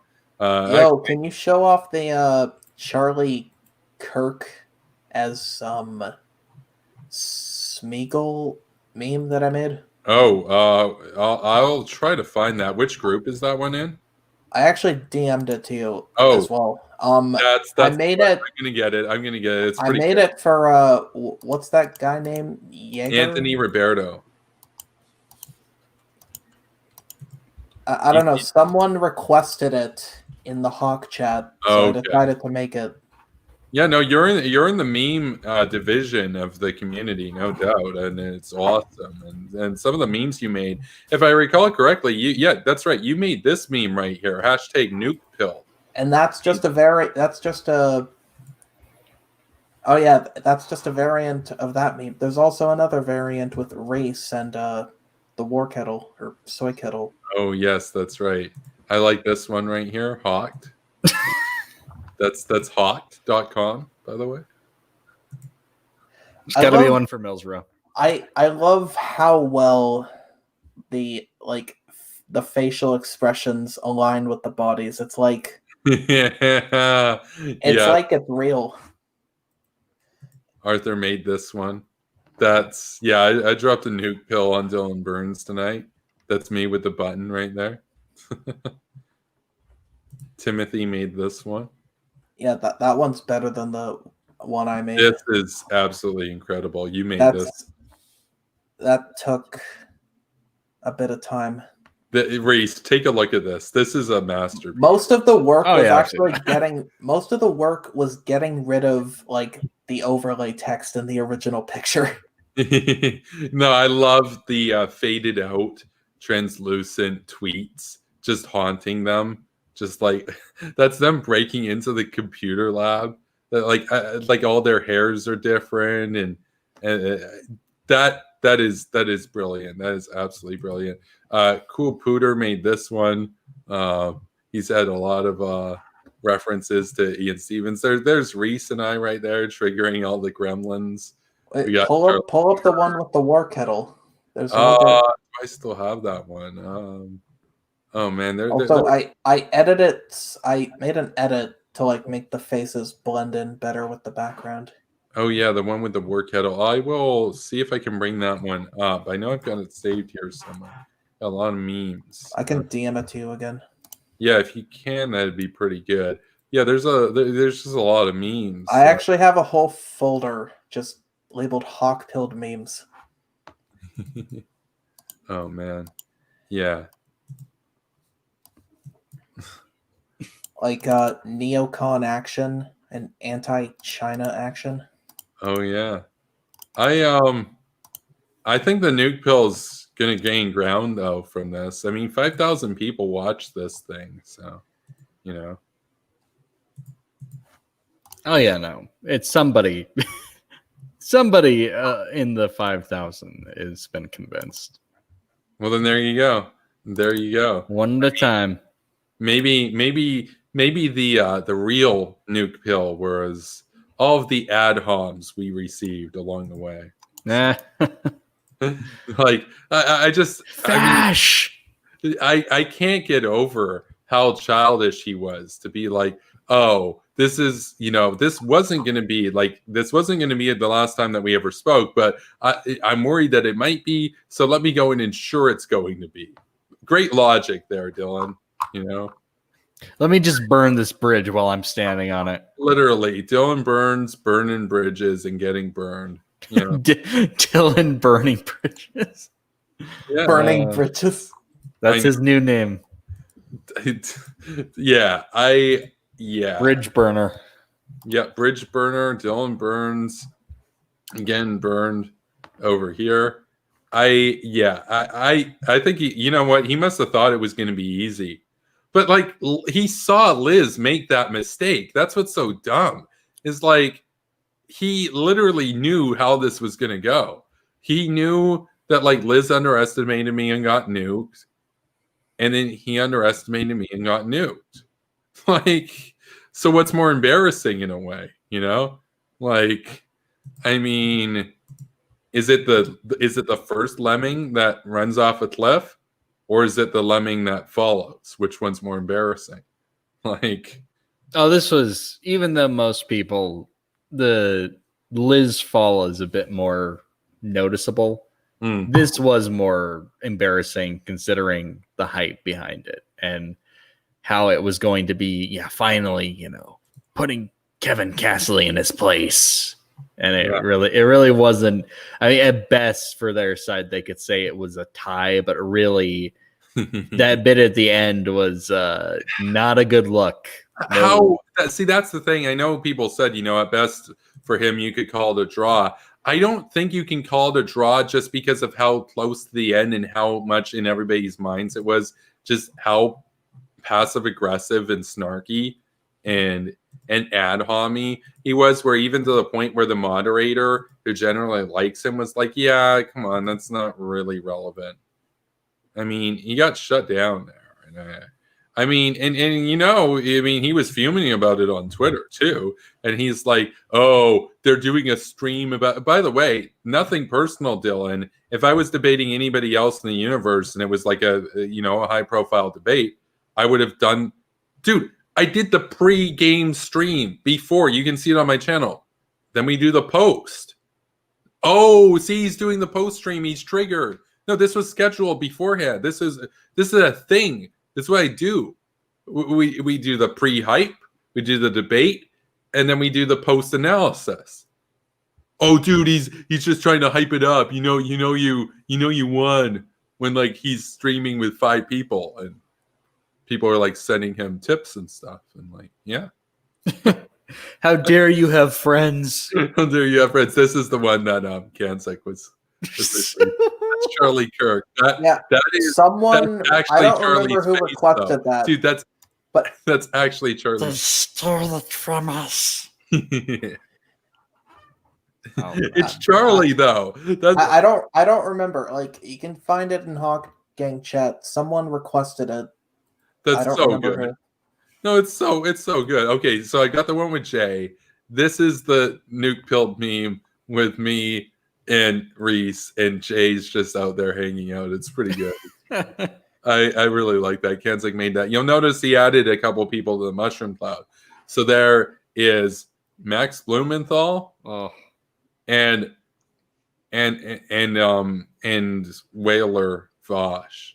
Dude, why do people comment on your ears? Look at Vaush's ears. Oh, look at those satellite dishes. What's going on there? That's a pretty eared profile right there. Ears. Everybody should tweet ears at Vaush. Yeah, just like he's the eared one now. I mean, like, I think I still probably have bigger ears than Vosh, but Vosh has a bigger neck beard than me, so. Well, that's not too difficult. I wanted to add Wyatt to the pick as well, but there's no good picture of him. Well, come on, Wyatt. Wild Wyatt West, who's one of the parody accounts in the chat, he has a pretty good drawing of Wyatt. I'm not sure if he was here this evening. It's pretty good. Like, there's a lot of these accounts, like Henry Hawker and Wyoming Wound Up is one of them right here. That one's pretty funny. Why is it Wyoming Wound Up, but it's a picture of you?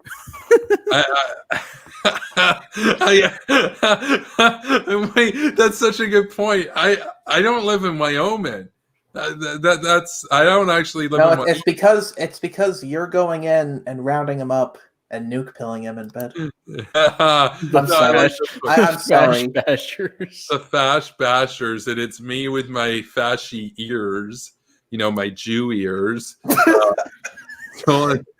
Dylan, what? By the way, I'm not Jewish, It's but like- like Nick Fuentes, they think I'm a Jew because of my ears. So his nose isn't big, but like we'll find the next best thing. the next best thing. That's exactly what it was. That's exactly what it was. It's hilarious. Like they're so see-through. I like this one right here. Your hero Michael Bolton says at Superpower Broadcasting, Dylan was mocking your hero. Look, he gave Bolton big ears. He gave, Are those your ears? Are those from your picture? yeah, those are my ears right there. That's right. The better to hear you with, my dear.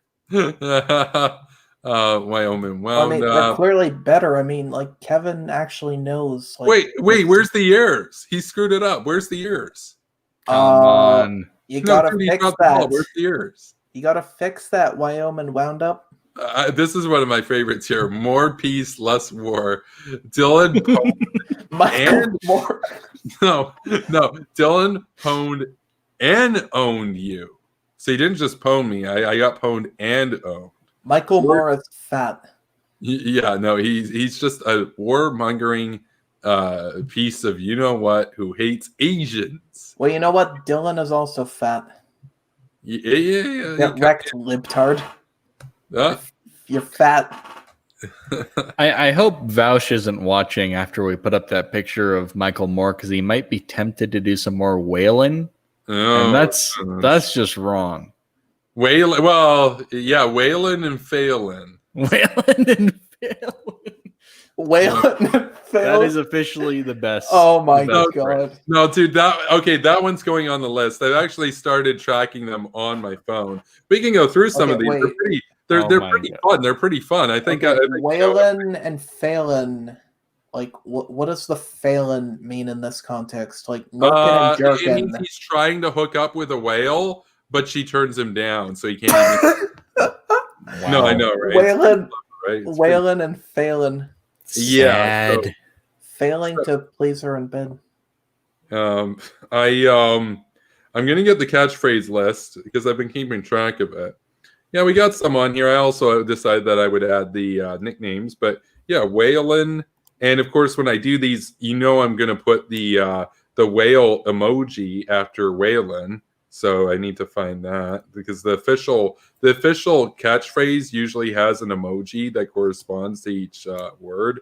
So yeah, Waylon, and then apostrophe N apostrophe, and then Phelan, and then the emoji that's going to correspond to Phelan is going to be the fuming emoji where the smoke is coming out of his nose because he's pissed and frustrated. So I'm gonna tweet this out right now just so that you all can see it. Like, Oh no. I'm gonna say, you know, The birth of a new meme. I'm just gonna say right now, a very special aggressive gremlin is Waylon and Phelan. and when I screen or not screen share, but when I snip it out, you'll be able to see the official, like the actual sanctioned official verbiage of this. Because if you don't have the apostrophes and you don't have the emojis, you're not using the catchphrase as it's trademarked. So here we go. We'll bring this up on the screen for you all, and then we'll go through the catchphrase list because it's pretty funny. So. And if you haven't done so yet, be sure to follow me over on Twitter. # like and follow and all that good stuff, like Charlie Kirk. So I don't do follow for follow though, unless you're somebody that really deserves to be followed. You know, in which case a lot of the people in the chat are already followed by me. So most likely There's your tweet. I'll get a retweet from me. That's so cool. that's the official. Yeah, and you can tell it's official because it's a capital W. It started with that. Waylon and Phelan. So that's what happens. That's what happens. I mean, you're like, oh, I guess I gotta go for Wales. I'll try with Wales. Oh, I got turned down. Waylon and Phelan. So I guess Vosh is actually technically Waylon and succeeding, but It's still a fail. it's still a fail. I mean, by definition, if you're already Waylon, you're failing. So That would just be a double fail if you got turned down. That's right. Double fail, double whale. Anyway, it's true. He's also kind of a whale. So we've got the catchphrase list. So obviously the OG, the original one, first one I did, fringe and cringe. That one's a classic. One's an absolute classic right there. Fuming and dooming with the angry emoji with the censored characters on his mouth, and then the terrified emoji. We got meek and weak. We got bunk and junk. We got hype and ripe. We got whining and crying. We got cold and bold. We got aggressive gremlins. We got brainlet brigades, and now we got Waylon and Phelan. Nicknames list. We got Kremlin Kyle, Neckbeard Jimmy, formerly Cheesy Charlie, currently Crazy Charlie Kirk, Breadline Bernie, Winnie the Flu, Guantanamo. that's the current dictator of Red China. Guantanamo Bay. That one's not mine. That one is Hawk Dragon. He made that one for I was going to call him Hassan, but I called him Guantanamo Bay. So that's Guantanamo before anyone else. We got Donnie, yes sir, Vladimir Trump / Big Net Don. And then we got Net 7, one that Net 7 made, Putrid Putin. So that one is Net 7. So that's what we got so far. I've got a lot more, but I haven't added them yet. So it's pretty good, right? Pretty good. So not bad. Get ear pilled? that's a new one. That's a new one. We're talking about the nuke pill. Now we're talking about the ear pill. That's going to be the next debate. You got to take the pill through your ears. Got to listen, man. You just got to. Oh, yeah, that's right. The ear pill is you should probably listen to what the other guy is saying so that you can make a good argument against it. I don't think Dylan took the ear pill tonight. So no, he was much more concerned with being a comedian ? Yeah, he was like trying to like crack a joke at some point in there. He was like, because I mentioned the forces of darkness, and he's like brings up like Darth Vader and stuff and all this. And I'm like, okay, cool, but like, man, like you believe in evil? It's like Darth Vader, man. That's basically what he's implying. He was basically getting at like, oh, what are you, like David Frum, Axis of Evil? What, you think like Iranians are evil? It's like, no, the regime is evil, you idiot. Yes, that's what David Frum meant. He was saying that every single person, every Iranian is evil. No, I'm just imagining he does a college speaking tour, and one of these brainlets comes up to him and was just like, David. So David, you wrote this George Bush's speech with the Axis of Evil, but like, do you really think every North Korean is evil? And he's like, where do I even start with this shit? Like, how are you in university, dude? Like, that's what you would say. No, he should just say, I think you should drop out. I think you'd save some time, some money. I'm just imagining like that. Like, okay, so I'm Timmy. I'm 21. I'm majoring in political science. Hey, David Frum, you did the Axis of Evil speech. Can you really look me in the face and tell me that every North Korean is evil? He's just like, hey, Timmy. He's just like, yeah. You say you're majoring in political science? Yeah. It's like, yeah, you should probably do us all a favor here and just drop out today, bro. You know, like you're done, kiddo. You're done, son. No, do I have your done, son meme still? I think I've got that. I think I still have that meme. That's a good meme. I made this meme. You know, I've commented this on one of your streams before, but I genuinely do not think that political science is a worthy major. Oh, I know. I wouldn't have done it. If I could go back, I wouldn't have like I'm not saying that you're dumb. Like, obviously you're really smart, but like so many people who have them or claim to have them or just say the stupidest shit. Like Kyle Kulinski. I know those people, dude. When I came out as a Hawk, Neocon, all that kind of stuff, most of the relationships I had from that particular program just ended, right? Mutually, right? So Tap Jaker. I know. Bet on my stork. I know. Okay, you know, Beta O'Dork. It sounds cheesy, but it would have been better. No, it literally would have been better. It literally would have been better. And no creativity, but it's still way funnier. But the secular voice, or whatever his name is, the aggressive voice, he thought they were banger. He thought they were fire. He couldn't decide which one was his favorite. Bet on my Stork.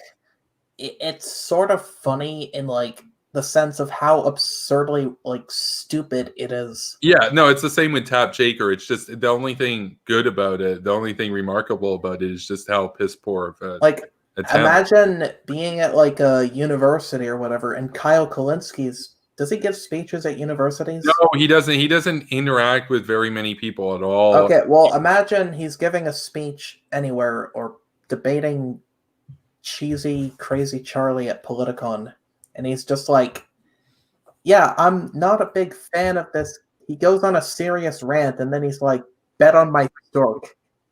Like, I would immediately stop taking him, not that I would take him seriously to start with, but I would just break down laughing. Like, well, Kyle has a degree in political science. Believe it or not, he actually yeah, I know. That's part of why he's the reason I believe that political science is a scam. Yeah, a lot of degrees are kind of a scam, I would say, for sure. So, yeah, I think we've got a lot of low caliber professors that are propped up by the way that the educational system is funded, such that they never really had to work before. They're kind of like permanent students, and there's a reason that, you know, very high education, long time in education, and high incomes are not correlated to very much of an extent at all. It really kind of drops off after a 4-year degree. So, you know, they're two different things. You can have an advanced degree in whatever basket weaving or whatever, and it's not really basket weaving. That'd still be more useful. No, I'll give. I stole that from Dave Ramsey. Dave Ramsey always does that. He's like, "Oh, you've got an advanced degree in underwater basket weaving. Cool, bro." Like that'd still be more useful than the political science degrees they're handing out these days. Well, yeah, I mean, if you got an advanced degree in underwater basket weaving, you could probably transition to be. If you could weave a basket underwater, that'd be so fucking like $100,000 a year. So you could make so much money just like, hey, look at me, I can build shit underwater. Well, yeah, that's what I'm saying. You could become a welder and make like $150,000 a year to weld ships, their hulls and stuff. So, you know, there are actually jobs for that. So, I'm sending you something, Kevin. Somebody's talking about you. Wait, somebody's talking about me right now. It's some other Neocon account. Is it Neocon Asuka? Neocon Action. Oh, interesting. Who is this? Oh, interesting. Neocon Action. Do I know? What's their at? Neocon. They follow me. They've got a bunch of Korean characters in their Korean characters in their name. They've got a South Korean and a Thai flag, and they think that Nuke Pooter is a sock of mine. That'd be pretty impressive if you're on the stream and you're finding the time to send out all these tweets. I don't have that meme style that he has, though. Everybody knows my meme style.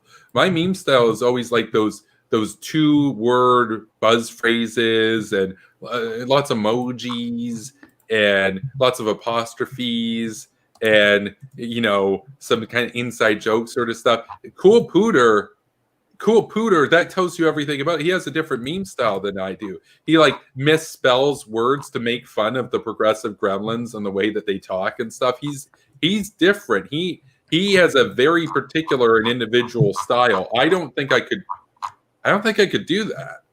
Like, because he just has such a unique way of memeing. Like Nuke Pooter of Cools Inc. That's a reference to Ian Stevens. That's so meta. Dude, I don't think I could do that. But this guy, he says, okay, what the hell is this? A Kevin Castley alt account? He found Nuke Pooter who is a supporter of mine and not really too big a fan of Ian Stevens. And it's Neocon Action that reference or that tweeted this out. Let's see if anybody's responding to it. That name is low-key pretty funny. Well, he got the joke. Nuke Pooter of Cools Inc. I guess he's been following the Ian Stevens drama with Mr. Pooter. So that's weird. I don't know. I mean, people are talking about me often, but I think Dylan Burns is somebody who I don't think this is the last time he's going to tweet about me. That's it won't be. No, I think we're going to hear from Dylan Burns a little bit more. I mean, he said 80% of the points I wanted to. See, that's bad. If you told me, I had my sheet, I didn't really get to very much, okay. I didn't get to all my sources either. You're telling me you said 4/5 of what you intended to, and that was it? That's pathetic. Debate went well. Said 80% of the points I wanted to. Nuking North Korea is a radical idea. There you go. The 80% was him citing John Bolton. Yeah, no, I said to him when he said, he was like, oh, you want to do this or whatever. And I'm like, no, dude, don't straw man me here. And he's like, you don't know what a straw man is. You have no idea what a straw man is. Wait, was he actually saying, what I got into the debate, I tuned in 50 minutes after, so I don't know what happened during that. The you first probably missed that part. He was saying you don't know what a straw man is. What type of cope? Yeah, I know. Absolute level of cope. Holy shit. Yeah, we got Icy 10 here. Says, yo. You didn't want to say his full name. Yeah, no, he ain't getting the full mention. He said, what y'all talking about? Oh, we're just talking about dropping some nuke pills on a very special brainlet over on Twitch earlier. So, yeah. I mean, I think I've really said just about everything that I had intended to say about Dylan and the debate tonight. I was, in some ways, I was really just taken aback by just how, altogether just irritating and immature and childish he was about it all. And I mean, but he gets 80 likes to say debate went well. I mean, whatever. Like, you can have 1,000 people tell you it went well. It didn't. I mean, even those that are kind of close to you are like, yeah, you could have done better. So, yeah. Just, what a joke. What a joke. I mean, it's all over now. Yeah, it's over. And it might be a while before we do another debate, or somebody like Vosh is going to message me tomorrow and be like, yo, let's debate. Oh, if Vosh actually did, that would be fucking amazing. I don't really feel like talking to Vosh. That's the thing. Vosh is kind of irritating, and it would require doing research, because Vosh actually does some research. It would take up a lot of time. We'll probably inevitably come into a debate at some point in the future. Like, there's no way over the next 48 years we're not going to debate. That will happen at some point.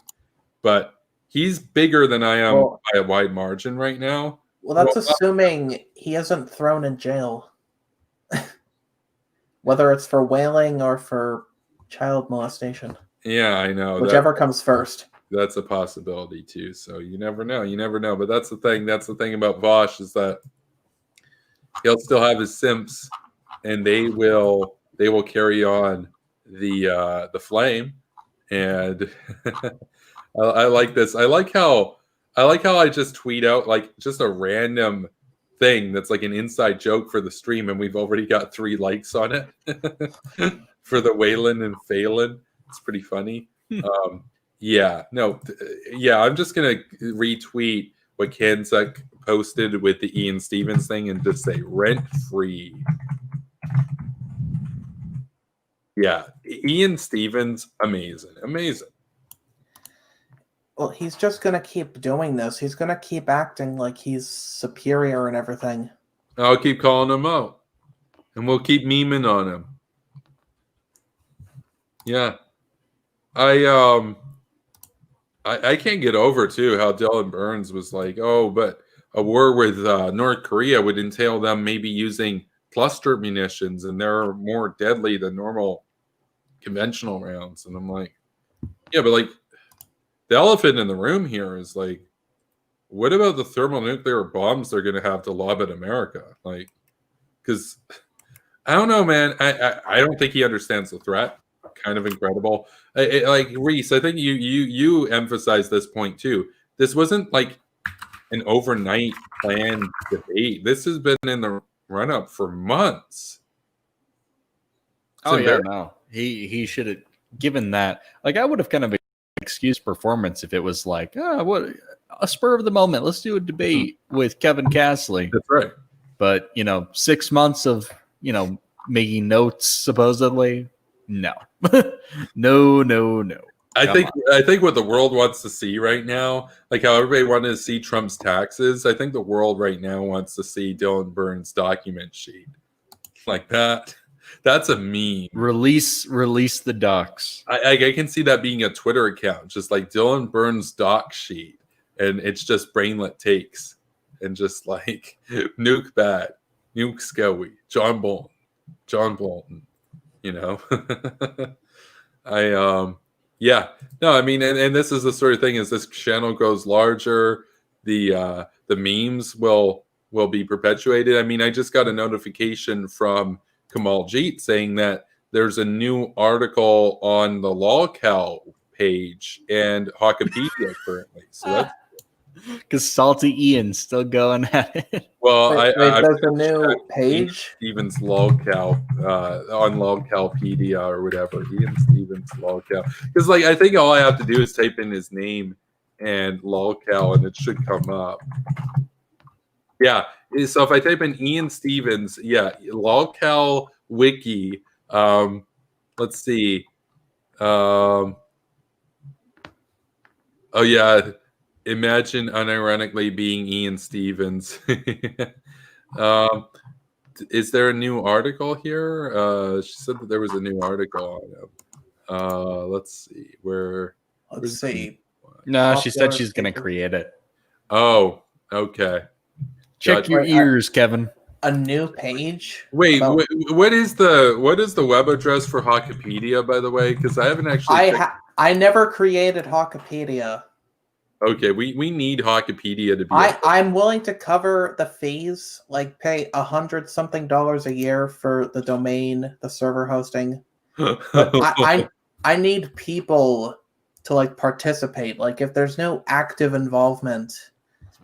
Like, oh my god, this phrase here, dude. Burned and spurned. You've been burned and spurned. No, he was, why didn't Wyoming? See, like, I wouldn't have any tweets about it or anything if we just had a cordial debate and whatnot, but I might have a tweet out or something tomorrow about Dylan. So, okay, yeah, Kamal Jeet says, I'm here, my dude. Yeah, no, she's gonna make it. She's gonna make it. So that's awesome. But yeah, no, I understand what you're saying, Ken. Like it takes a lot of effort, but if you are actually able to provide the funds to keep it, I can provide the funds and set it up, but we need community involvement. Like we need people contributing articles. Like how there's Rational Wiki, there's like plenty of people maintaining that, writing articles, adding sources, all that shit. That's Whereas true. Hawk Twitter is relatively small, so there's a lot of memes though. There's a lot of inside stuff with Hawk Twitter that like, I mean, like the different pills. Yeah, I feel like I might do it in the future if there's more active community involvement and more people. But I feel like we're still too small as it is to justify. No, fair enough. But like we're growing though. We got, a few new followers today picked up from the debate. And we lost a follower or a subscriber here. We're at 378 now. That's what happens. People are like, "Oh, I'm gonna follow you. Oh, you're a Hawk, I'm gonna unfollow you." It's like, but like people move on and stuff and everything, and you know, I'm sure Reese gets like probably like 20 followers a day and then loses like 19 followers, and that's that sounds about right. That's what happens. But yeah, no, this there's a lot to this whole Ian Stevens thing that just, it's not going away. I mean, we're going to get to a point where like you type in his name and the first result that comes up is lolcal wiki. So and then he's going to have to come on and debate. So, oh, you want to see some nightmare fuel? Pun not intended, Reese. Womp, womp. Here, check your DMs. It's the picture of Charlie Kolinsky. Charlie Kolinsky. Just look. Have you not seen it yet? That sounds spooky. It's actually nightmare-inducing. Oh my god, I'm seeing it right now. That's going up on the screen. That, Reese, are you seeing this? No. It's creepy. It's actually it's uncannily spooky. Wow. I'm not gonna lie. I didn't think it would be that horrifying when I was making it. This is something else right here. We're gonna take a look at this. Ugh. Yeah, that's what happens when Kyle debates Kirk, and then they morph into one. That is quite possibly the ugliest person I've ever seen in my life. This person, you can tell this person is a sexual predator. You can also tell that they think the Iraq War was bad. Just looking at them, you can tell that they oppose Bush. Like, seriously, just look at him. Does that look like somebody that supported the war in Iraq? No. It's the face of weakness. It's the face of pigeonry. I know. Look at those dead Kolinsky eyes. Yeah, Natalie's out for the night. Yeah, I get it. I would probably leave the stream right about now, too. This is pretty spooky. We are going to wrap things up now. Believe it or not, we've got almost 5 hours as we typically do. So, yeah, wait till Burns tweets about that. They talked about me for 5 hours. Yeah. Yeah, that's gonna happen. Oh, and Nuke Pooter will respond to him with like "wee," and then Dylan Burns will be like, actually it's spelled "ree" with an R, dude. Look it up. Learn how to spell your slurs right. Yeah, it went over his head. Like, dude, he knows how to spell it. He's spelling it. Well, that's why I quote tweeted that saying the autism never stops. Because like you have to be this fucking autistic to not like get the joke. No, it's like r/whoosh, like with June. But war is bad. It's like, okay, brainlet. Roosh. I almost said a roosh. Whoosh. Whoosh. Roosh. Vouch. Zouse. Zouse. Yeah, but like if you mix Zouse and Vouch, you get Zouch. That is a cursed entity right there. That is a cursed entity. It's like he's a hawk, but he also streams like 5 hours a day. But he's always wailing. He's wailing, I guess. Yeah, he's wailing. Yeah, no, imagine I said this before. Imagine unironically being Vosh. Like I mean, I don't get it. I mean, I think he's more funny than he's definitely entertaining. He's entertaining. That's not boring to watch. Like that's why I watch way more Vosh now than I do Kyle when I want to see their talking points, because Vosh is actually watchable. Kyle is just. I think that's part of his appeal. He doesn't have like all the typical traits of many other leftist like YouTubers. Not preachy, not woke scolding, not tanky. I know, right? But I mean, look at this right here. You're looking at Kyle Kirk right now. This is arguably the most cursed image. Cursed Kyle Kirk, and they're all spelled with a K. It's triple. Oh, that's perfect. Cursed Kyle Kirk. Wow. No, yeah. Cursed Kremlin Kirk. Kremlin Kirk. Yeah. Yeah.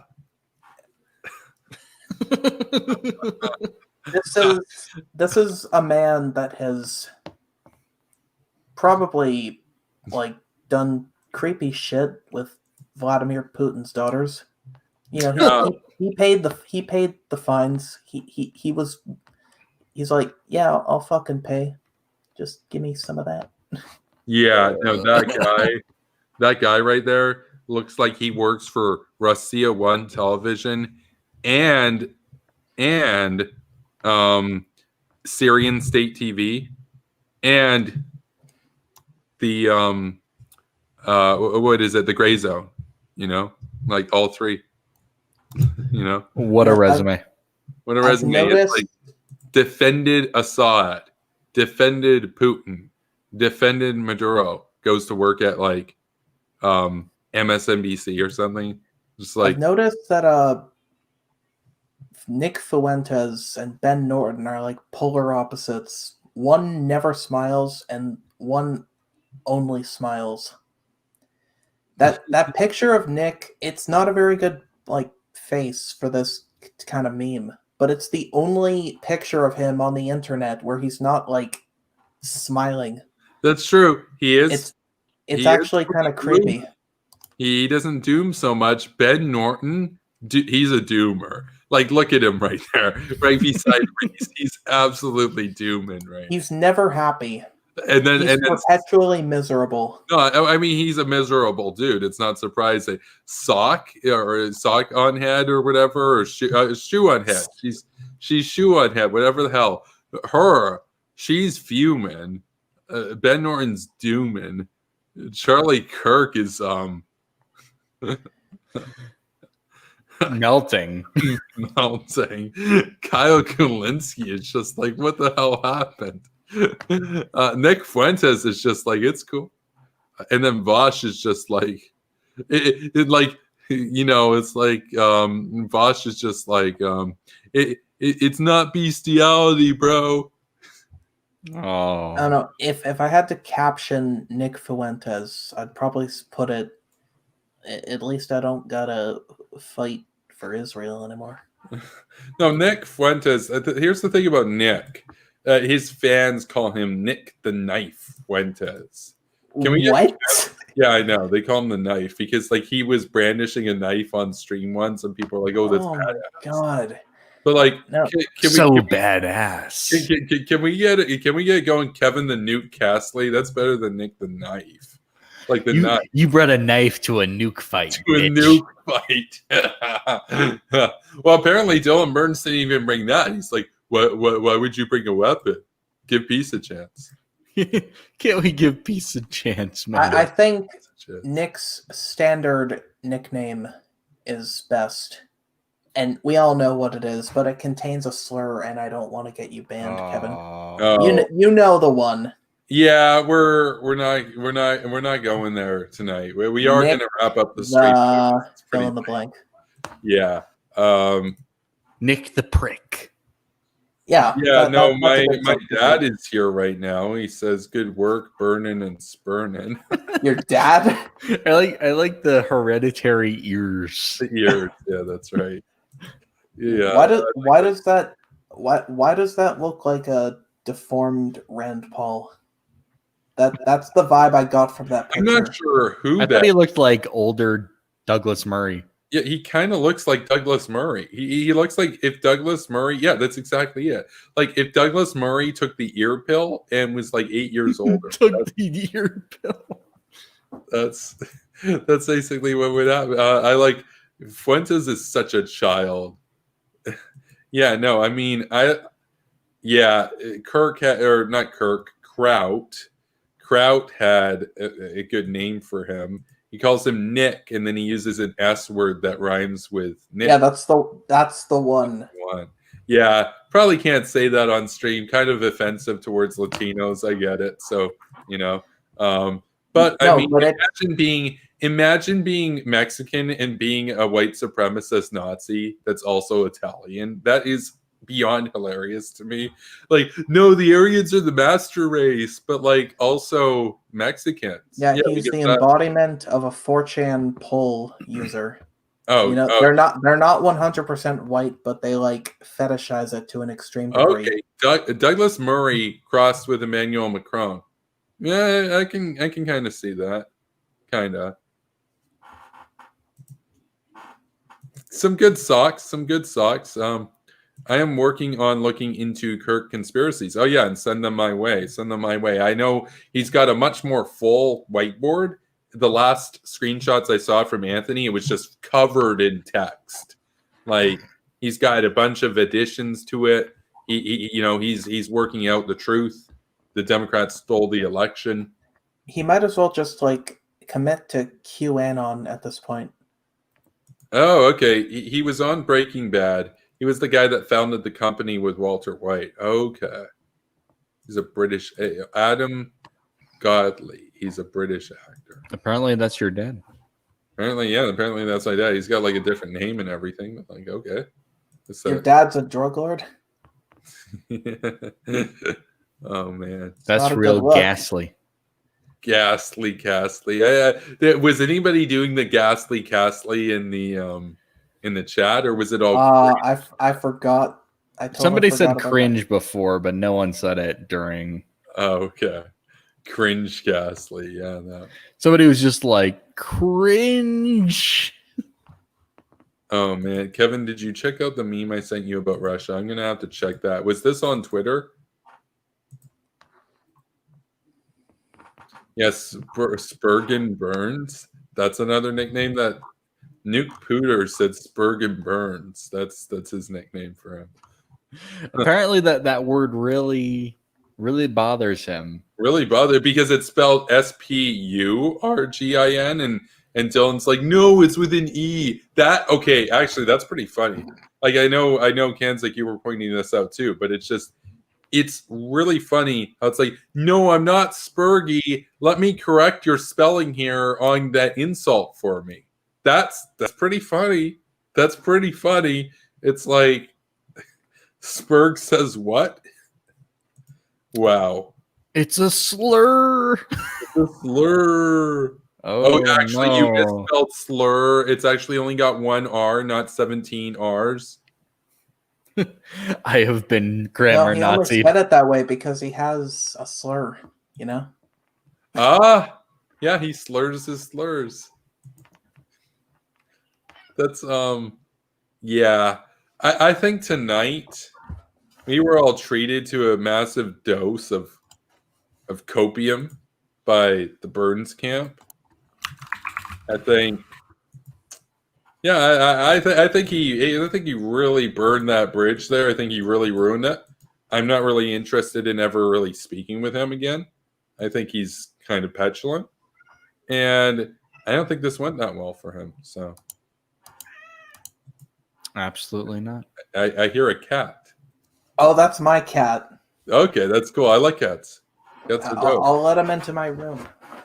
Since he's gonna scratch at the door. Come in. Okay. Kamal Jeet says Charlie Kirk needs to be moving his arm in the gym, pumping iron, not writing conspiracies on a boarded dinky studio. Yeah.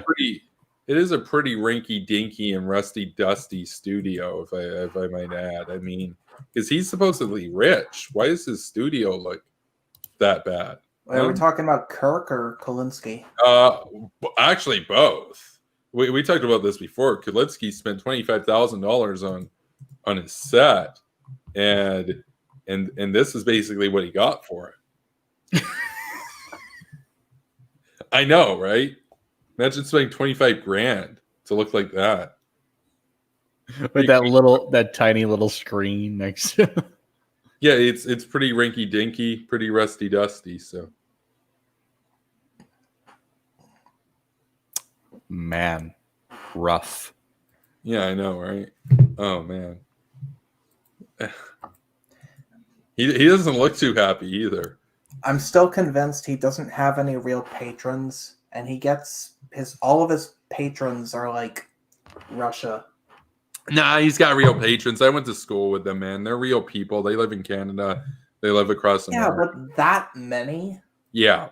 You'd be surprised, dude. You'd be surprised, but I mean, would you be surprised if some of them were like Russian proxies?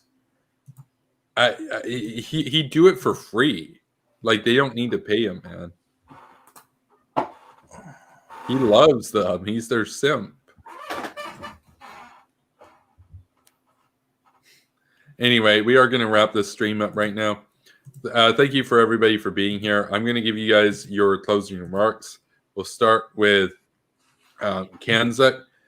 Thanks for the donation. Thanks for your support. And thanks for being here tonight. So you got the floor. Oh, yeah. I made a pledge. I was going to mention this earlier, but forgot. I made a pledge in your stream chat the other day. If Trump admits it was all just like a long con, just like, I trolled you. I said this 20 years ago, I'd run as Republican, and you all fell for it.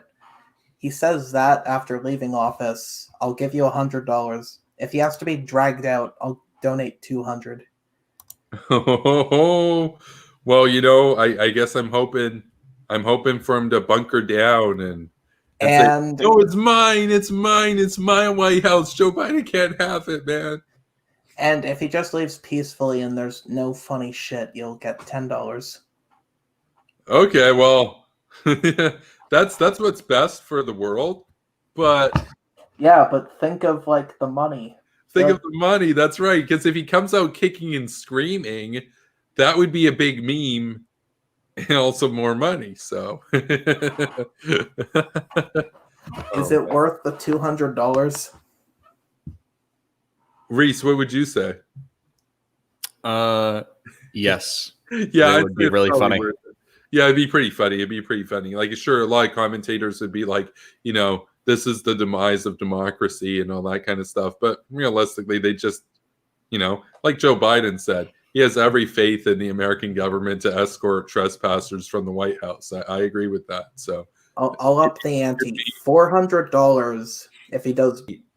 Well, I don't know. There's a chance what he does is he files the lawsuits and he goes through the lawsuits. And then when they come on January 20th or whatever and kick him out, he tells them, no, I still have a court proceeding going on in like Arizona to overturn 56 ballots, bro. And they're like, okay, that's cool. But like, you're no longer president, dude. You got to leave. That could happen. Because I've been looking into some of his lawsuits.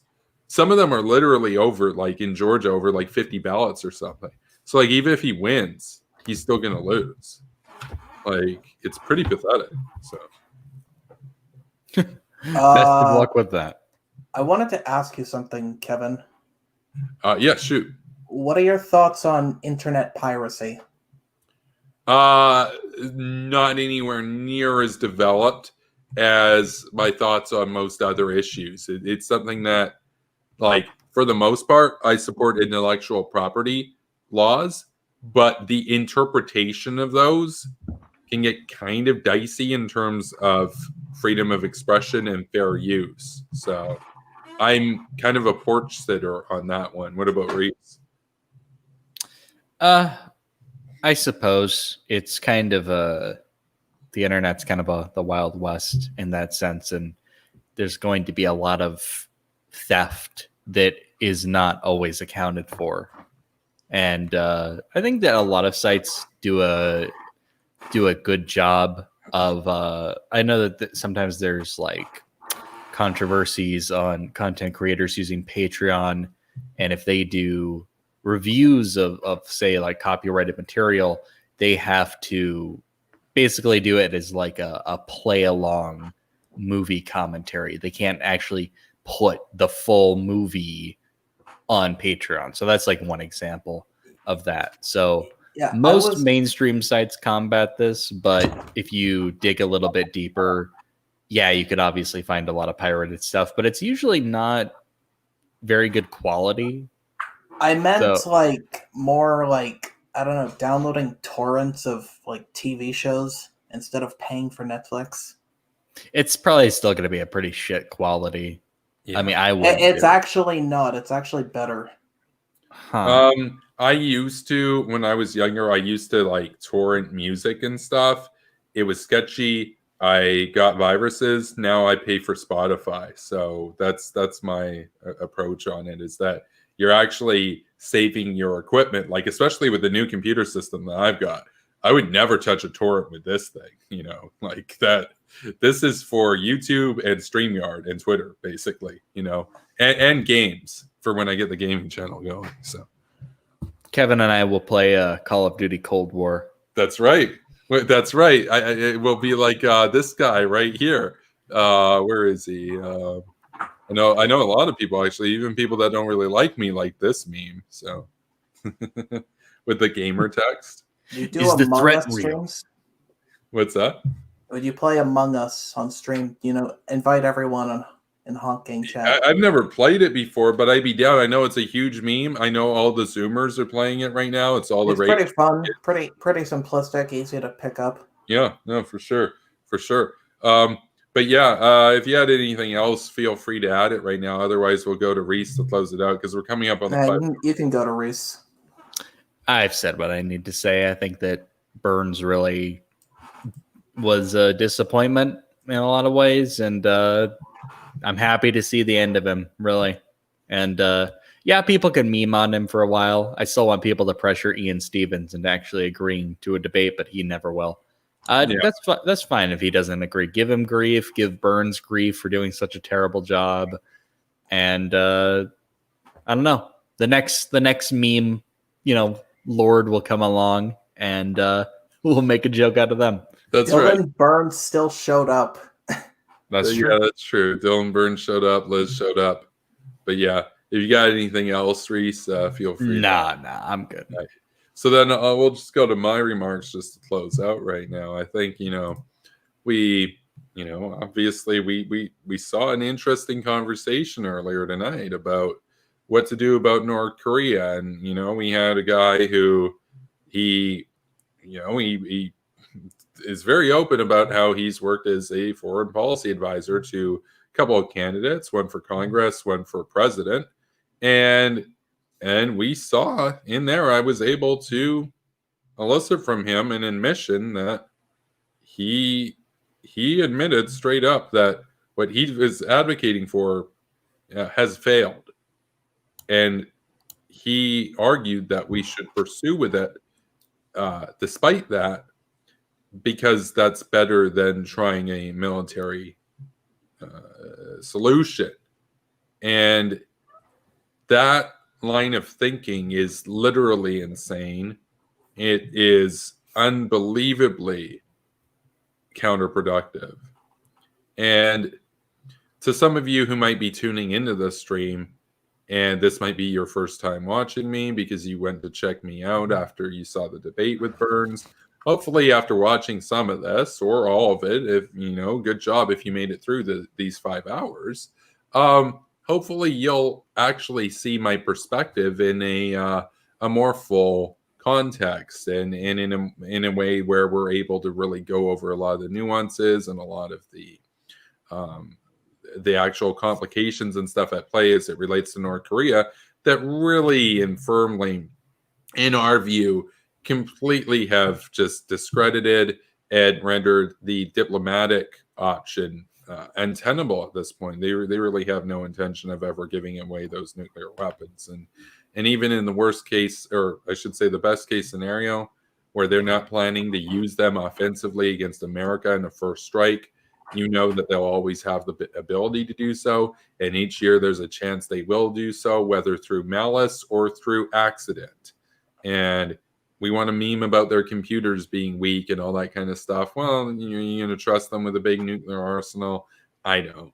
And I don't think it would be responsible of us to toss this burden along to our kids and their grandkids that every time they go to school, every time you go to work, every time, you're just hanging out and whatnot, that there's a target on your head. That there's a target on your kid's head.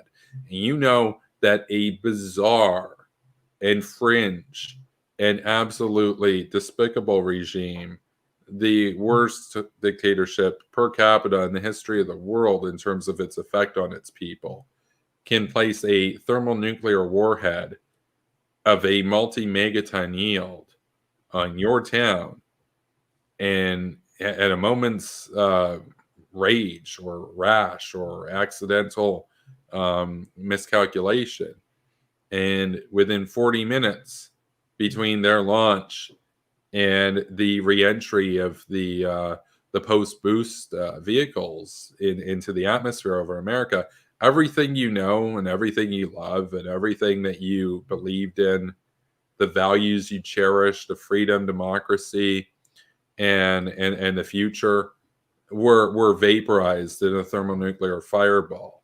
And from that point on, the forces of darkness and yeah, you can bring up Darth Vader and be a child like Burns, or we can have a real conversation. They will consume Eurasia once more, and American security won't mean anything. And that's the worst scenario, where they attack America outright. Say they don't, and oh, it's all good, bro. They were only using the nukes to blackmail America so they could take over South Korea. Well, now South Korea is done in a day. They surrender. Dylan Burns argued they were stronger than the North. He's right, but they have no will to fight. The North might be weaker, but they have all the will in the world. And as we've seen with Putin in Ukraine and Georgia and Syria, and as we've seen with Obama in Syria and Ukraine and Georgia, the stronger party with the weaker will always loses. And the weaker party with a stronger will prevails. So they will surrender once they find out that America does not have their back. And that's what nuclear blackmail looks like. And it's the sort of thing that we used to see this happen in the Cold War. We're going to see it happen now with a party, with an enemy, with an adversary that's far more crazy, far more bizarre, far more isolated, and far more ideologically stubborn than the Soviets ever were. And they're going to have the ability going forward, if we do what Dylan Burns said, and we accept them as a status quo nuclear power, the consequence of that is that for the rest of time, at all points throughout every day, for the rest of history, they can dictate to the world actions. Otherwise, there's a nuclear war. My point here is simply, I know what they're doing. They're never giving up those nukes. The only recourse left for us is the option of last resort.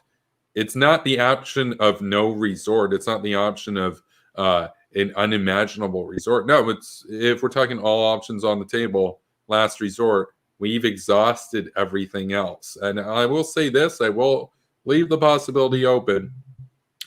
We can continue this debate perhaps with somebody else that will argue for a conventional invasion of North Korea to take out the regime and their nuclear capability. Now, I would argue, and you all know that I would argue this, you've seen the streams, that will entail a nuclear involvement because they're going to use their nukes. And we'd be better off using ours first to ensure with maximum confidence that theirs are out of commission before they can do any damage, as opposed to waiting for them to launch the nukes. And we know that they're going to launch the nukes if we go in conventionally. But that would be an interesting debate. Here's what we're not debating anymore. Should we just talk with them even though I admitted it was a failure, bro? Yeah, so we did that debate tonight. It was dismal. I was expecting better from him, and he really dropped the ball. And to quote one of the fans of the channel, one of the friends of the channel in the chat earlier, I'll just get the line. Yeah, Dylan Burns, burned and spurned. So thank you for watching, ladies and gentlemen. I'll be back here tomorrow. You can check out these fine folks. You can check out Kanzik over on Twitter at Kanzik Supreme, I believe is his Twitter handle. Let me just, yeah, that's correct. And you can check out Spooky Nukies, Reese here at Spooky Nukies. And you can follow me at Kevin Castley. Be sure to like this video, subscribe to this channel if you want to stay up to date. And we do daily streams here. Additionally, you can follow me over on Twitch. Links in the description below. If you want to support what I do and you want to join the Patreon gang with all the base hawks and everybody, you can check out patreon.com/superpowerbroadcasting. And if you'd like to just send me a tip, but you don't really feel like making a monthly commitment, that sort of thing, you can also hit up my PayPal and join the PayPal gang. And again, a huge thanks to Kanzik tonight and Net7 for their donations. We received about a little over 150 Canadian dollars tonight. I appreciate that. Put some work into research for this debate. Turned out it was largely unnecessary. So, oh well, you know, such is life. So thanks for being here tonight, everybody. Peace, Warhawks. Stay based and keep on rocking in the free world.